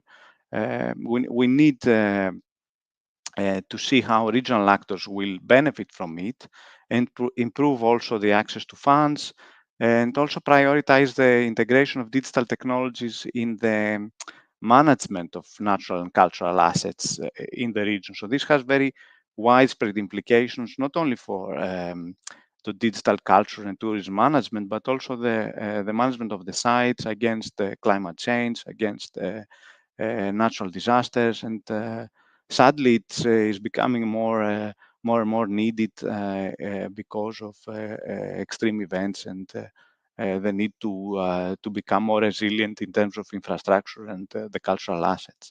So I think that a key thing that the regional actors have to do is to plan well-prepared proposals now that we are in the beginning of the period, the programming period, and also lobby intensively to secure the necessary public funds.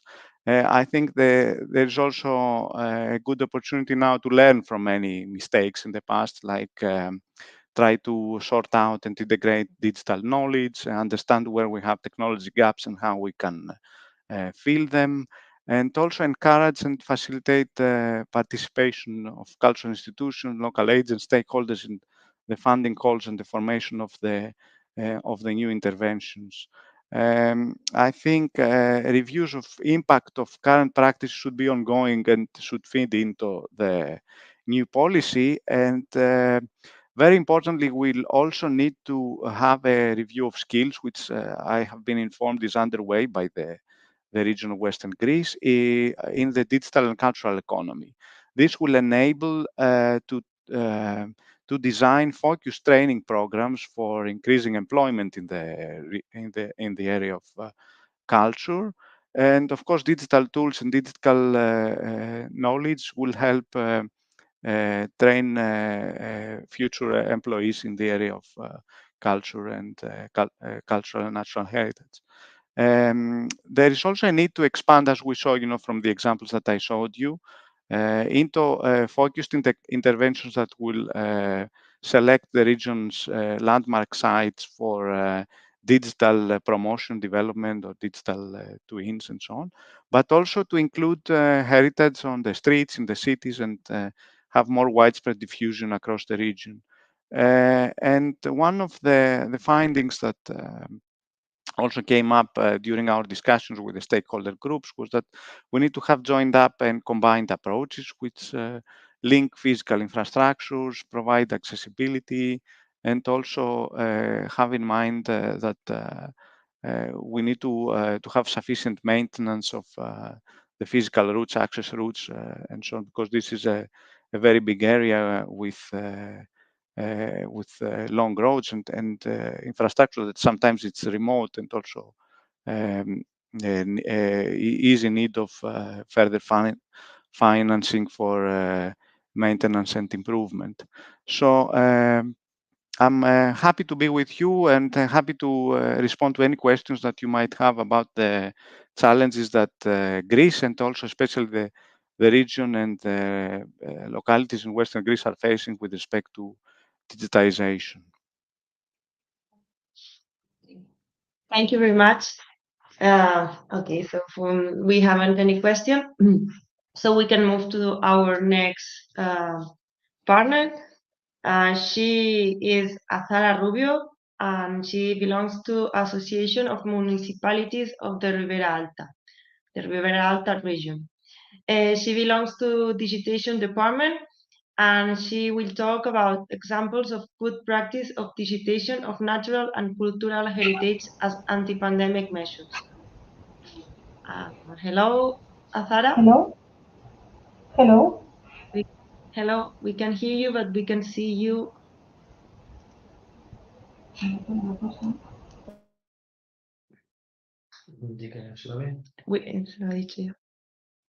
We can see you.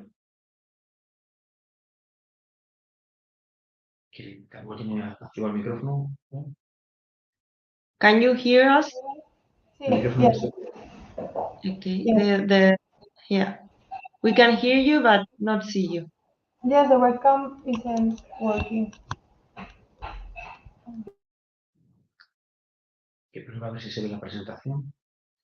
You can try if the presentation is visible if you share the screen, maybe that way.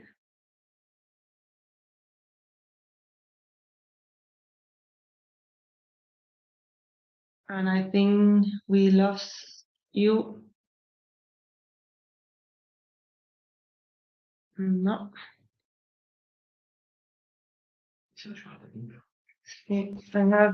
Can you hear me? ¿Me estás escuchando? Sí, ahora sí. Yes. Vale, es que la cámara no sabemos por qué no funciona. Estaba todo el tiempo encendida, estaba bien. Y ahora no sé si ¿Puedes poner la presentación? A lo mejor la presentación si se comparte. ¿La tengo que cargar o solo comparto pantalla? Porque el otro día la cargaba aquí. Que como es independiente de la cámara.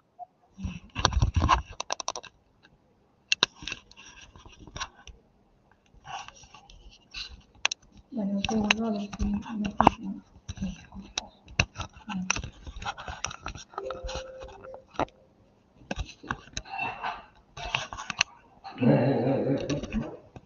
No, si no va.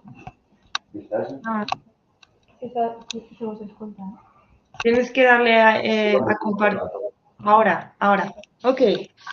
So we can see Azara because they have problems with the camera, I think, but they will share the presentation with us. So well, you can start if you are ready.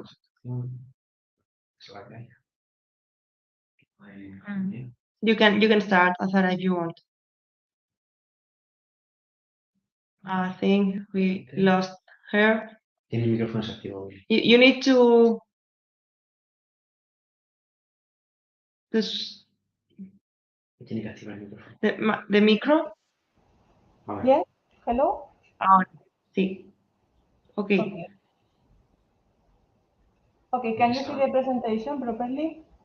Yeah, we can see the presentation and we can hear you. So if you want to start. Yes. Hello, everyone. Thank you for organizing such a great thematic seminar. Well, I'm sorry for the webcam, but we are trying to solve the problem. I'm going to talk about the situation of our museums during the pandemic, providing a general context and sharing some good practices. We are not going to show you some impressive apps or programs, but we are going to talk about our situation here in the region during the pandemic. Well, this pandemic has disrupted the activities of museums around the world, threatening their financial survival as well as the livelihoods of thousands of museum professionals. During the closure, many museums increased their digital activities, although almost half of the respondents answered that the museum was already present on social media or shared its collections online before the closures. The digital communication activities analyzed by the ICOM, International Council of Museums, increased for at least 15% of the museums, and in particular, social media activities increased for more than half of them.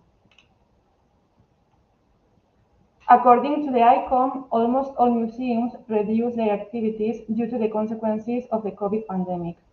In our country, as well as in many others, and here in Valencia, an important number of museums reduced their staff, and many of them may have been forced to close permanently. The number of visits to museums fell by 64% during the first year of the pandemic. During the first months of the first lockdown, certain lines of work were prioritized, including the reinforcement of their digital activity to maintain contact between the museums and the public. Also important was the maintenance or the improvement of buildings, which was addressed by up to 50% of the museums, and the preservation of collections was also interesting.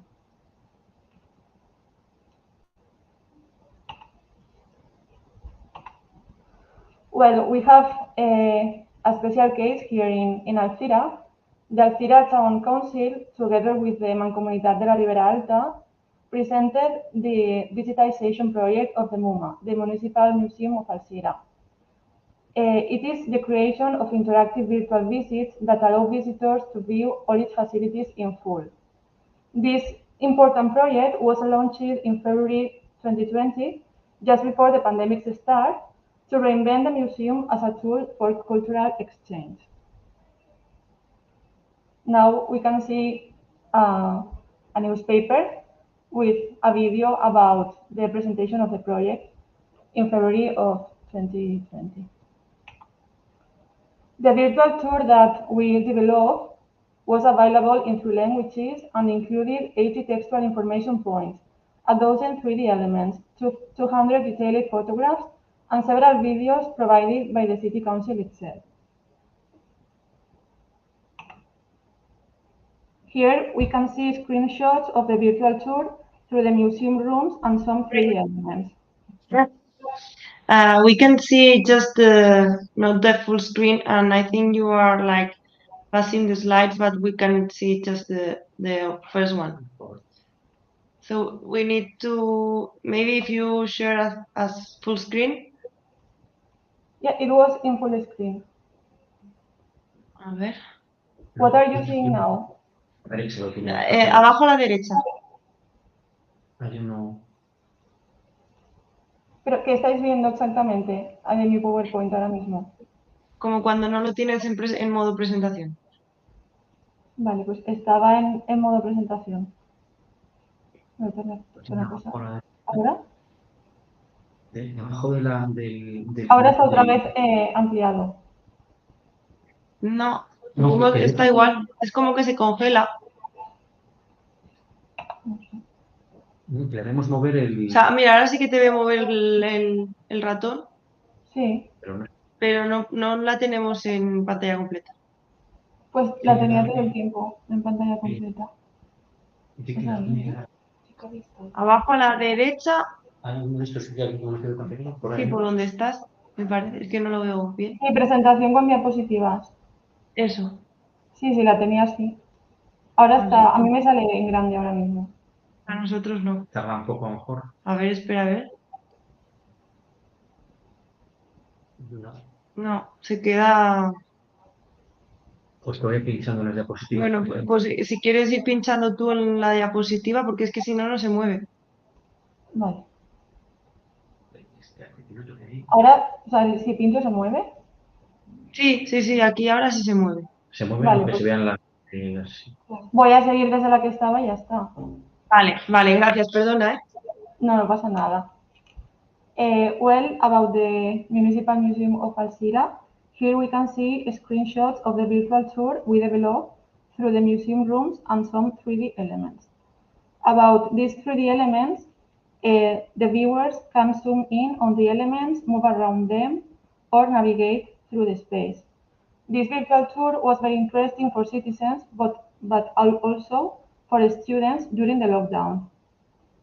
If you want, you can see this project in our website and discover more projects we have developed recently. About the Museu Valencià de la Festa, located in Algemesí, as we said in a previous presentation, the Museu de la Festa of Algemesí tripled the number of virtual visits during the confinement thanks to the work of digitization of its spaces carried out by Riverana. We developed panoramic views, 360-degree videos, photographs, contextual information points, and very impressive 3D models of the museum. Following the reopening of the museums, campaigns were carried out to reactivate visits, especially on social networks, 66%, and web portals, 54%. Advertising campaigns or special promotions were also very important. Digital activity has been an important line of work, both during the closure and after the reopening, to maintain contact and interaction with the public. 68% of the museums have increased the materials available online, where social networks have been the main protagonists. Many campaigns for citizen interaction have been launched. As we said in the previous seminar, we have a very good example with the Museo de la Festa in Algemesí. They developed QR codes, audio guides, different smartphone apps for heritage dissemination, with the goal of dissemination of cultural and festive heritage. We have some photos about the different campaigns they launched through the social media, and they had a great impact on the population. Our museums were closed for an average of 91 days during the first months of the pandemic. The 96% reopened after closure, although 30% reopened with restrictions. 31% of the museums that reopened had to close again for reasons related to the pandemic.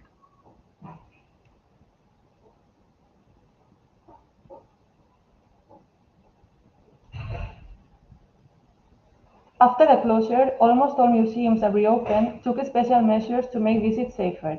Capacity control and social distancing, bubble groups, use of disinfectants, posters with prevention signs, differentiation between the entrance and exit route, audiovisual materials as audio guides, QR codes, etc.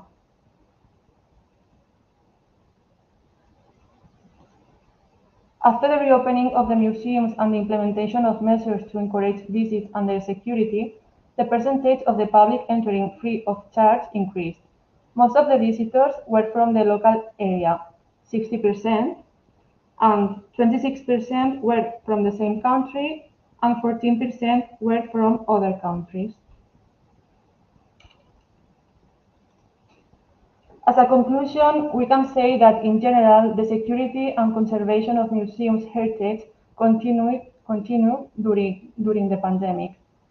The forced closure of museums and the impossibility of accommodating their audiences during the lockdown suddenly brought digital communication activities to the forefront.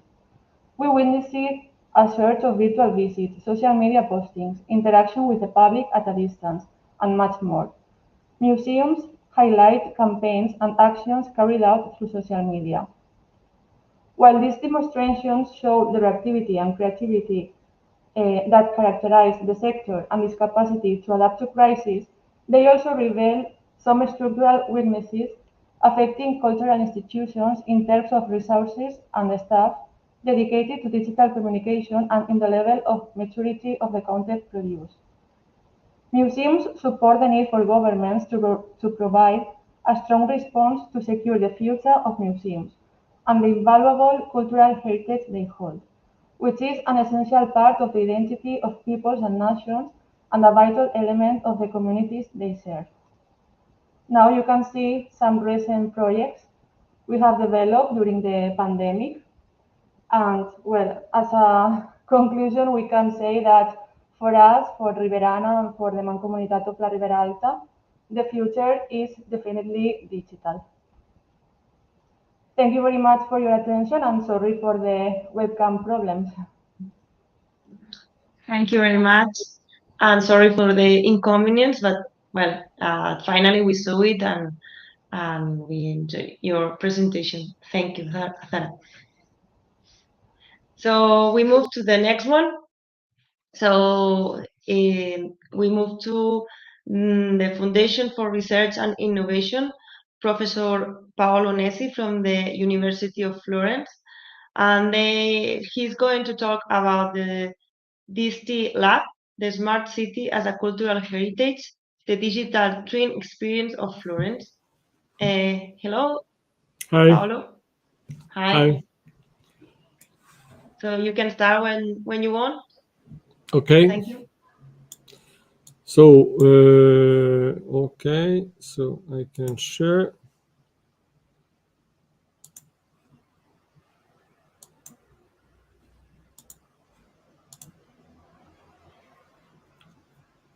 Okay, so you can see my screen, I think. It's okay?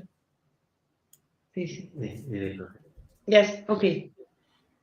Okay, so I am going to present you what we have done in the context of digital twin experience in Florence and beyond, also in other cities.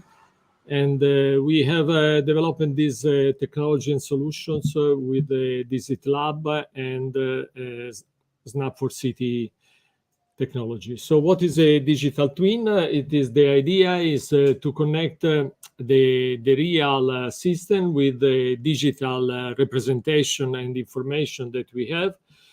Modeling structural information, visual, informative, real-time sensors, point of interest, functional, and all resources that you may have attached to the physical stuff.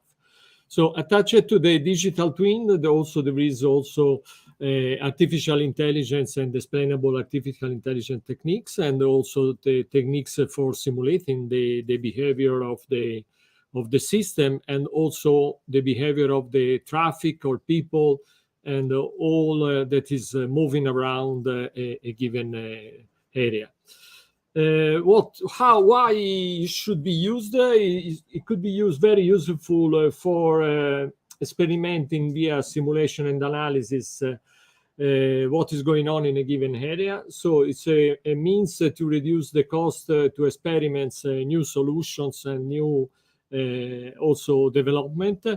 And it could be used also for the dialogue with the city user, to show them in advance what could be done and which are the possible solutions.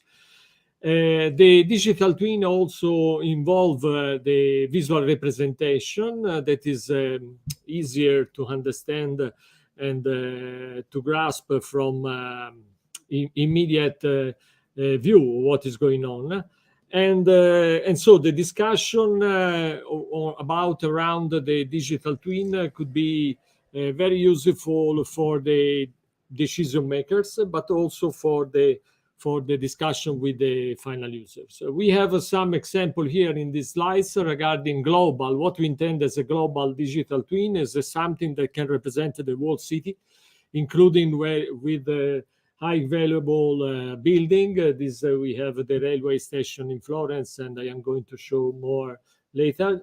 And you may have the global view and the local information inside the digital building. For instance, we see the inside of the railway station, but also the inside in terms of pipes or installation and technical elements. And this is also connected with the view that you may have directly in the construction of the building. So in the context of this kind of application, there are a large number of information and a wide range of different kinds of information that range from a point of interest to IoT devices or shapes or maps or 3D representation, but also traffic flow, as you see here in the animation, or you can see the animation regarding the pollutant. So there are many aspects that need to survive and to be shown at the same time. So even synoptics or beams and global digital twin. So the technology can be very useful for modeling the infrastructure, for managing the infrastructure, for managing security and safety, for managing mobility and transport, and also environmental aspect for microclimate or prediction or assessment of the actual condition or the condition that could happen in the short or longer period from ahead. So most of the city provide diffuse cultural heritage, while the integration with all these aspects is quite complex, but it can be actually used to understand at the first glance what is going on in a given area. So we see here, for instance, traffic, pollutant, and building, how they are interrelated, or how they move the people in a given area in Florence. And this could be also very useful to produce suggestion, recommendation, and to engage the tourists and citizens in the city. How is possible to realize this kind of solution? So we have implemented and adopted the Snap for City platform that allow to collect and interact with any kind of digital sources or digital infrastructure that you may have in the city. So to connect a geographic information system, IoT network, satellite data, mobile, social network, and all the other services that you may have in the city, just to exploit them in a unique, unified model. And the unified model is supported by an ontology. The ontology is named KM for City, and which is a license free. On top of the ontology, we have developed a number of microservices that have been used to develop all the smart solution on top of the systems. And among the smart solution, the implementation of let's say big data, the exploitation of big data analytics and artificial intelligence was very relevant, in particular for estimating traffic, for instance, traffic reconstruction, for predicting parking, predicting people flows, or managing maintenance, or predicting landsliding, for instance, or predicting NO2 diffusion in the city. And also exploiting these artificial intelligence tools for integrating this information with the 3D representation, with the 3D flows in the city, and so creating early warnings and let's say what-if analysis tools at the support of decision makers.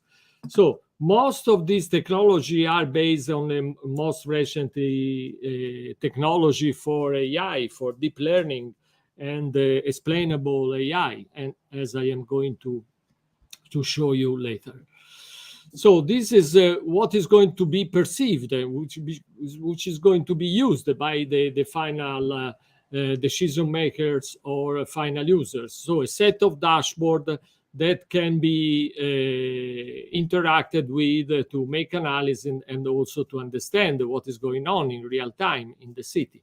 So different kind of representation, 3D representation, but also synoptics, beam, and maps with flows or graphs of several different kinds.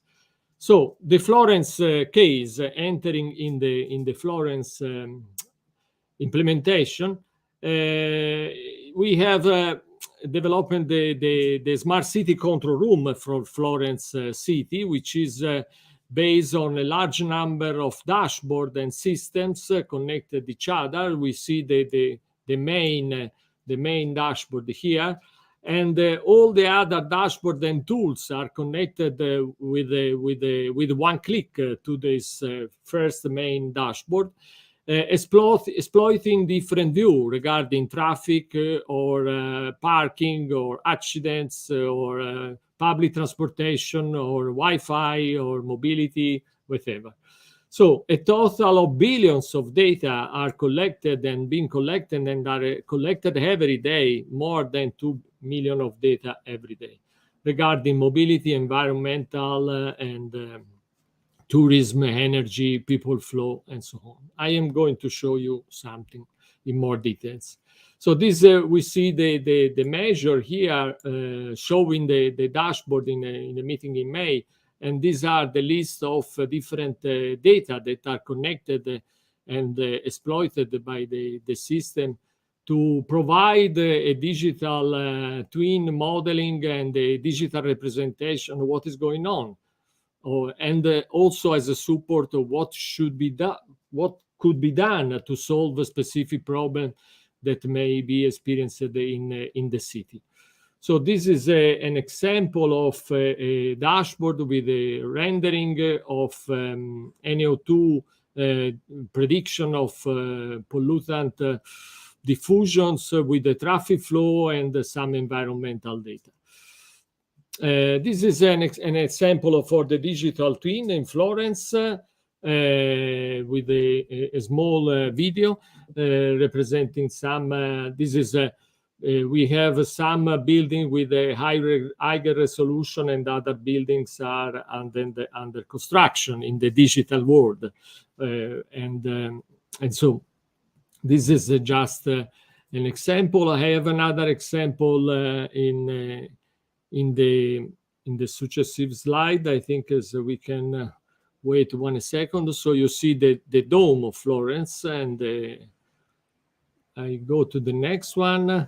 This is another view, for instance, in a global digital twin, in which we see also some sensor regarding traffic. We are now moving in an area to see what is going on in the traffic in particular. Let's me if there is okay.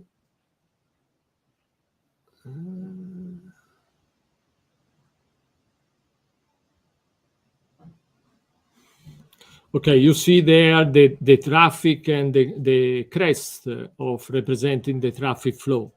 And we are going to go in deeper there to see and to have an actual perception of what is the traffic in this moment in Florence in a different part, and which are the critical point in each segment of the city. The same things can be done on the single building. For instance, this is a case in which the internal information, the external information are put together to understand what is going to go on. Behind this nice representation, there are a number of data analytics based on machine learning and AI. And the main goal was to target a number of sustainable development goals that I am not going to detail each of them, but mainly for the sustainable city and communities, but also to be more responsive, to act on the climate, and to improve the sustainability in general. To give you some examples, since the time is running and is short, so we work on a lot of mobility and transport to monitor the traffic and to make the traffic reconstruction, but also to monitor, for instance, the general number of vehicles entering and exiting by the city. So you see here what was happening in the first lockdown in the 2020 for the COVID-19. We learned from this trend the impact, the different impact of tourists and also of citizens in the traffic that is mainly provoked by the city user, the regular city user, rather than on the tourist. So we also developed some smart parking prediction tools based on machine learning. This is an example. And bike sharing prediction to avoid people searching for empty slots or free bikes in the slots in different cities in Tuscany. And in Tuscany region, in which Florence is there, we also have done most of those that you have seen before, but a general and diffuse analysis regarding the pollutant. And this is, for instance, a simulation of prediction regarding the diffusion of NO2 and traffic for the 24 hours ahead with respect to the time of observation. So you see the diffusion depend on the direction of the wind, on the humidity, on the velocity on the wind, on the presence of the different buildings in the city. And we have also developed prediction tools for predicting the probability of landslides. So this is a Florence metro area. And we have in the metropolitan area of Florence several occurrences of landslides. You see the dot points in the map. And so we developed this solution to make a reliable prediction of landslides, also using and exploiting explainable AI to provide to the decision makers the reason for behind the decision and the suggestion of the artificial intelligence system. And another action that we have done was to create a model for estimating, for instance, the CO2, not the CO2 emitted by the global vehicle, but to understand how much CO2 is produced in a single different part of the city, to have a precise identification of the area which contribute more in the production of CO2 during the day and at which time of the day. And also, we have done a work for predicting the KPIs of the European Commission for estimating the NO2 over limits that is a mean average of 200 micrograms for cube meter. And so we have been capable to make this prediction 6 months in advance. So this is very, very relevant for all the city. And now we are also working on understanding how people move. And these are thermal cameras for classifying people kind with cars or bikes and understanding how many they are, where they go, how much they stay in the main square of Florence here. And similar activity has been done exploiting the Wi-Fi data, and for understanding how the city has been let's say exploited by the tourists and citizens. And so this allows us to understand when they arrive, where they go, what they do, how much they stay in general, and where they go after to have visited a specific part of Florence with this kind of origin destination matrix in the form of spiders. And so also to understand how they use a city, so how they move, if they walk or they run or they take a bus or private travel means. This is very relevant to provide them suggestions, maybe to push them in taking a more sustainable behavior, maybe to move to public means instead of taking their private cars. And other activity have been done on planning, for instance, on analyzing the public transportation, like with Durham solution, and also with the Twitter vigilance. So with Twitter vigilance tool, we monitored the social media channels in Twitter to understand the sentiment analysis with respect to specific services or to specific attraction in Florence. And this is an example of the keyword that we monitored in Florence. So decision support based on what-if analysis go beyond the mechanism of descriptive or diagnostic or predictive and prescriptive. It goes in an area of providing suggestion when the city needs to have them, and not only during the plan. But if you have an inception of a problem, you need tools that can work in real time to see, to provide some, say, direct information on how the city can react to different events that occur in the city. And so this means to put together a number of different technologies that are listed here and I have presented before. And so among these, there are some assessment of, for instance, the 15-minute city index that we developed for Florence and then for Bologna, and now is ported at national level by a national operator. So it is diffused on the whole Italy. And so we already talked about this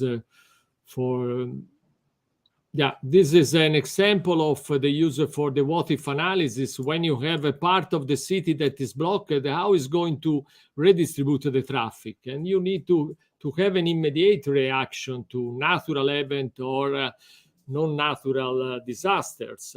And the usage of digital twin technology that put together all the information of a given area and with the tools for simulating and predicting can be a very powerful tools for solving this kind of problems in real time. So I have a few slides regarding other cases that we developed in the Pont du Gard, for instance, for tracking people and also by sensor and social media and using bike sharing data.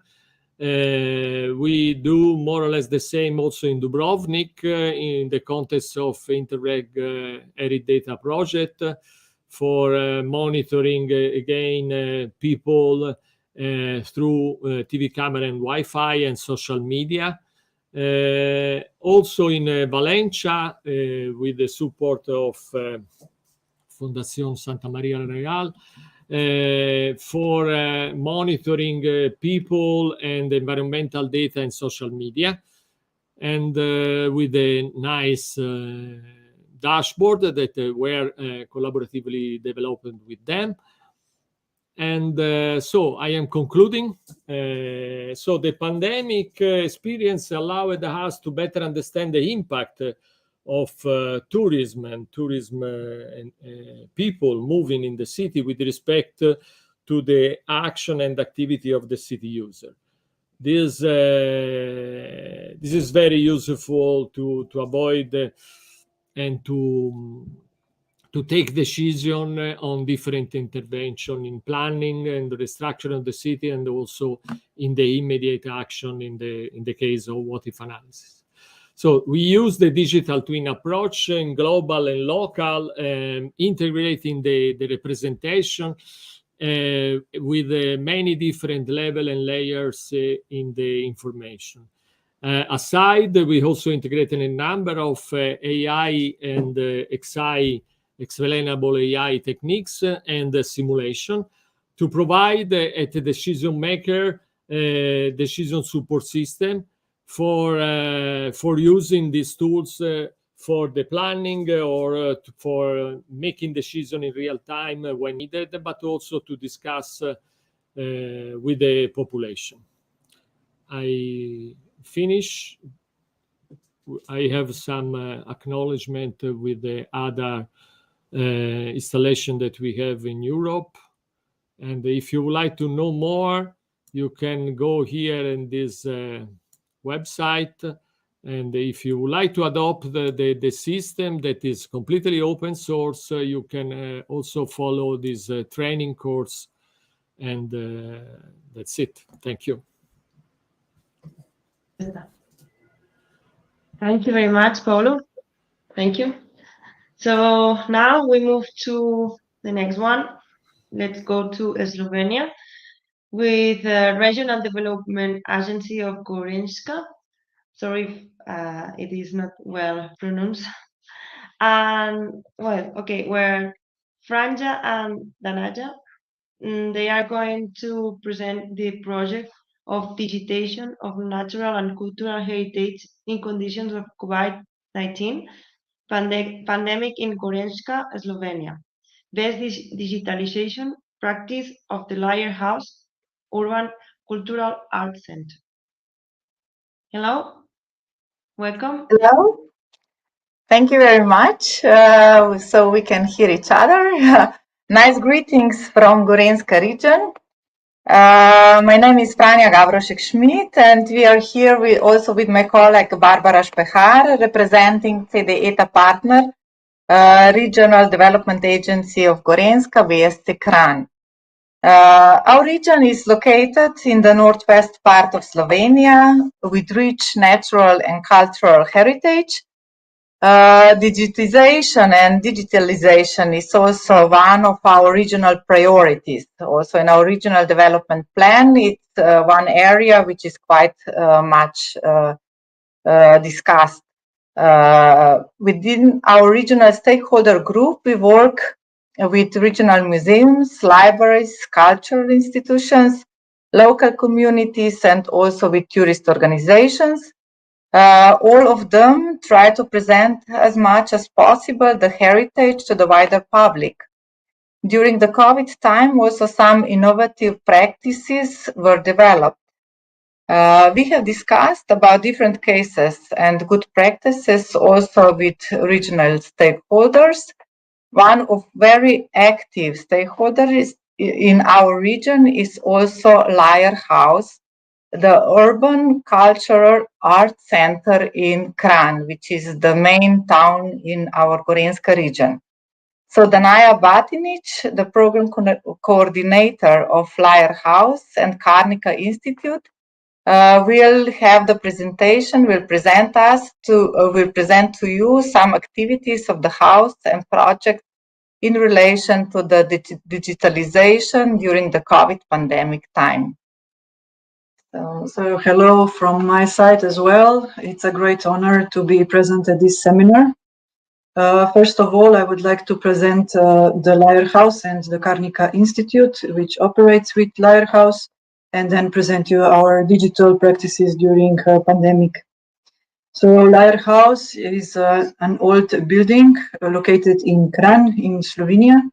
It is a birthplace of a Slovenian painter Leopold Lajer, who used to live at the end of 18th century and beginning of 19th century, and is protected as cultural heritage. And Karnika Institute, which is a cultural NGO, manages Lajer House since 2010. Today, Lajer House is the crossroads of cultural and social events in the capital of Gorinska region throughout the year. Art, music, creativity, education, and cozy cafe leave the house every day of the year. The Karnika Institute is initiating urban changes in Kran and its old town center, and is participating in numerous cultural, civil, and urban renovation projects. Karnika, together with partners, artists, and cultural workers, is co-creating the International Cultural Center and the artistic community. It has developed a sustainable and repeatable business model for the management of cultural heritage sites, which was also acknowledged by research conducted as part of Interreg Forget a Heritage project. So we're having some kind of technical issues. I would like to, there we go. Thank you. So just to present a couple of images. There we go. So this is Lajer House from the outside.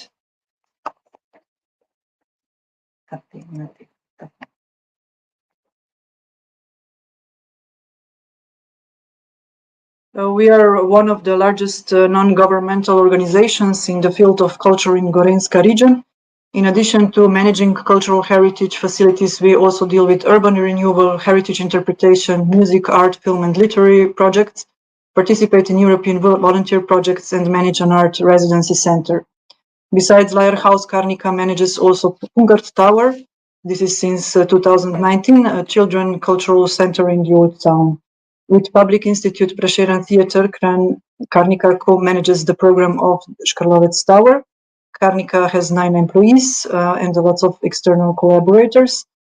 So some of our biggest projects and festivals are Textile Art Biennial, which is named Bien, Contemporary Collage Festival named Chaos, which is just happening now till the August 13th.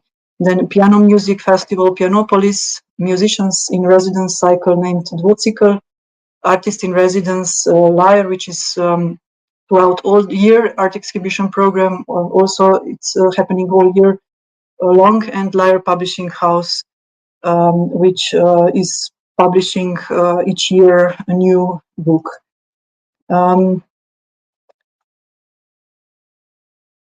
So some of the pictures that you can see are showing our projects.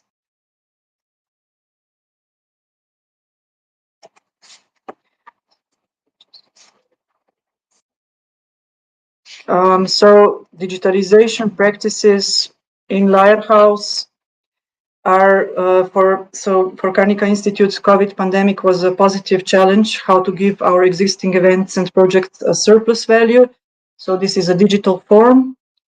We haven't stopped doing our events. We have just transformed physical events in digital ones. It was quite a challenge, but also we were in favor of doing this because also before the pandemic, we were trying to use as much digital practices as possible. Very important for us was that we were capable of fast organization and transformation in digital form, the knowledge, the skills, and the open mind of the team to do such process, so at any time actually. So we started with digitalization of concerts, which meant that we would stream our concerts on Facebook. We started to digitalize our exhibitions with virtual exhibitions. We cooperated with a couple of photographers, and who took photos of the exhibitions, and then these virtual exhibitions were capable of displaying on our website. Then we also started with video presentation of artists on Facebook, which was then shared on Facebook, Instagram, and YouTube, also on our webpage. So this was quite important for our followers, because Karnika Institute and Lajer House is in a lot of. So we mainly depend on social promotion on our social channels like Facebook and Instagram. Then we started to also transform our symposiums online. So we started to share them on Zoom, on Facebook, and so on. Artist talks were then visible also on Instagram TV and Facebooks. And guided tours we started to organize via Instagram TV and Facebook. Then we also started to organize hybrid events in 2020, for example. So we started to do Prešeren's Day, which is one of the most of the biggest Slovenian holidays, or we started cultural holidays. So we started to do a hybrid event, which was kind of a combination of physical exhibition and a virtual event. So we made a tour around our exhibitions, and people would be able to see it, of course, in limited form. So just next to this, we also organized a hybrid talk with artists and representations of a new book. And this was really widely accepted with our followers, with public, so the response was really good. On this picture on the right, you can see the music artist in residency named Dvocikl. There was a live stream on Facebook, and so these two musicians were staying at Lyre House for 1 week, practicing there, so having a group project. Also, so the visits of Lyre House at that time was not possible. So, but we still managed to make this happen. Then one really nice project was also this Art on Hold project in 2020 and 2021, which was actually the galleries at that time were closed, so we weren't able to invite people to see our galleries, and we just decided that we will transform the exhibitions in digital form and put the digital form of the artworks in the posters around the town, so on the big posters almost, and these were then really well accepted by public as well. The right picture is the same project but with poetry, so we shared the poems that we get on the open call, and we would otherwise publish it in a book, but we also wanted to share with people on the streets, so that at these hard times when people were feeling harsh and isolated, we would put art on the streets, and people would feel better maybe because of that. One project that maybe I would like to give special attention is the Krakra project. Krakra project is named after a crow, actually. And it's named like this because it wants to emphasize the sound that a crow produces. So it's something energetic, something that stands out. And Krakras are actually podcasts and videos about Kran cultural and natural heritage. And this project was developed together with Regional Development Agency and in 2021, and it was organized within a European project Erasmus Plus named OCT. And Krakra is developed as a creative tool for the education of the young generations about cultural and natural heritage and the usage of multimedia. We've created actually a website for presentation of video podcasts and prepared webinars for teachers with video tutorials on creation of podcasts, information gathering, production of videos, and so on. So we actually collaborated with primary schools. We have invited more than 100 teachers, and 20 teachers responded. We've organized then 2 online events for teachers to watch educational videos and also participate with questions, doubts, opinions. teachers started mentoring their pupils in the last triad about video podcast production in the classrooms, and they also did a lot of practical work. They went on the terrain and in the old city center where they have recorded video and photo content. We've collaborated with cultural institutions also, so with Gorenska Museum, Prešeren Theater, and Kranj City Library. They also provided a lot of information for the pupils, and it was so very educational for the pupils because they've learned lots of new information about these institutions and also the cultural and natural heritage about Kranj. And after 1 month, so we get the first results. There was already 7 video podcasts about Kranj cultural heritage then. So the second phase of the project followed then in autumn 2021, and the podcasts about natural heritage were made. And this is still an ongoing project. So in the future, we would like to invite more pupils from all around Slovenia. So not just Gorenska region. We would maybe in the future like to also widen this project also on the Balkan region. And the Krakra project encourages active learning about cultural professions and Gorenska's cultural and natural heritage. Students themselves become creators of multimedia content, in this case, so video and podcasts, with which their classmates and lower grade students acquire knowledge about culture in Kranj in a way that is today closer to children and adolescents. With this, so we are adapting to the new reality and encouraging young people to actively create even in pandemic time, despite all the limitations. We want to further develop the content and technical materials in the future and include new student products in the project. So the goal is to make the online platform a modern tool in cultural educations in the long run. This project is also supported by the municipality of Kranj. On the same hand, the cooperation of public and private institutions in the field of culture and education is being strengthened. And this is also one of the most important goals of the project. So I would also like to share with you one example of this video podcast. I'm not sure if it will work. No, sorry. Is it possible to share this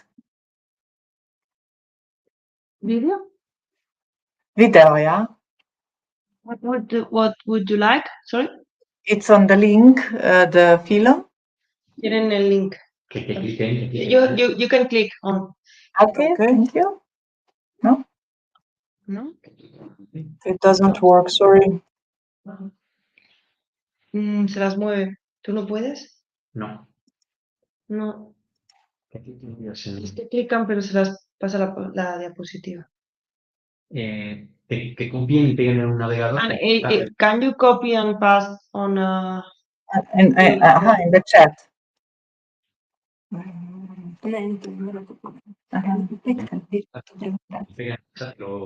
Or if not, you can just pass into the chat and then we can put it. If you copy and paste the link and put that one in the chat, and we can share it.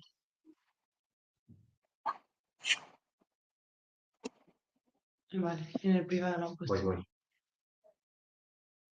Ya, lo subes tú, lo subo yo.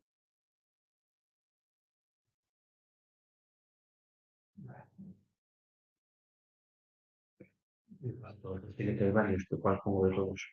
Which one is because I think there are several. It should be only one, liar, SC. It can be the first one on the first one. The first one. La voy a compartir pantalla. Voy a compartir pantalla.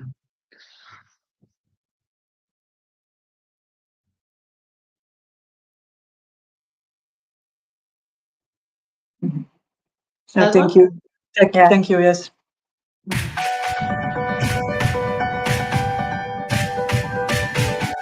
tunnels over Old Kran began to be built before World War II.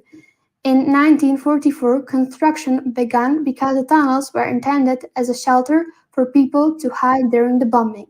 About 130 workers completed the construction, but the tunnels were not completely secured. Despite the imperfect construction of the tunnels, the people used them for emergency cases such as overflights. Tunnels were made artificially and built by two construction companies. They are dug into the conglomerate. On the parts where they are not surrounded by concrete, the conglomerate is clearly visible. Due to lack of time, the tunnels were not completely covered in concrete. The Carnolian tunnels have also gained a natural look over the years, as after a while natural stalactites began to form. In winter, however, stalactites called ice stalactites developed. In the tunnels, however, many rare cave animals have found habitat, like cave crickets, cave herbivores, and bats. The purpose of the tunnels today is very different as in World War II. At the time when World War II took place, we used them as a hiding place, but today we use them for the cultural events and other purposes. About 2 decades ago, the community of Kran decided to use the tunnels as a cultural center in Old Kran. Many people helped clean the tunnels. The cleaning took 5 years. In 2008, the tunnels were opened for the public.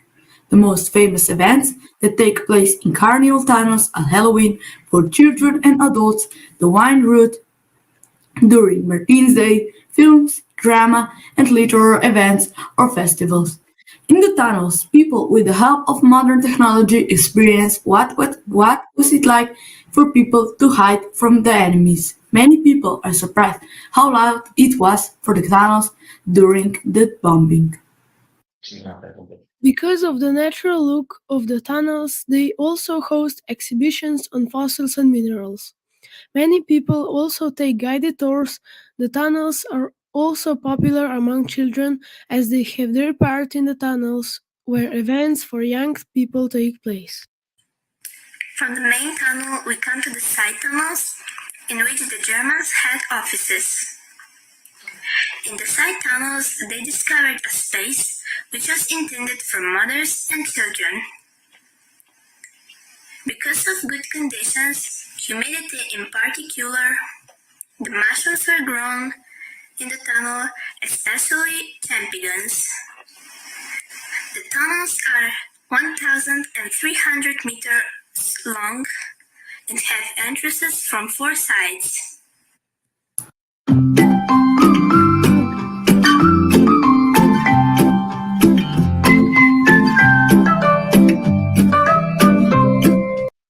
So yeah, this was one example of how the podcast about the tunnels of Kran, which is also the cultural heritage, was presented by students of the primary school. And I think it's a great way that they learn about cultural heritage, also the natural heritage, and also about the digitalization, also about the digital techniques that they can use in a good way. So we are trying to go on with this project as long as it will be possible, and also to do other digital practices in the future, because our view of art and culture in general is to cooperate with digital practices and with science in general. So thank you very much for listening. If you have any questions or doubts, you can also visit our webpage, lyre.si, and write to my email. So thank you. Thank you very, very nice. And thanks for sharing the video. Okay, so I think that we have questions. So let's move to the last one. That is Estonian War Museum General, Laidoner Museum. And the speaker will be Anu Biltrop, and she will talk about examples of good practice of digitization of natural and cultural heritage in Estonia. First of all, I want to say that sorry because we didn't understand that the question was for Paolo. you did some questions using the chat, and we thought that was for us, and that's why we didn't ask to Paolo. But now we saw that Paolo answered, so I don't know if you want to ask something more, or I don't know. I don't see now that what did he answer. Yes, now I think you can see that the platform is GDPR complaint, and it has been verified by Helsinki Antwerp since 2019. Okay, thanks. So, but anyhow, I can be in touch and ask for more details, I hope. Hello also from my side. I know I'm the last one, so I'm trying to be, let's say, effective. Also, I'm trying to share my screen. So,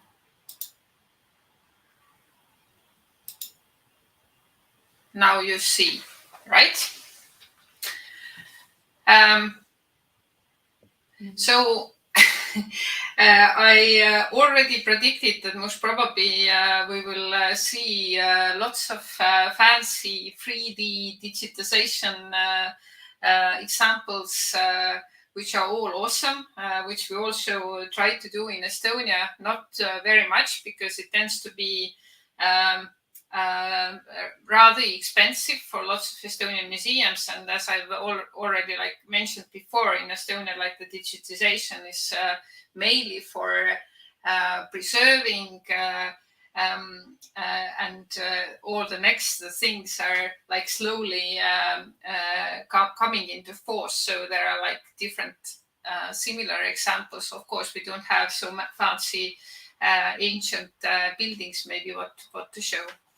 But anyhow, I wanted today to focus on two topics, and one is related to COVID itself, because I don't know how it's across Estonia, across Europe, but in Estonia we already tend to forget all about COVID and crisis, and this crisis, because Ukrainian war is so close to us, and this is something that we feel every day, something that we discuss every day, read the news every day.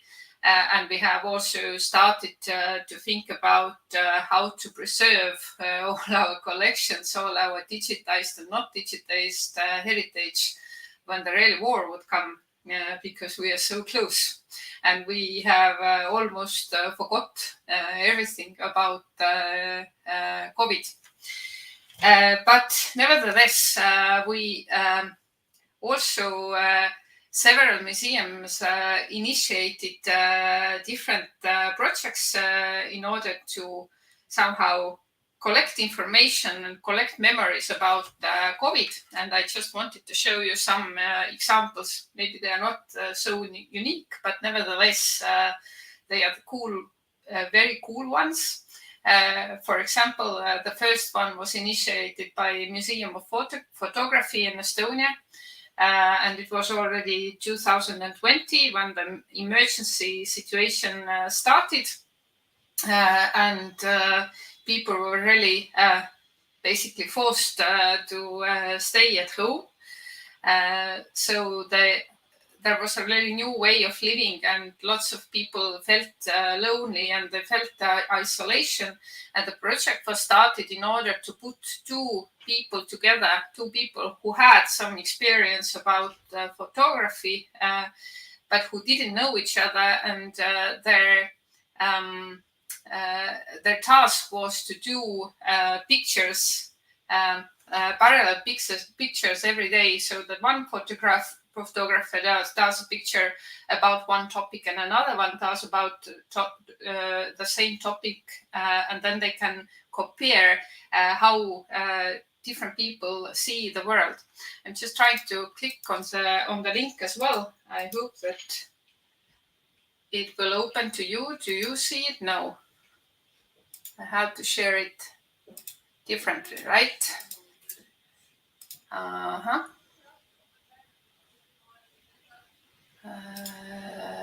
let me see, I'm a little bit lost here. So now you see me. I hope you see now. For example, I show you two-person story. So they just did different pictures every day, that how the isolation felt for them, how do they feel themselves at home. And afterwards, there was also exhibition and also a book about the same story. And it was a very interesting process and a very fruitful process for those people who participated.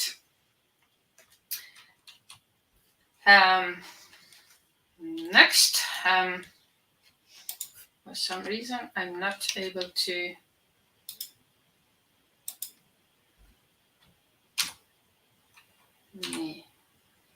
Okay, then Estonian National Museum collected people's stories about COVID. I assume that most probably you have something similar ongoing in your countries. And there were like very interesting pieces. Regular people shared their stories. What did it mean to be alone, or what does it mean to be afraid of the relatives who are like the vulnerable groups? And we can say that it's just regular people doing regular stuff and surviving their own crisis in the context of bigger crisis. But I think it's just awesome that there is a museum in Estonia who collects regular people's stories, something that people in the future can read and really feel and understand what other regular people thought about different cases. And now, when I was also preparing the presentation, and as I said, we have almost forgot everything about COVID. It was very interesting to read the stories about people being so afraid of COVID that even couldn't go out of the house, or they were afraid to pick apples from the shop because they thought that maybe they will be infected from COVID as well. So it has been like a long way where we are now. There is also one very fun project initiated by Tallinn University, and they collected different pictures about different topics. And the two main topics was at first, as you see, the signs, different signs that ask people to either keep the distance or wear the mask.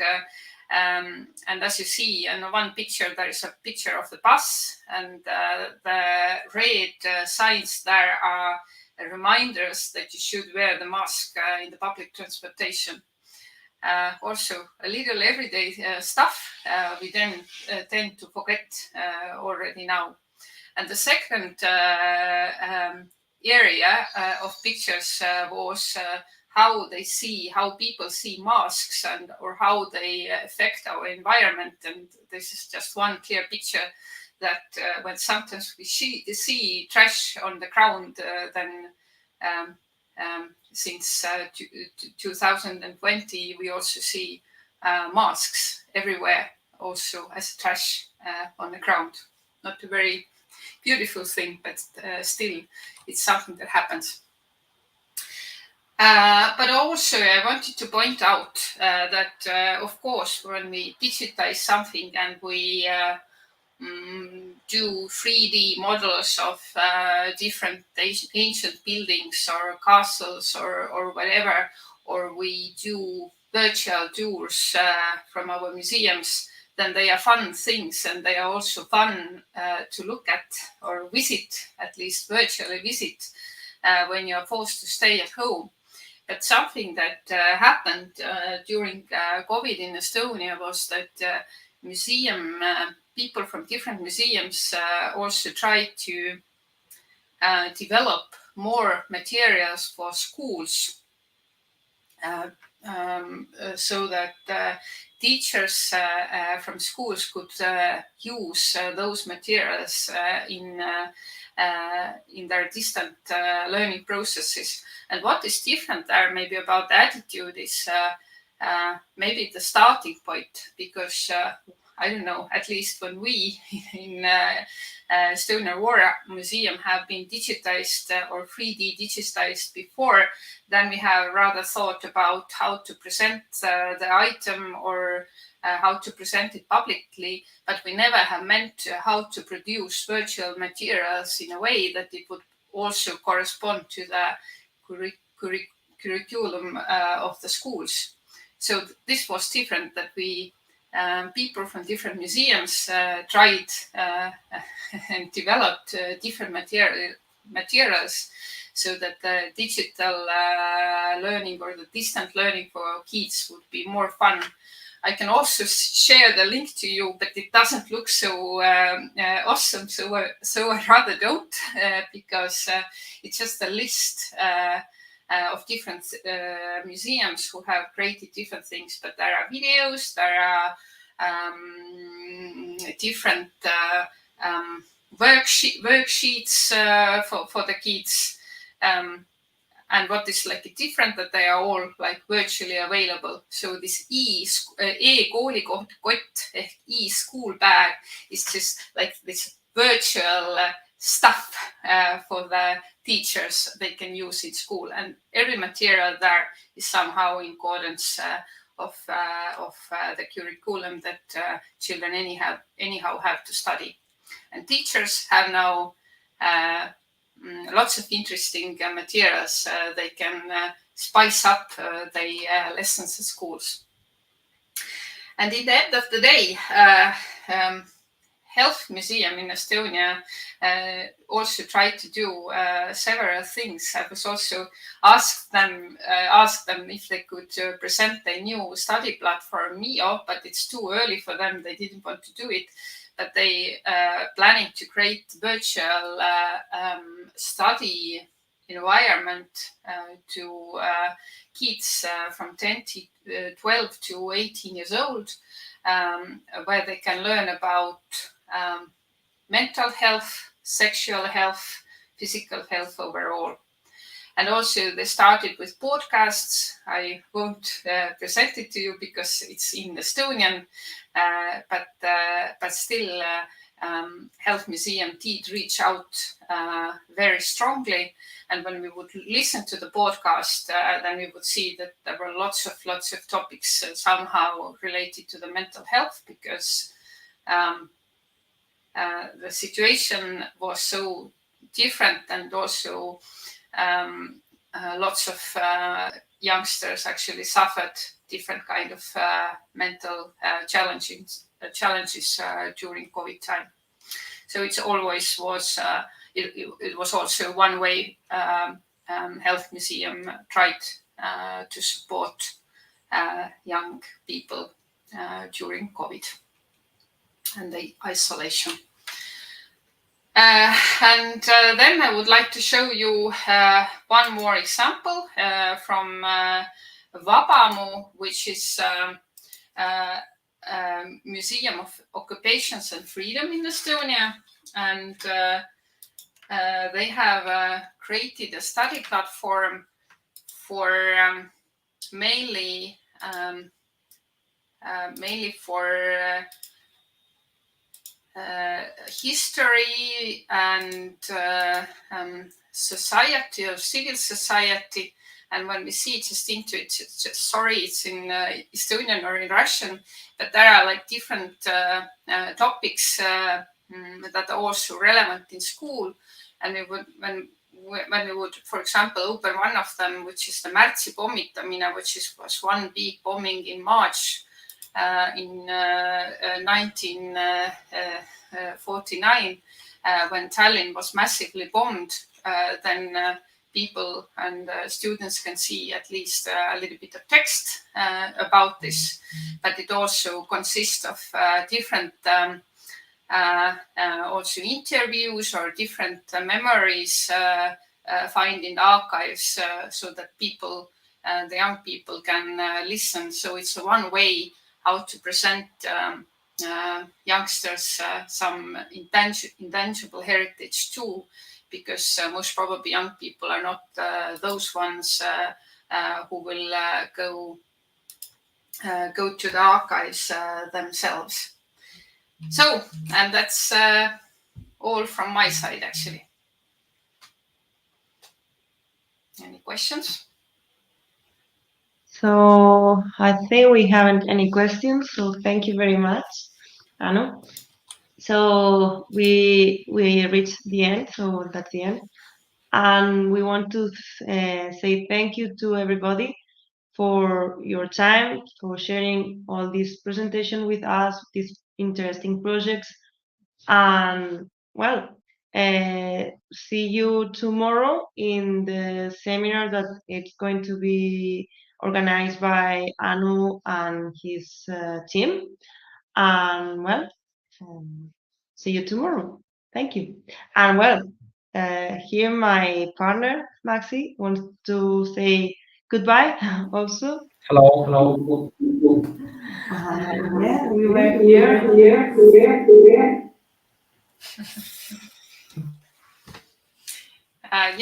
So I'm looking forward to see you also tomorrow in a different environment with a little bit of different topics, a little bit more specifically from our teeny tiny museum. So see you tomorrow. Bye. Bye bye. Bye bye.